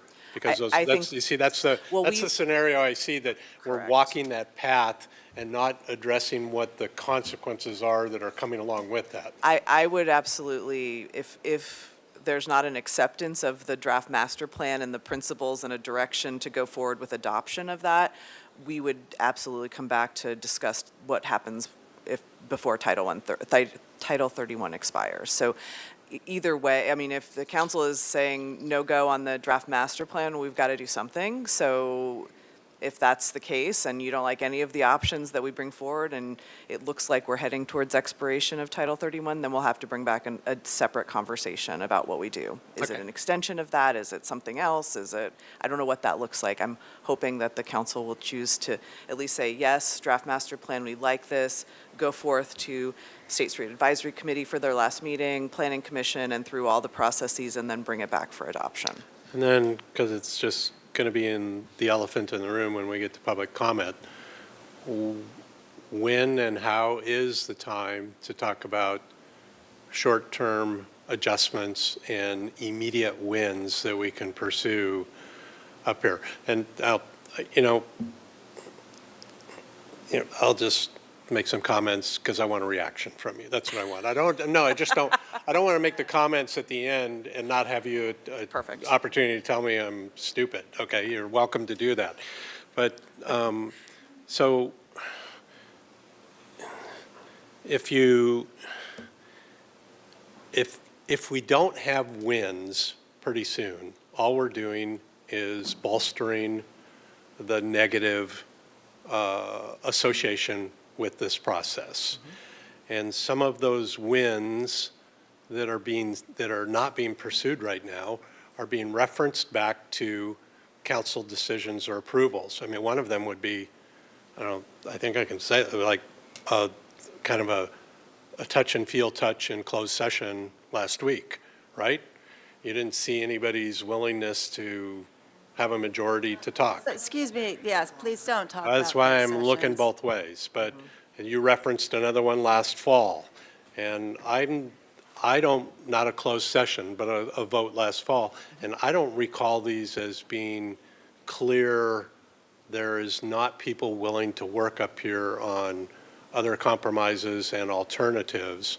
I still see those being pushed off, and I'm wondering, when do we include those in this process rather than just say, go spend a couple $100,000, complete the master plan. When the master plan comes back, hope that it meets your needs, and if it doesn't, we're being held on a hostage of a combination of the master plan and an expiring date that threatens the other 6 or 7 blocks of State Street.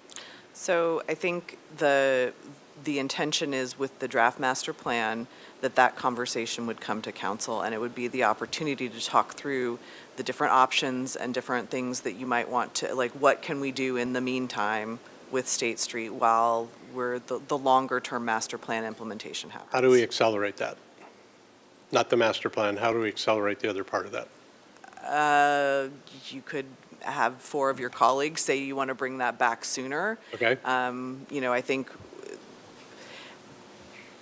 it's hard, we sort of all have an idea of what we've seen in some of the pictures of the draft master plan of what that's going to look like. It would be nice to have a design professional kind of weigh in on, like, how could you phase this in? What would an implementation schedule look like? I mean, that's why we're recommending having Mullen Polizaitis, who's done this work in other communities, come back to us with recommendations on how to phase it in. But if the council wants us to bring that discussion back sooner, we could potentially have, the consultant join us for the conversation. If you don't want to spend any of the money, we'll do our best at staff, to do that. But I've seen I don't think you've been happy with the different options that have come before you from staff multiple times in the past. So we're trying to sort of have a more holistic approach to this process. Okay. Thank you, Mr. Mayor. Ms. Harmon. Thank you. Councilmember Jordan asked my questions. Thank you. Okay, very good. Ms. Harris, I have a couple questions about the stormwater retention thing. It looks like a fabulous idea, but as we've stated a few times, State Street is the de facto storm drain for the downtown. So I would assume, I guess, in the design that it would somehow be able to anticipate the peak capacity during a big storm event. I guess Ms. Parento is going to answer that one. Honorable Mayor, indeed, that's what the design function would be, right? It would be to capture, there actually isn't much stormwater infrastructure on State Street currently, which is why it tends to flood and rush down State Street.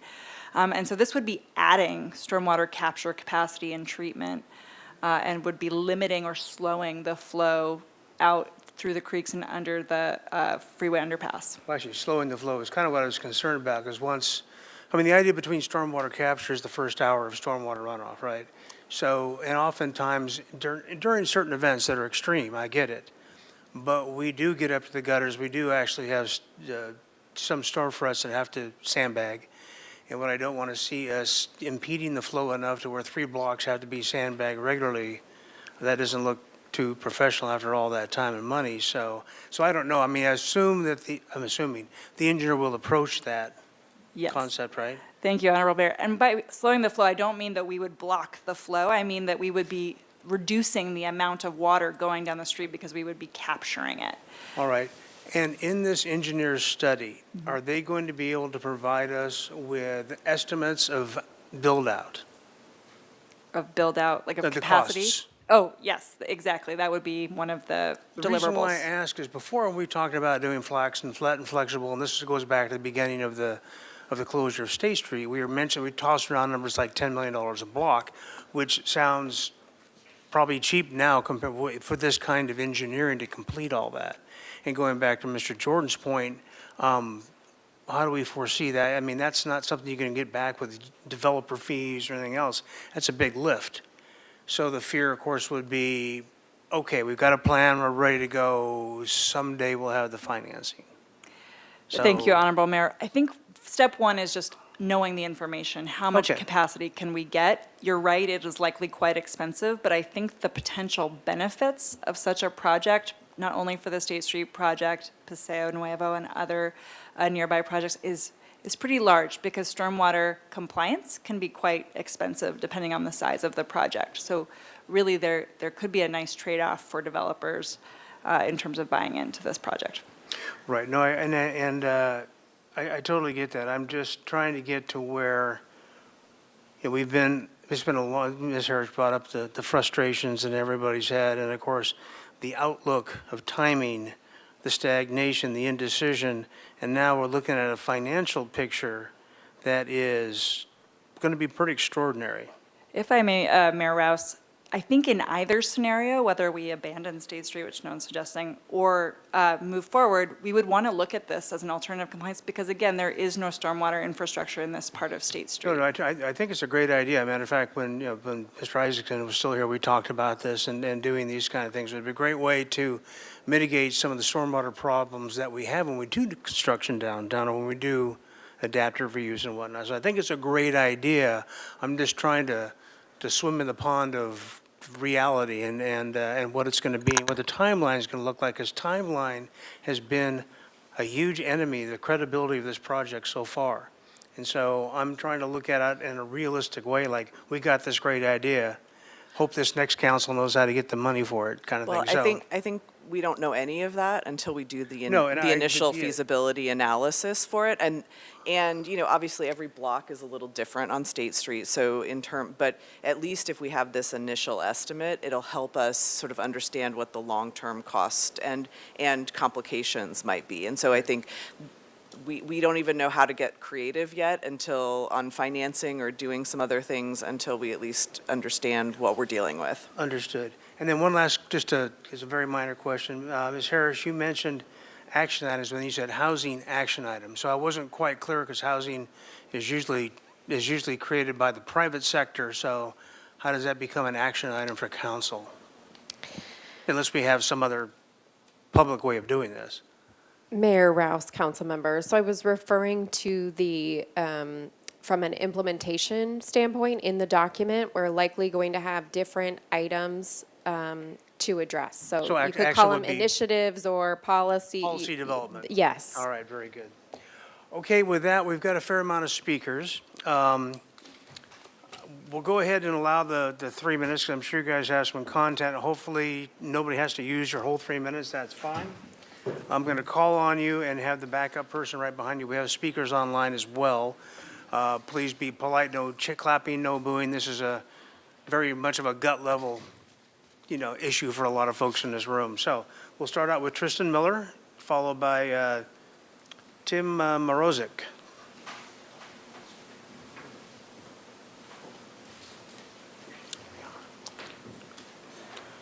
And once again, you have 3 minutes at the podium, sir. I was going to ask to combine times, but maybe 3 minutes is enough. I'll respect your time. Well, Hi. you'd have to have somebody volunteer to do Yeah, that. I do, but I think 3 minutes is fine. Okay. Thank you so much for your time. Appreciate all of the work this council has done over the years on State Street. And we've been following along for the entirety of the process. We've been to every single State Street Advisory Committee meeting, pretty much. We have submitted hundreds of comments, lots of city council specific items. But Strong Towns really wanted to reaffirm that the public is behind this, and the public is behind you, and the public is behind keeping State Street car-free. When the MIG did the big survey of over 5,000 people, they found that 79% of people were in favor of keeping cars off of the entirety of State Street. However, that is now a few years ago. So we thought that it would be a good opportunity to reaffirm that the public does indeed like this. So we actually launched 2 separate petitions, one online and one in person that I have with me now.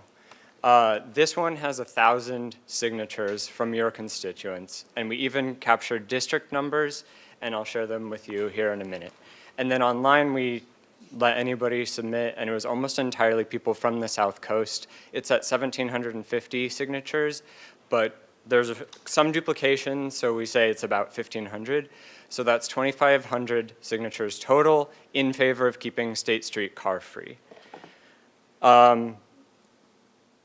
Let me go ahead and share with you the breakdown of these. And by the way, reading people's handwriting is very challenging, and transcribing all of these numbers is very challenging. We did not expect to get 1,000. People are really, really into this. And so the thing I will have to say is it was a really good representation of the community. I was expecting one district to show a lot more than other districts, and There were some that showed more than others, but there was a really good representation from every single one of you council members. District 4 and 6 had about 200 signatures in this each. That's a lot of people, and we literally just captured over 5 sessions, 11 volunteers at farmers markets on Saturdays. We've been volunteering our last forever weekends to capture these for you. District 2 and the general county, like Montecito and Carpinteria, represented another about 100 each. And then districts 5, 3, 1, all had over 60 signatures. And I'll send you this breakdown so you can get more specific. But that is the time. thank you so much, and I will share with this all with you if you would like. All right, very good. Tim Morozic, followed by Jenna Berg. Tim? No? Okay, Jenna Berg.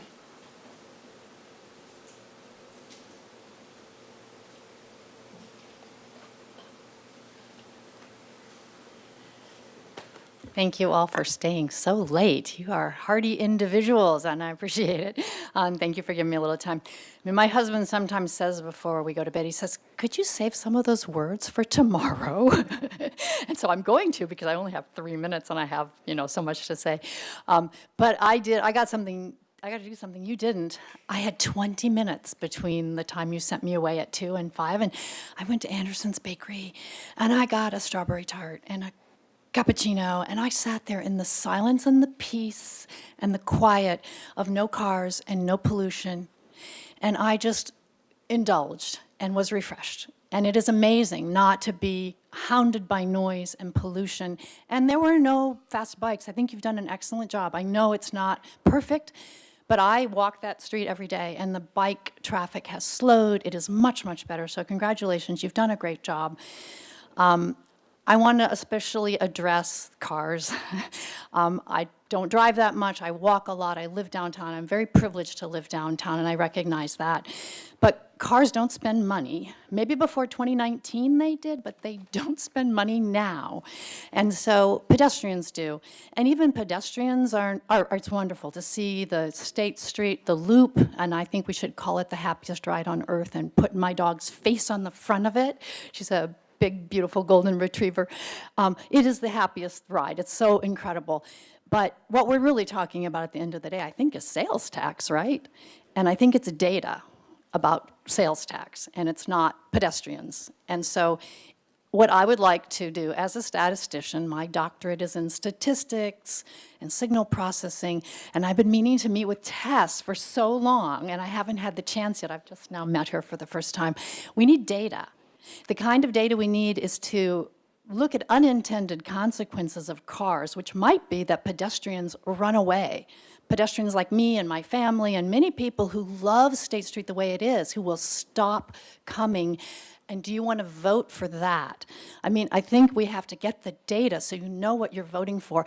We have a lot of emotion. I have emotion. I don't want cars, but that's my emotion, and that's not what matters. If we could get a statistician hired by the city, and I've been trying to do this myself, and I don't have time, but Tess, maybe you can work with someone who can look at the data that matters. It's not Montecito Coast Village Road.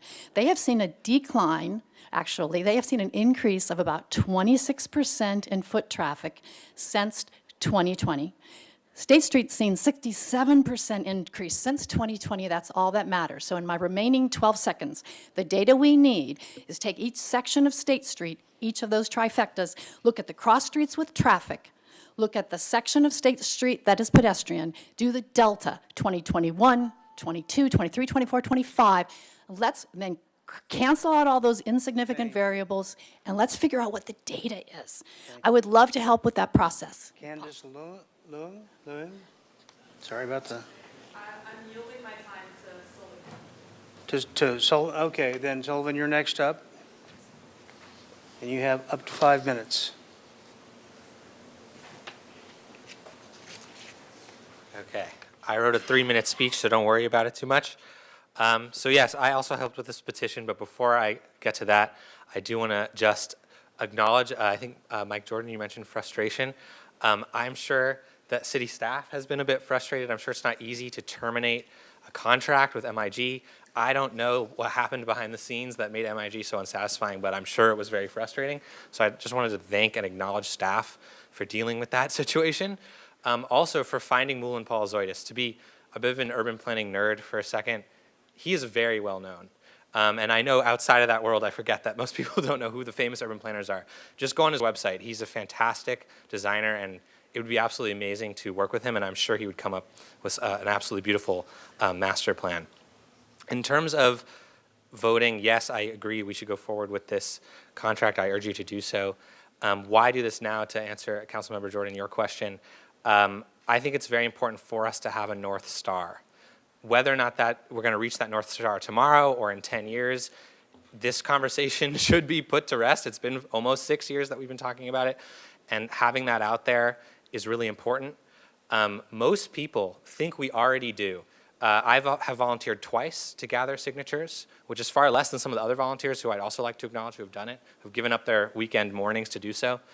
But in my time out on State Street gathering signatures, I got two big responses. One, people, they say to me, what, we're still talking about this? I thought State Street's permanently car-free. What are you talking about? City Council's still talking about this. And then the other big response I get is when I ask people what district they live in, they don't know that there are districts, which I'm sure is something you're familiar with from when you were doing your campaigns and you were knocking on doors. I'm sure you know what that's like. But so yes, we've informed many people who you are to them. And they don't even know they don't even know that some of you exist or what you do. And so that's also been an interesting part of it for me. But overall, out of the 1,000 in-person signatures that we've gathered, we have over 500 comments as well. They're all in a big spreadsheet, which we're going to send to you. Some of them are just a sentence. Some of them are a few paragraphs. The most common themes is people love how State Street is today. Some key words, we did a little word count. People describe it as safe, beautiful, and alive. Many parents have told us that it's the only place downtown where their kids can run around or ride a bike freely. And older residents have told us that it's finally a space where they can walk or use a wheelchair without worrying about traffic. Many have said that the promenade has restored a sense of community and that they come downtown more often now because it's calmer, more social, and full of life. Dozens of people mentioned how nice it is to hear music and conversation instead of engines. Economic support was also a theme. People said that they shop and eat out more often downtown because it's pleasant to linger, and that car traffic would not bring customers back, it would drive them away, no pun intended. We also heard deep pride in how the promenade represents Santa Barbara in terms of our mission and our character. A city that values walkability, sustainability, and human scale design. One signer put it, quote, keeping State Street car-free isn't just about transportation, it's about what kind of city we want to be, end quote. And another signer personally told me, if we are a city who values alternative transportation and climate change and sustainability and safety, then our downtown, our main street in our downtown should be fully representative of that, and he feels like State Street is today. Altogether, these comments show that the community isn't just asking to keep cars out, they're asking to keep the heart of downtown open to people, families, and to a brighter future. So once again, I urge you to vote for this contract. When, in hopefully early next year, we see what the master plan contains, we can have maybe a more detailed argument of the operations of the street. But no matter what, I'm sure Mullen Paul Zoidis will come up with a fantastic product. So thank you very much. Okay, Hannah Cohen, followed by Robin Elander.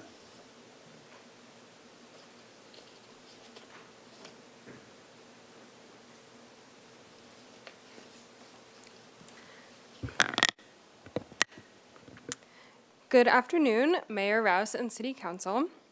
I'm speaking today to urge you to keep State Street closed to cars with a flat and flexible configuration. The overwhelming consensus of residents, visitors, and business owners is to keep State Street car-free as a safe corridor and community gathering space.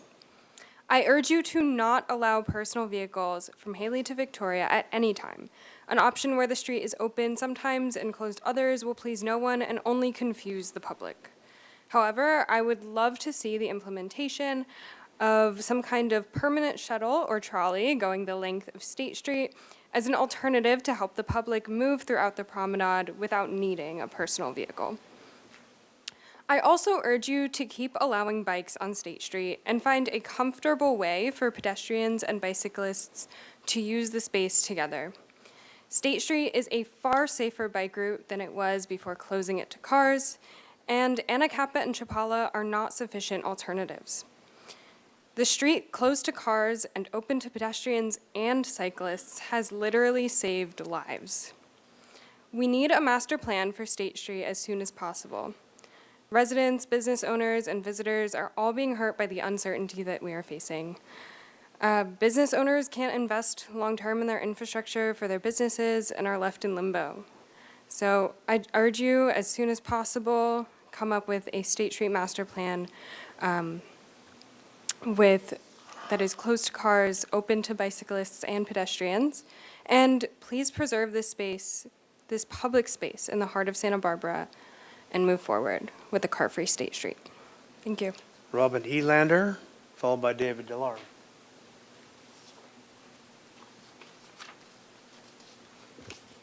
Mayor and council members, I come to you rather beat up and battered after 5.5 years working downtown on this issue and through the pandemic, working to advance economic vitality through the pandemic and our temporary pandemic-related street closure. For reference, I started my role 2 weeks before the street was closed to vehicles. It's been a little bit of a ride. I've seen the joyous moments downtown, and they've been many. I've also worked alongside many committed downtown stakeholders to mitigate the challenging issues that we have downtown.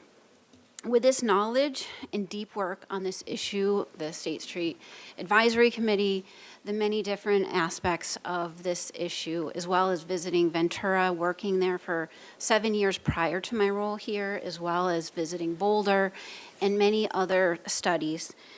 With this knowledge and deep work on this issue today, as the director of the Downtown Santa Barbara Improvement Association, I'm here to ask you that you consider directing your new consultants to complete the State Street Master Plan with a balanced, flexible design, the approach supported by our petition, and assist in reuniting our community that has been divided so long on this issue. There is strong support for this middle path that brings people together rather than divides them. 821 people signed our petition only in the last 2 weeks. I have not been at this working to find this particular path forward for more than 2 weeks, but you will see that because of that, there is a very strong amount of people, residents of all ages, businesses, real estate professionals, property owners, and many more who signed the petition.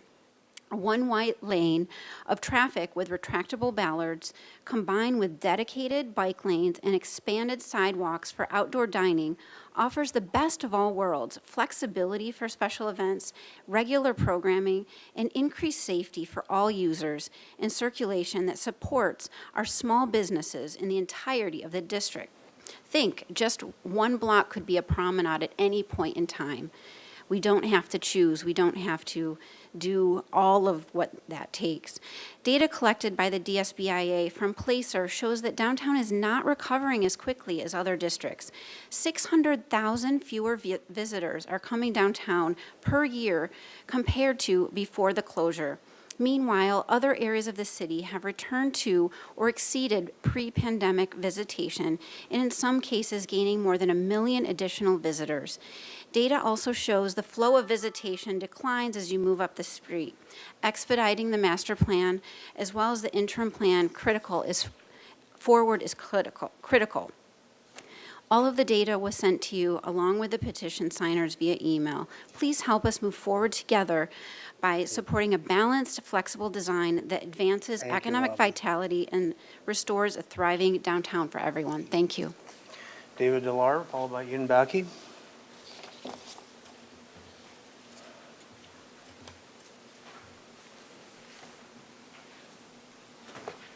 Dear Mayor and council members, my name is David Delarbra. Our family has run a business on State Street since 1947. And I've been working on State Street since 1980. So I have seen a lot of changes that have occurred, many of them for the better. The closure of State Street has probably been the most extreme change that I've seen in my lifetime. So I've lived in Santa Barbara, born and raised here, 68 years. The problem that we've got right now is a lack of circulation downtown. You can see the entertainment zone is doing just fine. People have returned to the 500 and 600 blocks from the pre-COVID numbers. Further up State Street you go, that recovery and the numbers of pedestrians up there continues to shrink. And Robin's numbers of 600,000 fewer visitors to downtown Santa Barbara is an accurate number based on our data from Placer AI. DSBIA was formed last year by property owners who saw a problem in downtown Santa Barbara and chose to self-assess, to surge $2.2 million to help the condition in downtown Santa Barbara. The problem we face today is that we are held in this sort of state of uncertainty. We don't know if the street's going to open. We don't know if the street's going to remain closed. We don't know what the State Street Master Plan is going to tell us. And if it does tell us something, we don't have the money to actually do it. We've been watching De La Guerra Plaza's master plan, sort of wind its way for the last 5 years. And we're not really any closer to breaking ground on reconstructing De La Guerra Plaza. If you use that as a model on what's going to happen with State Street, I don't know if it's Councilman Jordan put this out, but it's going to be at least 10 years.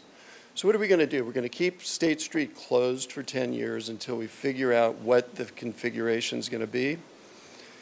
That's going to be an intolerable, absolutely an intolerable situation for the property owners and the businesses who do struggle to make it work downtown. Circulation is key. For some reason, cars are vilified, and I drive an electric car, and I don't drive very far. But the fact of the matter is you've spent $16 million to fix the underpass, and then people go up to Haley Street and hit a roadblock, and the circulation just stops. Please figure out a way to reopen the street in a flexible solution, and it'll make everybody a lot happier. I appreciate your time. And one thing I will say, there's not a single person in this room who doesn't care deeply about the success of downtown. So this isn't meant as any kind of a criticism. I just encourage you to do the right thing and create success downtown. Thank you. Thank you. Ian Bauke, followed by Michael Montenegro.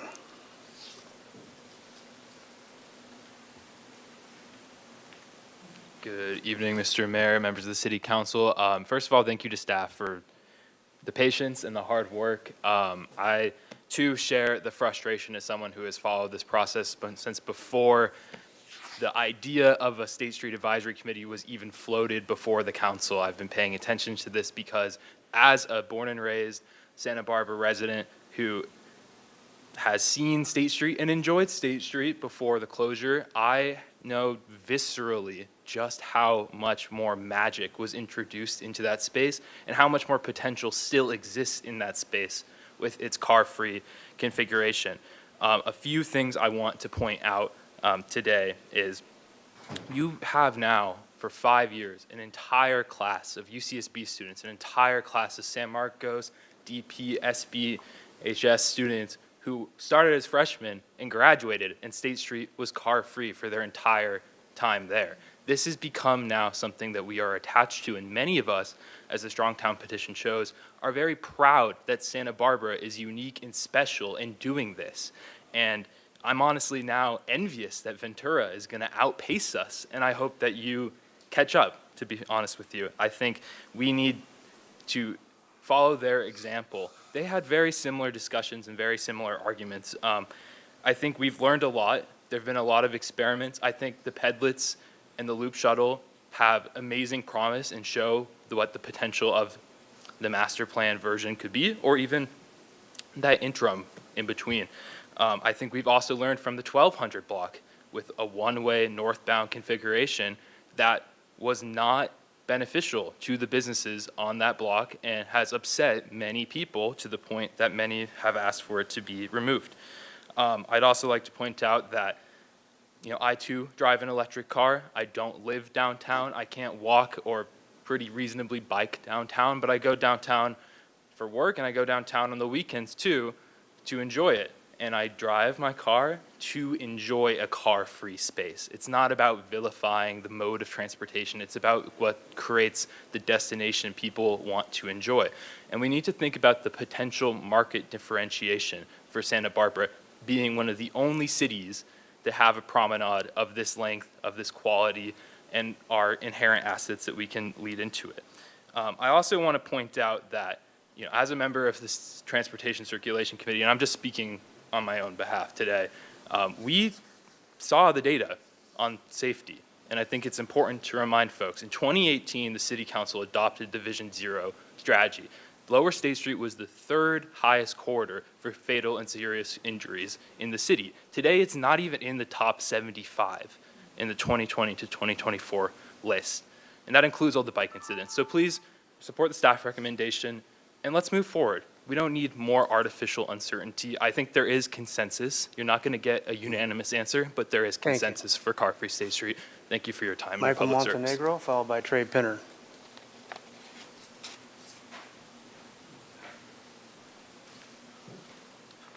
Hello, City Council. It brings me much pleasure to bring my voice here when it comes to the best interest, in my opinion, when it comes to serving our community with a closed State Street. I'm here to talk to you today because yesterday I produced a video, adorable video of a young little girl in an electric vehicle, pink Chevrolet, and I just posted it last night, and guess how many views I have now? Over 4,400 views. It's actually going viral. It's adorable. Check it out. So, with that said, when it comes to a family-friendly State Street, that's where I'm coming from as a father, but also as in looking out for the children, the teenagers, young parents, the elderly. This is all inclusive. We're living this new age where people want an experience, a safe experience. For example, the pianos, that was a great initiative to give people something free and accessible, not bothered by a car noise. You could hear the piano music clearly. I wish my City Council strength and clarity to see past the noise of a tiny majority whose mission is tied to selfishness and blinded by nostalgia. Rest assured that when it comes to the best interest, to the present and the future, we have your back, the majority. Let's not be stuck in the past. Let's move forward. Let's move forward out of frustration, not digress back to cars and become more frustrated. All glory and prosperity to Santa Barbara. I wish y'all much of strength to make the right decision. Keep State Street car free. Trey Pinner, followed by John Bauke.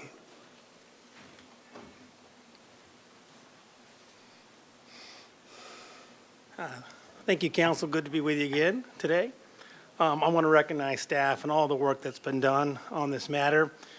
I'd like to know who's holding the magic wand this week. If they would bring it out and wave it and just move forward, it'd be so great. We've been challenging with this problem of State Street for a long time, and I know it's been challenging for you all. So I just wish there was a way to make it all happen. But I know there's lots of good work still before us, and I thank you for all you're doing. In the words of Peter Rupert, design it flexible, because what you think is right today will not be right 20 years from now. So we're already 5 years from into this and trying to design it, but just be flexible. It is going to change. What we think our needs are today will not necessarily be the needs in 20 years from now. but most importantly is economic viability. This needs to be the top guiding principle for a viable downtown. As I've shared before, if it does not make economic sense, it will not be sustainable. I've expressed before, if I'm someone trying to sell apples on the corner and no one comes down to buy my apples, I will go somewhere else to sell my apples. And you need an active, economically viable downtown to be sustainable, or you just don't have a downtown. So that has to be, I think, one of your most important guiding principles. And that is what is, I think, a lot of the discussion about data, is it successful, what's successful. I believe there's a lot, I believe the idea of a car-free downtown is exciting. I don't know that it's economically viable. I think we're trying to be too many things to too many people for downtown. It's not designed to be a park. That's not what it's for.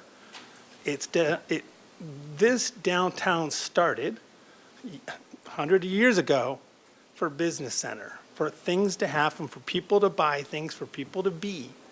And if it's not economically viable, it will not be sustainable. On the matter of the stormwater management, I think it's very exciting to hear what you're talking about. I'll speak on behalf of Brian Cornell, who I've been in many meetings with him about this. He has always said, if we don't solve the stormwater management problem downtown, you will not get redevelopment. So I'm excited about this idea. I would actually throw out there not to slow anything down with De La Guerra Plaza, but you have some other open space there that you might consider underground De La Guerra Plaza being additional stormwater management collection area, if that's what you're looking for. You need this to make downtown. People will not develop if they can't figure out how to solve the stormwater management problem. Thank you. Thank you. John Bauke.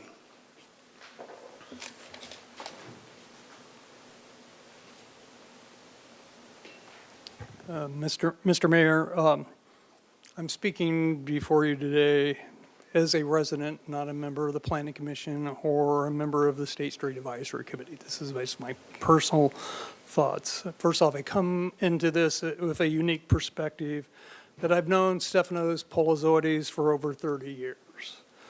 I've been promoting new urbanism and the movement of new urbanism with him over that 30-year period. I've also been his client on multiple projects, and I can tell you that I can highly recommend him and his firm to do the high-level design and strategic planning and phasing and implementation as described by Tess. It's my observation the problem we've had over this 5 years is created, because of the delay, significant uncertainty to both the business community and the other residents of this community. In most people's comments to me when we talk about State Street is this, get on with it. Just make a decision and move on. And I suggest that this recommendation your staff has can get us there so we can put closure to this. Not that they say there isn't a whole lot of work to be done, but we need to get this done. Otherwise, you've failed the trust of your community because you've put a whole lot of money and time into this effort. I do have to congratulate your staffs, Tess and Ms. McAdoo, and having the waivos to actually let a consultant go. That is not an easy thing for a city to do. Most of them muddle through these things, and they don't cut it off. So I thank you very much for making the decision so we can move forward. And I agree with the comments that Mr. Penner just made. A system-wide stormwater management program is what your downtown needs to be done to be able to have more development in downtown. Without it, the C3 requirements are not going to be met on site, and development is going to be precluded. So if anybody has visions of a revitalized downtown, this stormwater program is very important. And I would recommend that you adopt staff's recommendation. Thank you. Thank you. With that, we'll go to online speakers.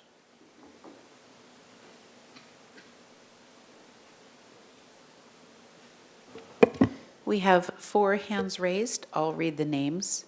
It's Linda Honickman, Lee Heller, Aaron Ashland, and Lily Heidegger. So Linda Honickman, please go ahead.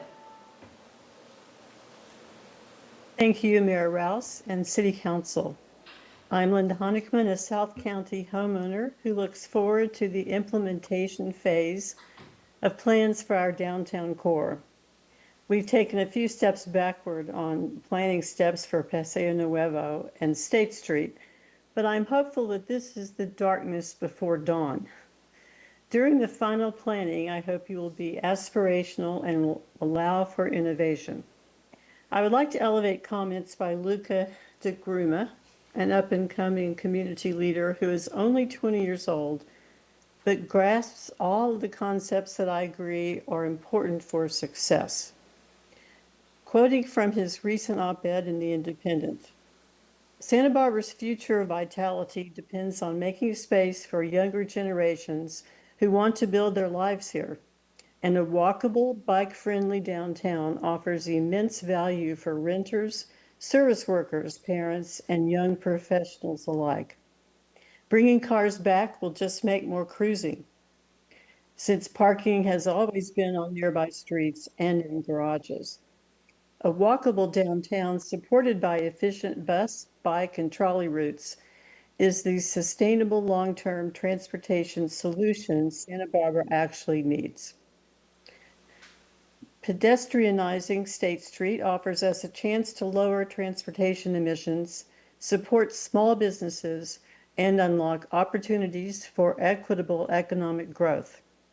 Building a downtown neighborhood that prioritizes civic spaces, walkability, and mixed-use development will not only reduce pressure to build in fire-prone areas, but also expand affordable housing and revitalize local businesses. End of quote. I would like to add that we should focus on local residents and workers, local businesses, and local profits. Some of the property owners do not live here, so they are in the category of out-of-town investors. I hope all parts of the community will be able to envision an affordable and livable neighborhood downtown with lots of housing that will accommodate younger people like Luca and his friends and future family. One thing I enjoyed when collecting signatures for Strong Towns at the farmers market was seeing all of the young families with many children and bicycles. I didn't see that before COVID. Thank you. Thank you. Next speaker, please.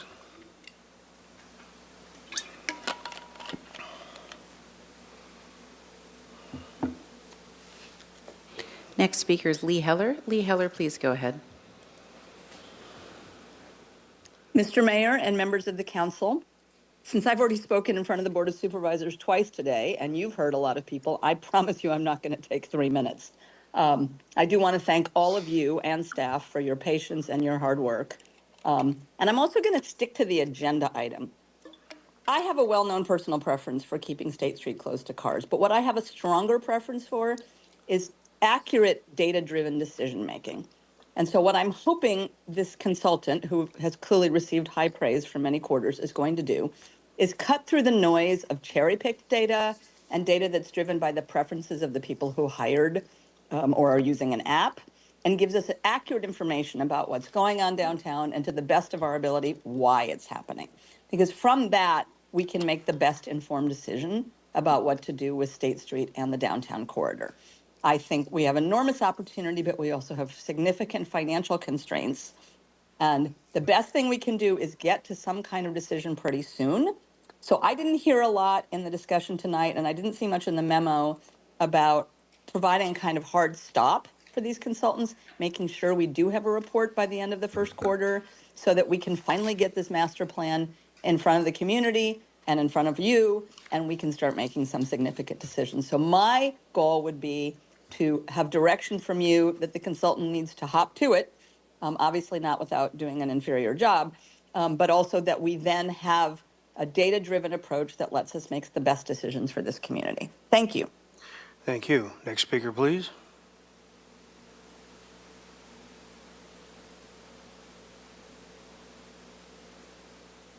Next speaker is Aaron Ashland. Aaron Ashland, please go ahead.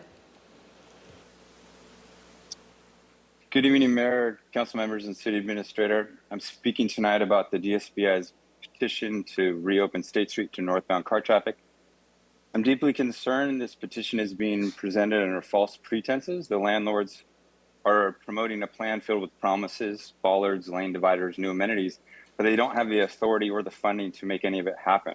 When I asked the representative who would pay for all the improvements, his answer is simply the city.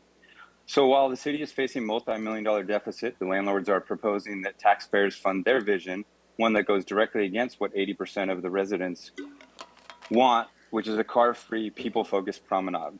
For years, we've been told that short-term bollards or safety features weren't possible because of utilities beneath the street or the cost. If that's true, how can the landlords now say that it's part of their plan?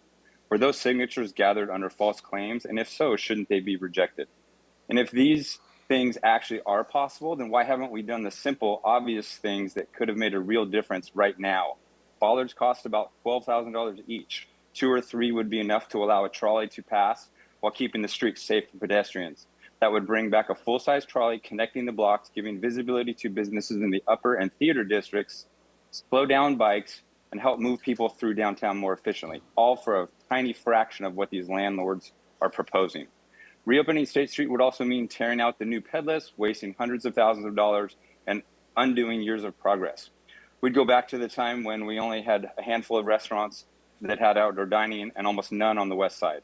That would be terrible because everyone who actually visits State Street knows how much people love sitting outside, enjoying our weather, and experiencing our city. This petition isn't really about safety or access. It's about rent and property value. The same landlords pushing to reopen the street are keeping spaces empty because they refuse to lower rents. Those vacancies hurt every business around them and drain the life out of downtown. Mr. Dillard mentioned that circulation is what's lacking, and the reality is that before the promenade, we had circulation, and we had one of the worst vacancy rates of any downtown. Foot traffic, not car traffic, is what makes downtown work. And for about a year, when the promenade was truly pedestrian, it worked. It was busy, local, and safe. I've heard some council members are getting tired of the back and forth about the promenade, Mike, but the truth is public opinion hasn't changed. 75 to 80% of your constituents still want a car-free street. We need your continued support now more than ever. Please don't fall for the bait and switch. There is one thing I'm really confused about. You see, I remember when Robin shared data a couple years ago that showed more people were visiting State Street than before. Now we're suddenly being told that those same years were down. We all saw how vibrant downtown was the first year. The numbers then supported a car-free street, and now her new bosses don't, neither do her numbers. What changed? Quote, Robin Elander, executive director of downtown Santa Barbara, rattled off statistics about how large retail chains are closing all over the country in an attempt to show that retail is struggling as a nationwide brand. She said Placer AI data show 200,000 more visits to the promenade in the area compared to 2022 with 2019. Despite this significant challenge. Thank you, that's time. Downtown Santa Barbara. Okay, have a good day, thank you. Next speaker, please. Final speaker is Lily Heidger. Lily Heidger, please go ahead.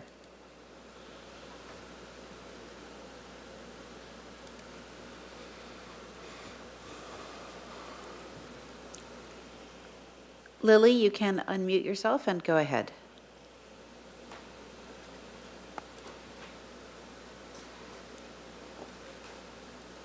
Lily, you can unmute yourself and speak.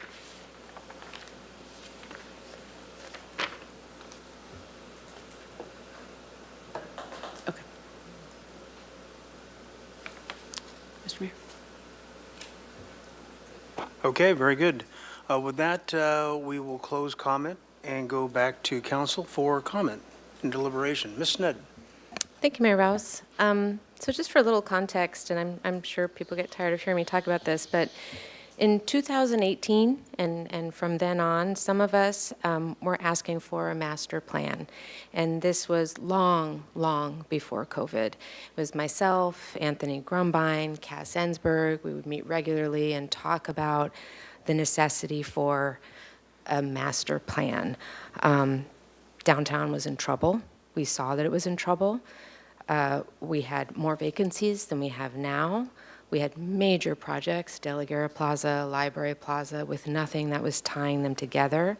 The Paseo system was neglected and hidden, and there was constant conversation about reviving the Paseo system and having touch points for that.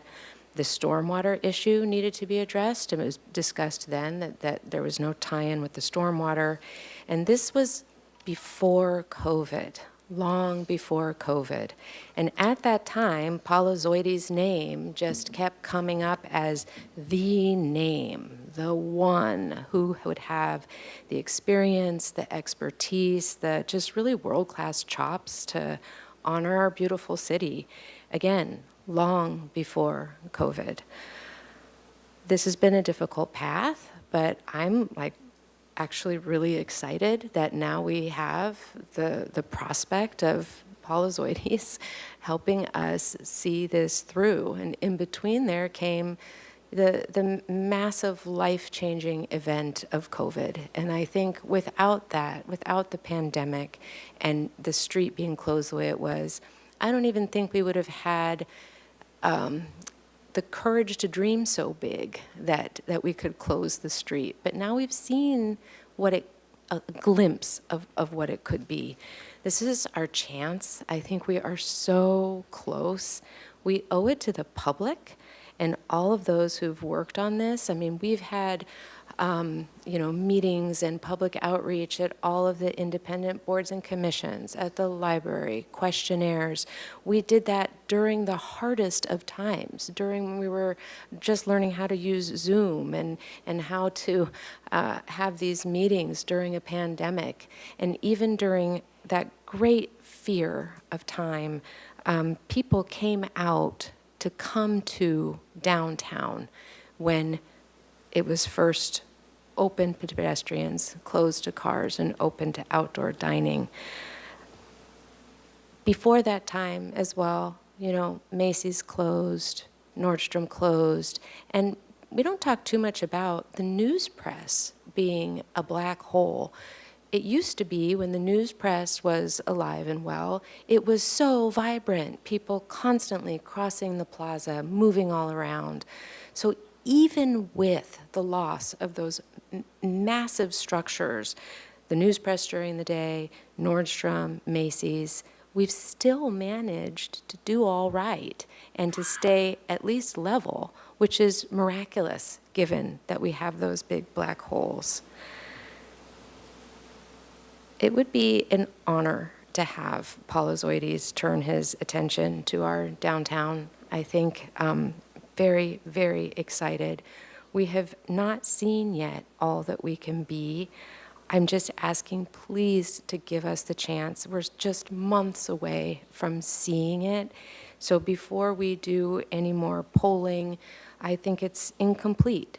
People who are being polled don't know what it is they're saying yes or no to. We haven't seen it. I want to see it. The public wants to see it.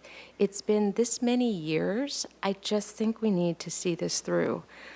I also think it's really tempting to think that this plan is just about, is the street open or closed? Is it open or closed? And that's really a simplistic look at all that it could be. It's tempting, but the plan we heard is going to talk about housing, economics. We've wanted an economics study for a long time. This is part of that economic study. Engagement, the beloved Paseo system, bringing that back to life and really highlighting it. The view corridors, tying together finally the De La Guerra Plaza and possibly having this be part of finishing that De La Guerra Plaza project. The Library Plaza, and I love the renaming as the heart of the city, not the civic center, but the heart of the city, which it really is. And I feel like until the public sees this plan, we really have no business making a decision on open or closed or one way or not one way.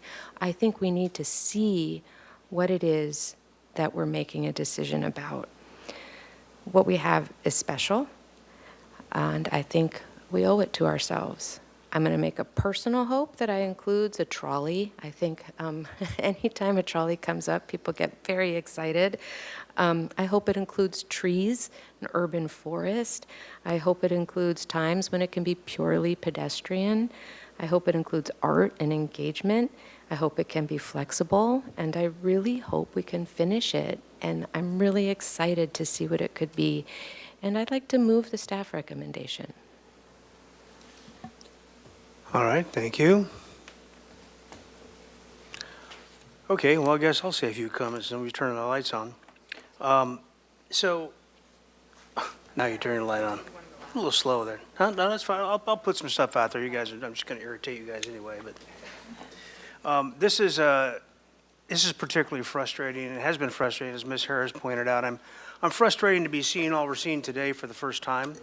Not brought along for the ride. That I didn't know who Palazoidis or whoever it is was before. I have faith that these are probably, they really have a great resume. These probably are the right people and probably go in the right direction.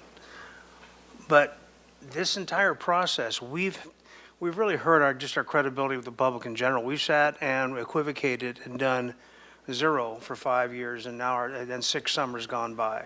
And because basically we don't tend to be able to make a decision. But there's nothing about finger pointing at this point that's going to do any good. What we need to do is move forward. My thing is not about not moving forward and not going for the plan. My thing is what happens in the meantime. You know, people are talking about landlords this and landlords this, and I got a letter from a guy who said, I can't believe it. I can't believe landlords think they can get $200 to $250 a square foot plus triple nets. I'm going, those are 1980s rents. That's what is going on out there. And that's not a great sign. What is the landlord's motivation for wanting to do what they're wanting to do? What was their motivation in Ventura for suing their own city council? What's their motivation for saying what they want to do now? Is it because they love cars? No, it's not about cars. You guys are the ones that are about cars. This is not about cars. It's about vitality. It's about circulation, somebody brought up before. It's even about public safety. All the things that we want, all the things that we're supposed to have, it's not about cars. It's about having a downtown. This was never planned. We're planning it in reverse. This was a declaration. We closed the street. You would never do anything else this way. And, you know, when somebody mentioned before, I think it was Michael Montenegro said, you know, this is just old thinking, you're being nostalgic. I go, you know, in 1978, we had 200 of these urban malls, and now we have less than 20. Who's the one with old thinking? Who's being nostalgic now? But it's not about cars. It's about how you circulate. I'm really frustrated because we thought we were going to have a circulation study done by July 1. And then we found out that it wasn't initiated. And that was supposed to come out sometime in August. Didn't see it then. We were supposed to have something today. We don't have it yet. These are the kind of things that make people nuts because we are delaying. We don't have the information. Where's the Gibbs report? Where's the economics? Where's the circulation study? Where's all the things we need? We have anecdotes. We have feelings. You know, I mean, yeah, and public input is really important. We've done nothing but gather public input. But you know what? Planning is a science. Planning is a profession. These people do it for a living. So it's important to have that. But when we go forward with this, and given our history with this, even when this thing is produced, and I think, Ms. Harris, you were pretty confident in your timeline sometime in the first quarter. I mean, that sounds reasonable. Okay. We get something back. We see it de novo. We're looking at it for the first time. And now what? Our track record hasn't been good about going, yeah, that's great. Our consensus record hasn't been good. It may be. I hope it is. I hope it's wonderful. We all go, yeah, that's what we need to do. Even if we do that, the execution of this project is going to be a big jump money-wise. So here's what I think, and Mr. Jordan brought it up, I think is a very reasonable thing to think about. Let's do a hybrid.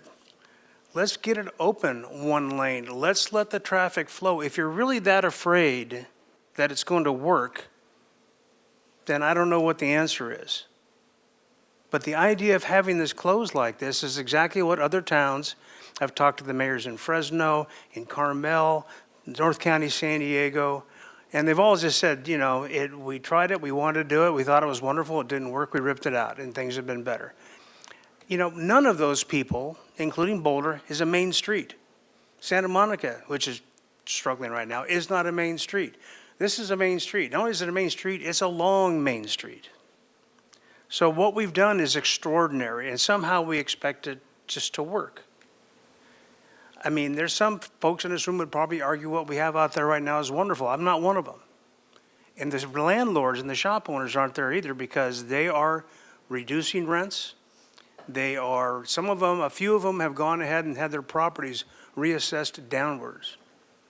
So, and in the meantime, other places have recovered since COVID. Ms. Ned was talking about how before, things were soft, and they were. But I was in downtown for 40 years. Before they got soft, my best year ever was in 2015. Before that, we had the Great Recession, but the economy got pretty good after that. Before that, we had 9/11. We had a good period after that. Before that, we had the dot-com bubble. I was around for all those ups and downs. The line doesn't go like this. It's a roller coaster ride. That's what business goes through. That's what property values go through and all these things. But we can't keep our foot on the neck of properties getting filled up and getting busy again. You might think they're busy because people walk around on weekends, but we could walk down the street right now and not run into one person. And that's not what we need to have. We need to have vitality. Nothing happens, no program, no housing thing, nothing we do up here, public safety happens without the economy. The economy, the business people create the revenues we need to do all the programming and all the neat stuff we like to do. So I'm on board with moving forward with this. But, it chokes me to even say that we're going to put even though it's a nominal amount, in just another consultant. This is my fourth or fifth consultant effort with for the State Street in my career. But if we can go forward, but in the meantime have an interim plan that allows the street to get reopened and function, we're going to learn more about what works and what doesn't work by doing that than we are sitting on what's out there right now. The resistance really shouldn't be there from either side. We're not talking about trying to just do something and leave it permanently. We'll do something and plan and go forward, but we need to plan. This is a town that plans. It plans deliberately. That's why we're fighting the state on some of these housing things, because we're used to deliberate planning. This is not a plan, it's a declaration. We need to move beyond that, and we need to give the designer and staff the time and the latitude to come up with the right answers and present something to us that we could agree on, because we haven't gotten there yet. So that's what my proposal is going to be as we get towards the end of this discussion. Ms. Harmon. Thank you, Mr. Mayor. Yeah, I think I'll have to ask you to clarify your proposal maybe when we get to the end. I'm not It would totally just, sure. it wouldn't be a proposal, it'd be like directing staff to come back with some stuff. There's not an action item Okay. that's defensible on this agenda, Thank you. so. Okay, thank you, that's helpful. Well, I'm going to start, I'm just going to try to stick as closely to what we're agendized to be talking about today as possible.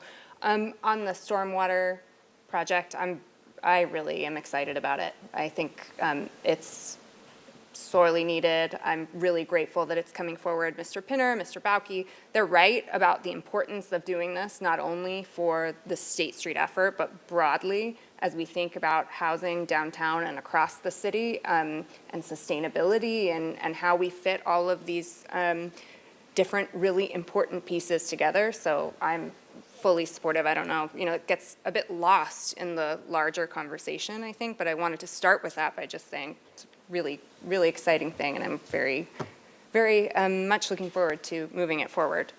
On the contract piece, I have to admit, and I think it's the second time I'm saying this week, I wasn't initially super excited about the idea, and I think that's because I'm generally frustrated with and kind of soured on consultancies just writ large.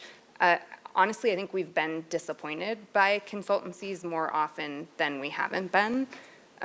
That said, in thinking about this, talking to you, hearing our public comment, I really have, I'm changing my tune just entirely on this consultancy. I think it was Mr. Israel who said, when he just hit the nail on the head, that we need a North Star. That really spoke to me, and I really appreciate that framing. We do need a North Star. We need a permanent vision. It's desperately needed.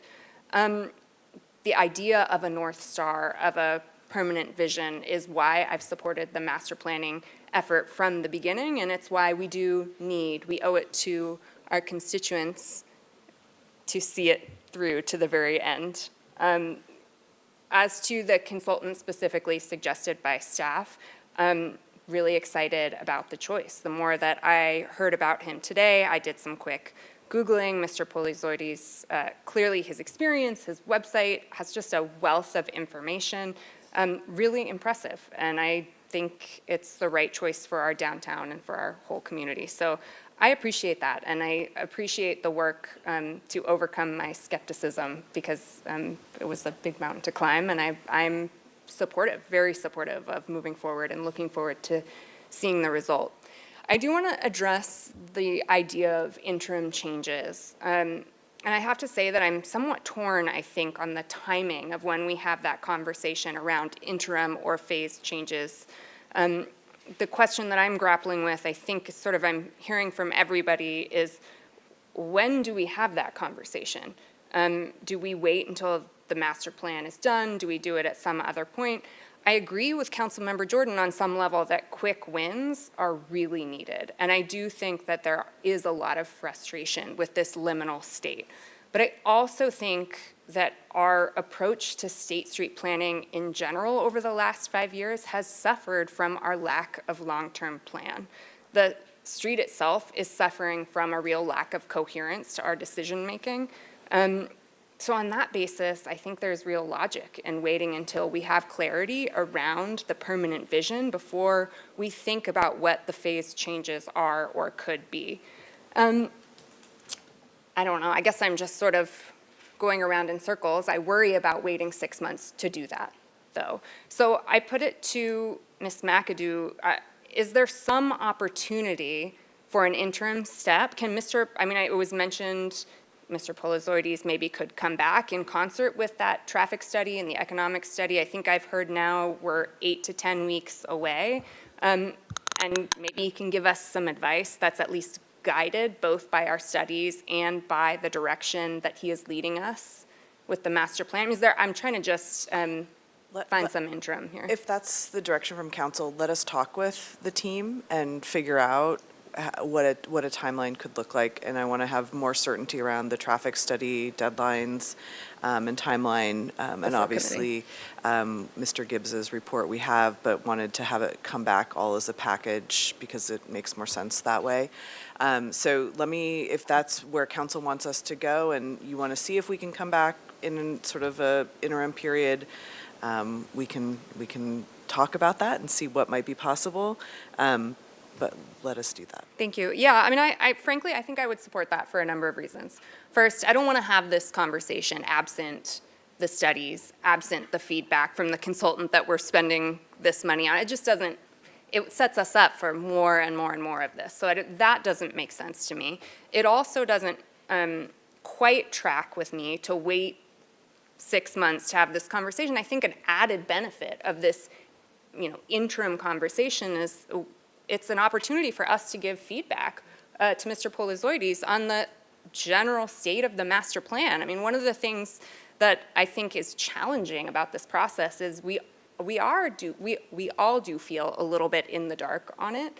And I think there's lots of benefits to having another open conversation where he can give us, he's not going to present the whole master plan, but the direction and broad strokes and some just conversation about phasing. And to the extent something doesn't sit right with us, I think it's really important to be able to give that feedback before the final plan is unveiled 6 months from now. So I hear you. It takes time. It's not going to happen overnight. And those studies to me are really critical.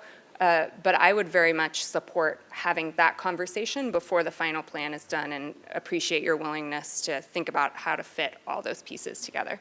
And the last point I just want to make, as I think my colleagues have and will, is on the shuttle. It's so great. My family uses it. We love it. I live right off of State Street, and it's been just a huge boon to our experience. But I did want to make one quick practical note. The first time, so I'm on Ortega, and the first time that we went to take the shuttle, we walked all the way down to the wharf looking for the sign to get on it. So it's now I know what I'm looking for, and I still sometimes miss it. So I would just say we need to think about signage and wayfinding with regard to the shuttle, because my kids were not happy. But anyway, other than that, it's just wonderful. So that's where I'm at. Thank you. Mr. Friedman. Thank you, Mr. Mayor. So not too long ago, many of you may have read an article about a local entrepreneur that created a mushroom drink. And I had the opportunity to have that mushroom drink, and I might be the only one who is crystal clear on the future of State Street. Did you have it today by any chance? The good news is it's all going to be fine. I guarantee it. The bad news is there's no way for me to put into the English language what the future will be, so you all have to find out what I already know. Just kidding. So with my newfound vision, a couple surprising things have happened to me. First is Aaron Ashland and I were pretty in agreement tonight on a lot of things. Resonated with me. We're not always on the same page, but I do appreciate his comments on it. Mr. Balke the younger, I'd like to say that you might be the youngest one or one of the youngest ones to speak today, but you really made a strong case for your side on using data, but also that personal connection, and was really, I appreciated how that came to be, what you said on it. And then I also noted the same thing you did with Sully about the North Star, and I was actually thinking about that because it is important when we're talking about the whole of downtown. The whole experience with Library Plaza, as you all know, I was involved with that for about 15 years. And once we had the design done, that's when it all was able to come into place. It took a few years afterwards, but until we had the design done, there was all, just like this, it was, everybody wanted different things, but then as it got closer, and then when it was done, everybody came together. Even through COVID, we were able to raise the money, which no one thought could be done. So, so it is getting close. I am in agreement that with the plan by staff on the two fronts. The first is redirecting the funds, and plus they're not new funds, so we're not exacerbating our deficit. But it is important to get the master plan done. We've come all this way, and we're, I'm laughing because I remember a public official one time saying, we're on the 99-yard line. And I'm like, no, it's the 1-yard line, but,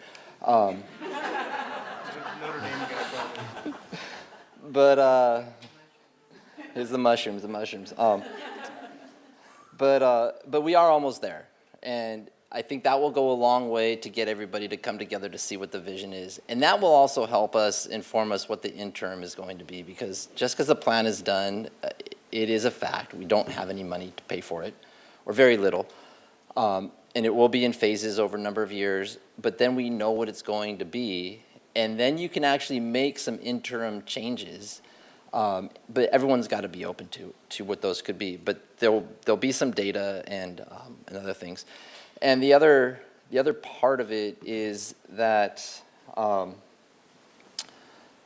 it's important that in our society today, I've learned that how polarized we are is not the actual reality. We agree on most things to a degree, and here it seems like there's one side and the other, and we're far apart. We actually, most of us agree on a lot of things. And it's those smaller things that are controversial, but there are ways to work through them, which again begins with the master plan getting finished. And so I'm hopeful on that part of it. And the stormwater plan, just like Councilmember Harmon, I'm super excited about that. That's an insider policy wonky thing, but hey, that's why we're here. And that is, to me, that is huge, because that goes way beyond just State Street. There's a lot of opportunities here. It affects housing, affects redevelopment opportunities. And to be moving that forward, we're going to have to do it anyways. So the longer we wait, the further behind we're going to be on everything from our housing element to economic revitalization of downtown and some of the things we're trying to do.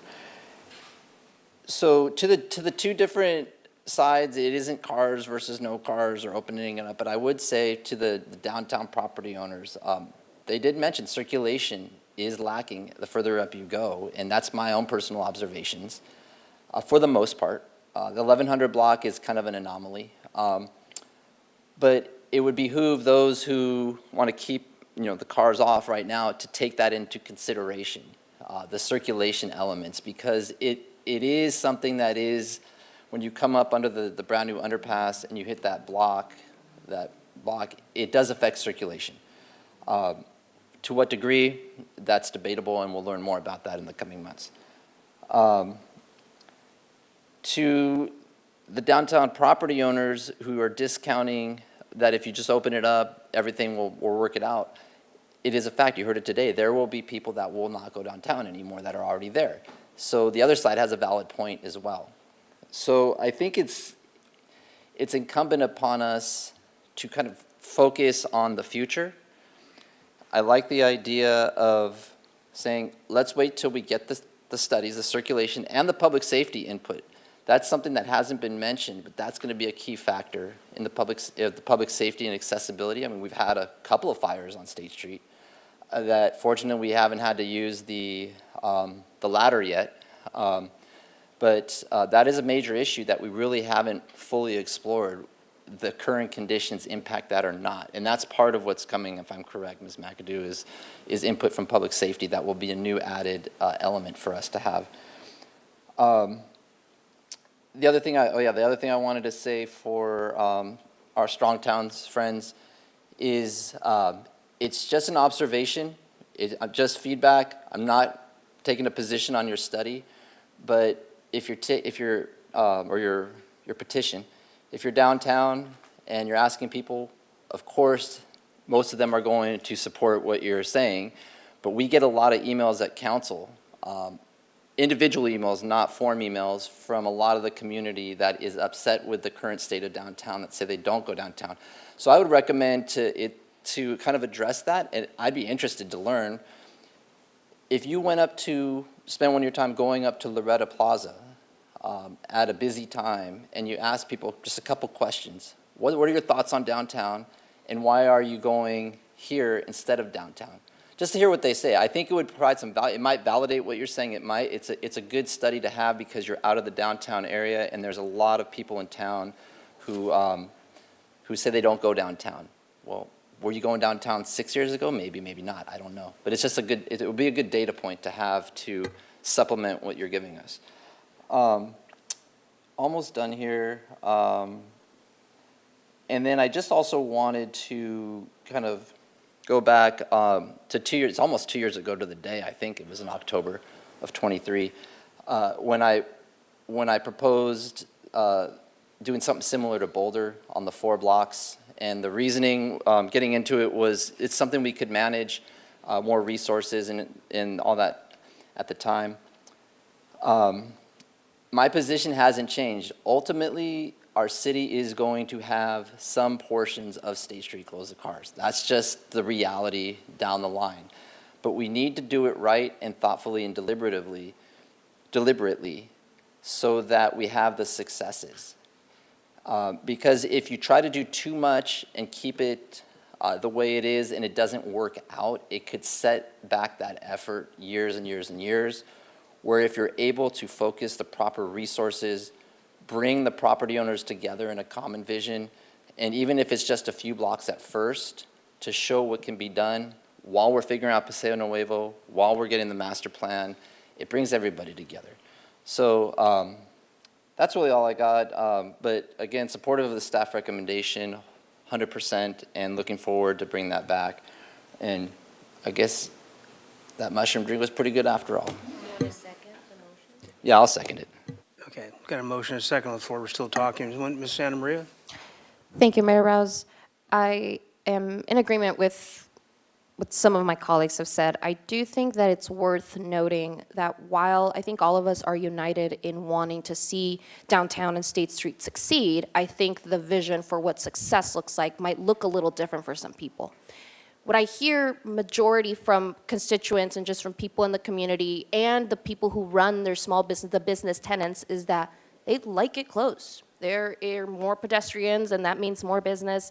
And for some people, success for State Street looks like it being vibrant and lively and people walking and biking. But understandably so, for others, success looks like property values going up. And while those are both successes for their respective groups, it's important that the success that drives us is one that is shared by the community and not just for a few. The street it's a street, it's public. It is one of those things that if the majority of our constituents are saying that they prefer it one way or another, it is incumbent on us to listen to that and act accordingly. I think that when it comes to, I'm very encouraged to see petitions from both sides, because I do think that it's worth seeing where people stand and getting a little bit more data, because we truly are severely, sorely lacking the data that we need to really make good final decisions on this. I mean, what I'm seeing from the petitions, from the emails, even public comments, I like to keep a tally and just see like how many for each, side, so to speak.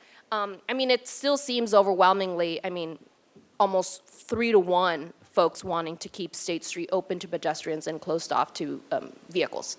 So even just looking at those numbers, it sort of gives me a sense of where the community's at. But of course, we still need to continue to do that outreach and make sure that everybody is heard. I am a little bit concerned about even the consideration of opening the street one lane.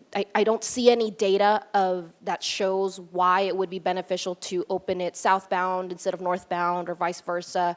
I mean, the same as Mayor Rouse said that the closure of the State Street was a declaration and not a plan. Opening it up immediately would also be a declaration and not a plan, not something that is thought out. We need to be careful about what that would do to the impacts on traffic collisions. The fact that many folks are saying they like it the way it is and they won't come back if vehicles come back. And I'm really thinking about our businesses. When we talk about how everything that we do, housing and everything revolves around the economy is so much more than property values. The economy is how much a business can generate.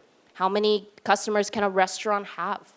And so I do think that the way that we address some of the very valid concerns from both sides, as for example, circulation, doesn't necessarily mean cars on State Street, because there's never even been parking on State Street. I mean, people will drive through and find a parking lot or find somewhere else to park, and then they'd come and walk either way. So I don't see data that supports that opening it one way or two ways or both or one lane would necessarily help with the circulation. And again, we still need that transportation and circulation study, so we still have that data to see. But one thing that would help, as my colleagues have mentioned, is a trolley.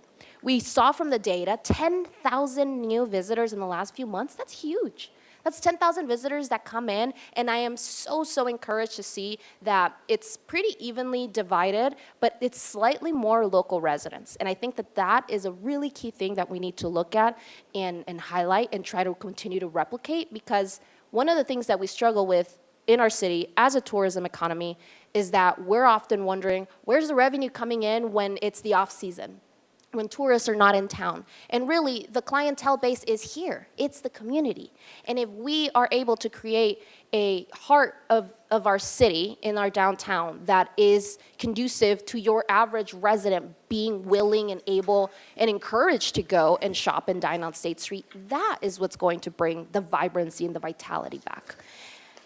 I am very encouraged also about the stormwater drainage infrastructure. I think maybe for some of our public that they might think that we're nerds for getting excited about that. But personally, as the representative for the East Side and for parts of downtown and State Street, I mean, flooding is such a huge issue. And it's one of those things that I have really been racking my brain on, how do we resolve this, because it is something that impacts our businesses, our residents, it's everything. And so whatever happens with State Street, that stormwater drainage infrastructure is so key just to the well-being of our city. And so I really just want to thank our city staff for taking that on. And I want to echo what some of our public commenters said. Kudos to our staff for being willing to say, you know what, making the tough decision that this consultant just wasn't working out, and it's time to make a change. Because that really isn't easy, and I think it helps sort of restore some of that public trust, because what I often hear from the public is, y'all are just hiring another consultant and they never work out. But I think this is a good showing of saying, look, we're responsible with these tax dollars allocated, and if we see it's not working, we will make a change. And I think that's really good to see. I just want us to make sure that we're not reactionary to what's happening. Our staff has poured their heart and soul and time and energy into getting so close to developing this master plan. And I share the frustrations of everyone. I am eager and impatient to see that master plan in front of me already. But if we're gonna do this, let's do it right. And I think getting ahead of ourselves and trying to open it one way or another, or doing really drastic changes in the interim can sort of hinder that progress. And so I do want to make sure that we are talking about the interim options of what we can do to continue supporting our downtown, but also being very careful that we're not muddying the waters with the master plan that is still very much in progress. And definitely want to express support for Councilmember Sneddon and Councilmember Friedman for making and seconding the motions for staff recommendation. I'm all for it. I have confidence in our staff and in this new consultant, it sounds like, that we'll be able to hear something, soon. I do echo, I believe it was one of the public commenters who said, we do need to politely, professionally light a fire under the consultant, and we need to make them understand this is a priority. We do really need this, the first quarter of the year seems reasonable. I think if we can attain that, that would be, I think, a really good signal to the community. And especially, I would like to see this happen before the summer. The summer is often our, biggest time when we have all these tourists and everything come in. And I've heard from tourists that the reason they're coming to Santa Barbara is because they like the promenade closed. And so it actually factors in for some folks who are coming in to visit and that tourism economy we so sorely depend on. So I think it's just a matter of providing that stability, especially during those times of, more economic revenue. Like, let's, for any side, I wouldn't say there's two sides, there's many sides to this issue. For everyone, the urgency, I think, from all of us is there. And let's just not give up on all the incredible work we've done. It's been a long time. I've been seeing it. I mean, I've only been on council now, 10 months? So I've been seeing a lot of this process from the outside, and it is very frustrating to see that things move at a snail pace, but we're almost there. And I want to ask our constituents to continue to give input, but trust our staff. They are doing what they can to make sure that this comes back as quickly and as thoroughly as possible. Because we also don't want a rush job that we come back, we see this plan, and then we're like, you know what, this isn't even what we wanted. So yeah, I think it's important to recognize State Street is a community hub. It is, I think somebody described it almost like the community's living room, almost. It's a third space, it really is. And for us being able to create a third space where it's not required for you to spend money, like the fact that you can just exist downtown is a big deal. And we need to continue to preserve that, and like Councilmember Sneddon said, trolleys, urban canopy, trees, all that good stuff is very possible, very doable, and I'm encouraged to see where we go next. Thank you. Mr. Jordan. Okay. So I still expect this to work. I think we got past the first hurdle. You've got a motion and a second, and 4 people to say, let's go that pathway. But it's taken too long, and you're asking for a leap of faith. All the aspirational stuff that was mentioned out there still resonates with me. I think I shared with somebody today that still the favorite view I have of State Street, which is no longer possible, is a young couple with a 3 or 4-year-old with a scooter and a 7 or 8-year-old with a little bike with training wheels in the middle of the street. That's not happening today anywhere on the closed part of vehicles to State Street. And so, it's we have our share of the blame for that, for not being able or unwilling to manage it appropriately during that time. And the longer this goes on, the greater the casualties are of those who support this. There's the group over there, there's the group over there, and there's this big wad of people in the middle, and they're being bled off through our process. And I just think of all the things I've listened to today, and apparently I'm the only one who hasn't had the magic drink, is that there's just not a sense of urgency with the here and the now, that you can't, in my opinion, you can't put this off until the first quarter of next year and then start to worry about implementing, and your implementation will take dollars that we probably won't have, and it will take time that gets into the summer high season, and we lose another whole year on impressing people with our efforts. Now is a great time because it's one big long dark corridor in another couple weeks, and now's the time to be preparing for next April, May, and those days on when the days are longer and people will be out there again. In 3 weeks, there's going to be nobody out there on a Wednesday night at 9 o'clock or 8 o'clock at night. You can program the heck out of it. Nobody's coming. But there's an opportunity to be ready for what happens when we turn the corner. And those wins I'm talking about right now are just getting to a point where I don't care, just something that agrees with cars or no cars, and where, that agrees with the problem between pedestrians and bicycles sharing the same space. If anybody thinks they're sharing the same space right now, they have not drinking the magic elixir, because there is no shared space out there between pedestrians and bicycles on the street right now. And then a commitment on our part to manage that dynamic. I mean, either we're in or we're not, and we have to commit to it. I really think, there's a whole set of arguments that are archaic. I'm sorry David and Trey left. I've got a sticker on my desk from some national retail federation, and I'm making up numbers here because I don't quite remember them, but they are this crazy. In 2010, online purchases represented $30 billion in the United States. In 2020, it was $180 billion. In 2024, it was $260 billion. Those increases are not new buyers. Those increases are people not shopping in brick and mortar anymore and are electing to go online. So this idea that open it up to cars and you will stimulate economic vitality is just alien to me. They're the result of people who have built a portfolio on an antiquated set of data, that I'm going to work every day of the week and we need commercial office space, or I'm going downtown to buy a new set of pants or a new pair of shoes. Not happening anymore.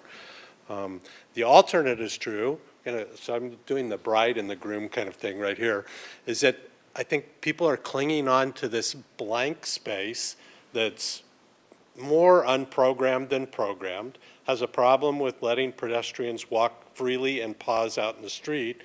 As a blank space is a win, and that's just the win. The win should not be the win. The win should be where we think we're going with it, and we should be doing all we can right now to bring that win here as quickly as we can, not wait a year, not wait 5 years. So it just seems like one of those arguments where there's people over here, people over there, and as usual, I'm sitting in the middle, standing on the fence, waiting for somebody to push me off to one side or the other, and nobody wants to really make a good argument for that. I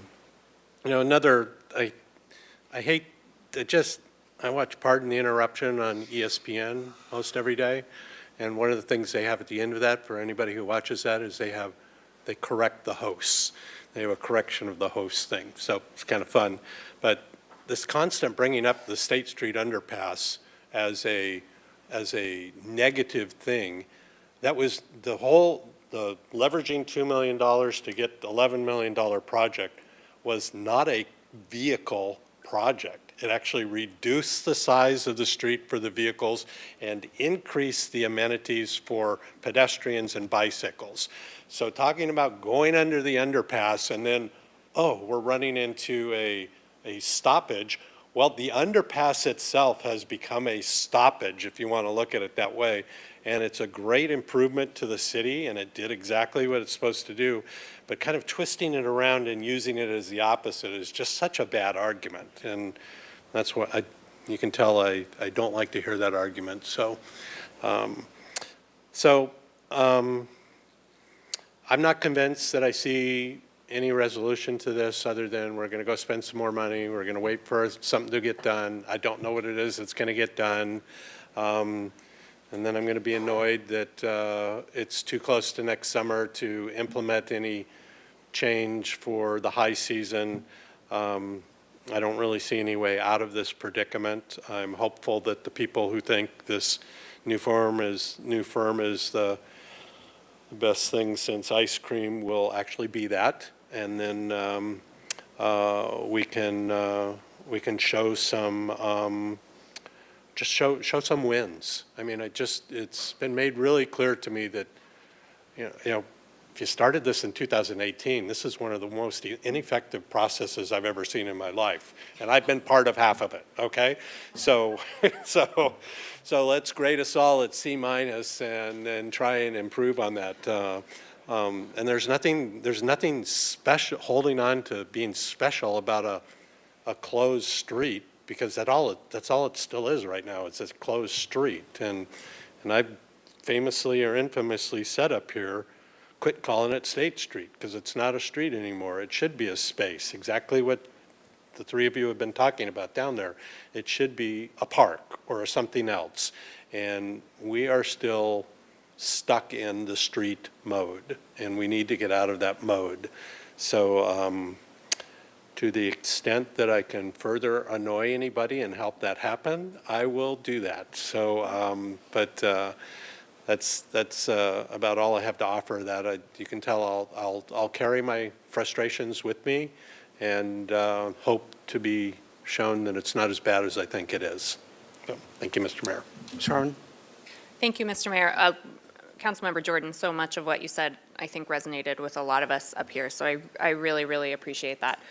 To the maker of the motion and the seconder, I'm wondering if we can add to the motion that staff return in an interim way per the conversation I had with City Administrator McAdoo, and I would just say directly to Councilmember Jordan, I agree that's probably not fast enough, but I don't think we can meaningfully have that conversation that you're talking about without those studies. So we've got to find some balance. I think that's probably the best we could do. So I put it to Councilmembers Sneddon and Friedman.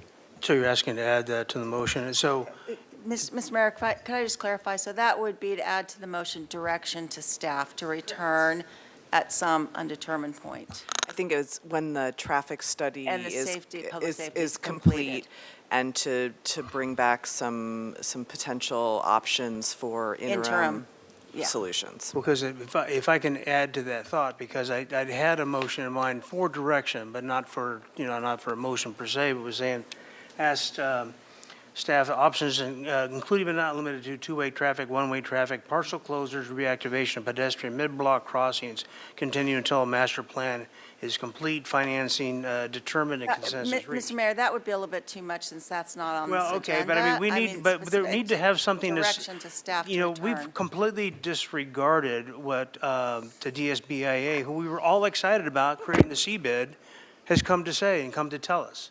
We've just thrown that all out, and I don't understand how supportive the council was of that, and that we're disregarding those voices that we asked to maintain our downtown and come back with feedback. So I think Ms. Harmon's point is correct, that we need to bring something forward that looks like we're going to do something in there, because like I said, even if they, by some miracle, these guys come back in the first quarter with the plan and it's ready to go, and we, by a bigger miracle, we agree on it, then we have to go find the financing. And that timeline is daunting. And we cannot continue where we are. And it is still a street. We have a temporary designation called Title 31. It's still a street. It's not a declaration if we open the street. It's a street. It's not a park. So we have to be sure that we understand what we're doing, because we have a circulation element that's not only critical to the business life, it's critical to public safety. And all that's going to come back in that report. And I think it's important that we don't sit around and disregard that to pursue some vision that we have about this bucolic, car-free downtown, because that sounds great, but it's not producing the economy we need. And we can sit around and do polls and stuff all day long, but just go ask the county appraiser what these buildings are doing, and ask all the real estate guys what they're charging per square foot rent, and ask them how many people turn down leases because it's a closed street. So we have to consider all those things. Mr. Friedman. Just as, back to the motion and as the seconder of the motion, perfectly, I do want to include that. I thought we might have done a second, but I do want to include what Councilmember Harmon said on the timelines. And the reasoning is that we need to have, it's what she said, but 100% agreement, we need to have the circulation study, and we need the input from public safety as well to have an informed discussion on what our options. And I liked the addition of reaching out to Polozoides and them as well, because they might come up with some innovative ideas that are tied into the master plan. So if we made any changes, it would be towards implementing the master plan, even if we haven't seen it yet, because they know where it's headed. And so I'm supportive of putting that into the motion. Okay, Ms. Sneddon? Yes, I am as well, and I think it's an excellent suggestion, and it's key that Mr. Polozoides, Mole and Polozoides is available for that interim discussion. And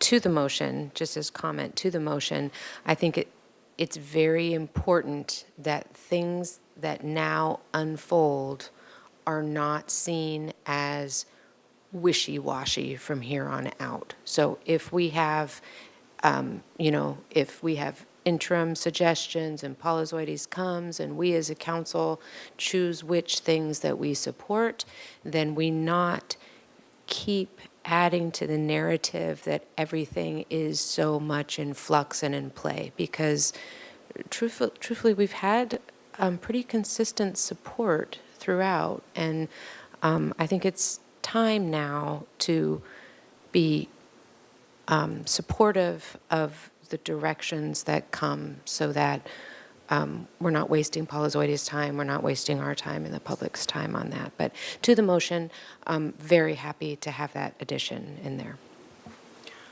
I only wish we could put wishy-washy into some really certain terms, because I really do think we have lost a lot of faith of particularly the business community in town with all our delays and all our equivocations. So, but I don't know how to do that in a motion, frankly. I'm just, right now, I'm just concerned about. Just a comment, not really a motion. No, I get it. So can we get the motion read back as you have it, Madam Clerk? Mr. Mayor and Council, let me read what I have, but I do need some correction and also the latest wording about Mr. Polozoides. Motion by Councilmembers Sneddon and Friedman to approve staff recommendations A and B and direct staff to return when this traffic study is complete and bring back possible options for interim solutions. Madam Clerk, if you could add the circulation study and public safety review. Circulation study and public safety review instead of traffic study? Yes. It's all one. That's all yeah. one study. So it's a circulation and public safety study. Let's call it that. Yeah. And Madam Clerk, by the way, I haven't paid attention to Councilman Gutierrez. Has he raised his hand at all? Maybe. I've been looking and he has not, Mr. Mayor. Okay, thank you. Okay. Motion by Councilmembers Sneddon and Friedman to approve recommendations A and B and direct staff to return when the circulation and public safety study is complete and bring back possible options for interim solutions. And then may I have some additional language for the... I think that to include the new consulting team. So when we come back, it would just include the new consulting team. To include the new consulting team. Correct. Okay. Very good. Ready for a vote? Okay. Councilmember Gutierrez. Yes. Very good. Councilmember Jordan. Yes. Councilmember Harmon. Yes. Councilmember Santa Maria. Yes. Councilmember Snedden. Yes. Mayor Pro Tem Friedman. Yes. And Mayor Rouse. I, Yes. yeah, it's a very unenthusiastic guy. What's that? That is something to celebrate. Celebrate what? Yeah, you could, yeah, let's go celebrate with the DSBIA. Let me call the ambulance for you. Don't even start. Okay, any staff communication, councilmember agenda reports? Ms. Snedden? Oh, I guess Mr. Friedman has light on. He beat you to the punch. All right, thank you. I attended the Sustainability Summit out at UCSB, great event, a lot of great work being done out there, and some of our own departments, including the airport and sustainability, were presenting there. Attended a Calm Board reunion, and always great to see members of the board going back all the way to its founding in the 1970s, all the way up to current members. The police department swearing in and promotions, along with the mayor, was there. Congratulations to our new officers that are joining us in the department, and thanks to Chief Gordon and the staff for putting that on. The library advisory board, the Harbor and Seafood Festival was a success, one of the best turnouts we've ever had this year. Kudos to all of our staff that put that on, and all the harbor vendors and commercial fishermen. It was a great way to represent Santa Barbara. It was packed down there on a beautiful day. The Wild and Free Film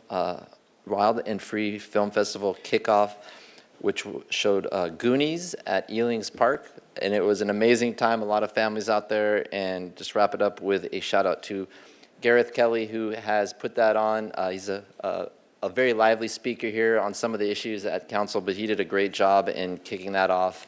And that festival will be coming up. The actual movies will be in November out at Camino Real, I believe. And congratulations to him. Ms. Snedden?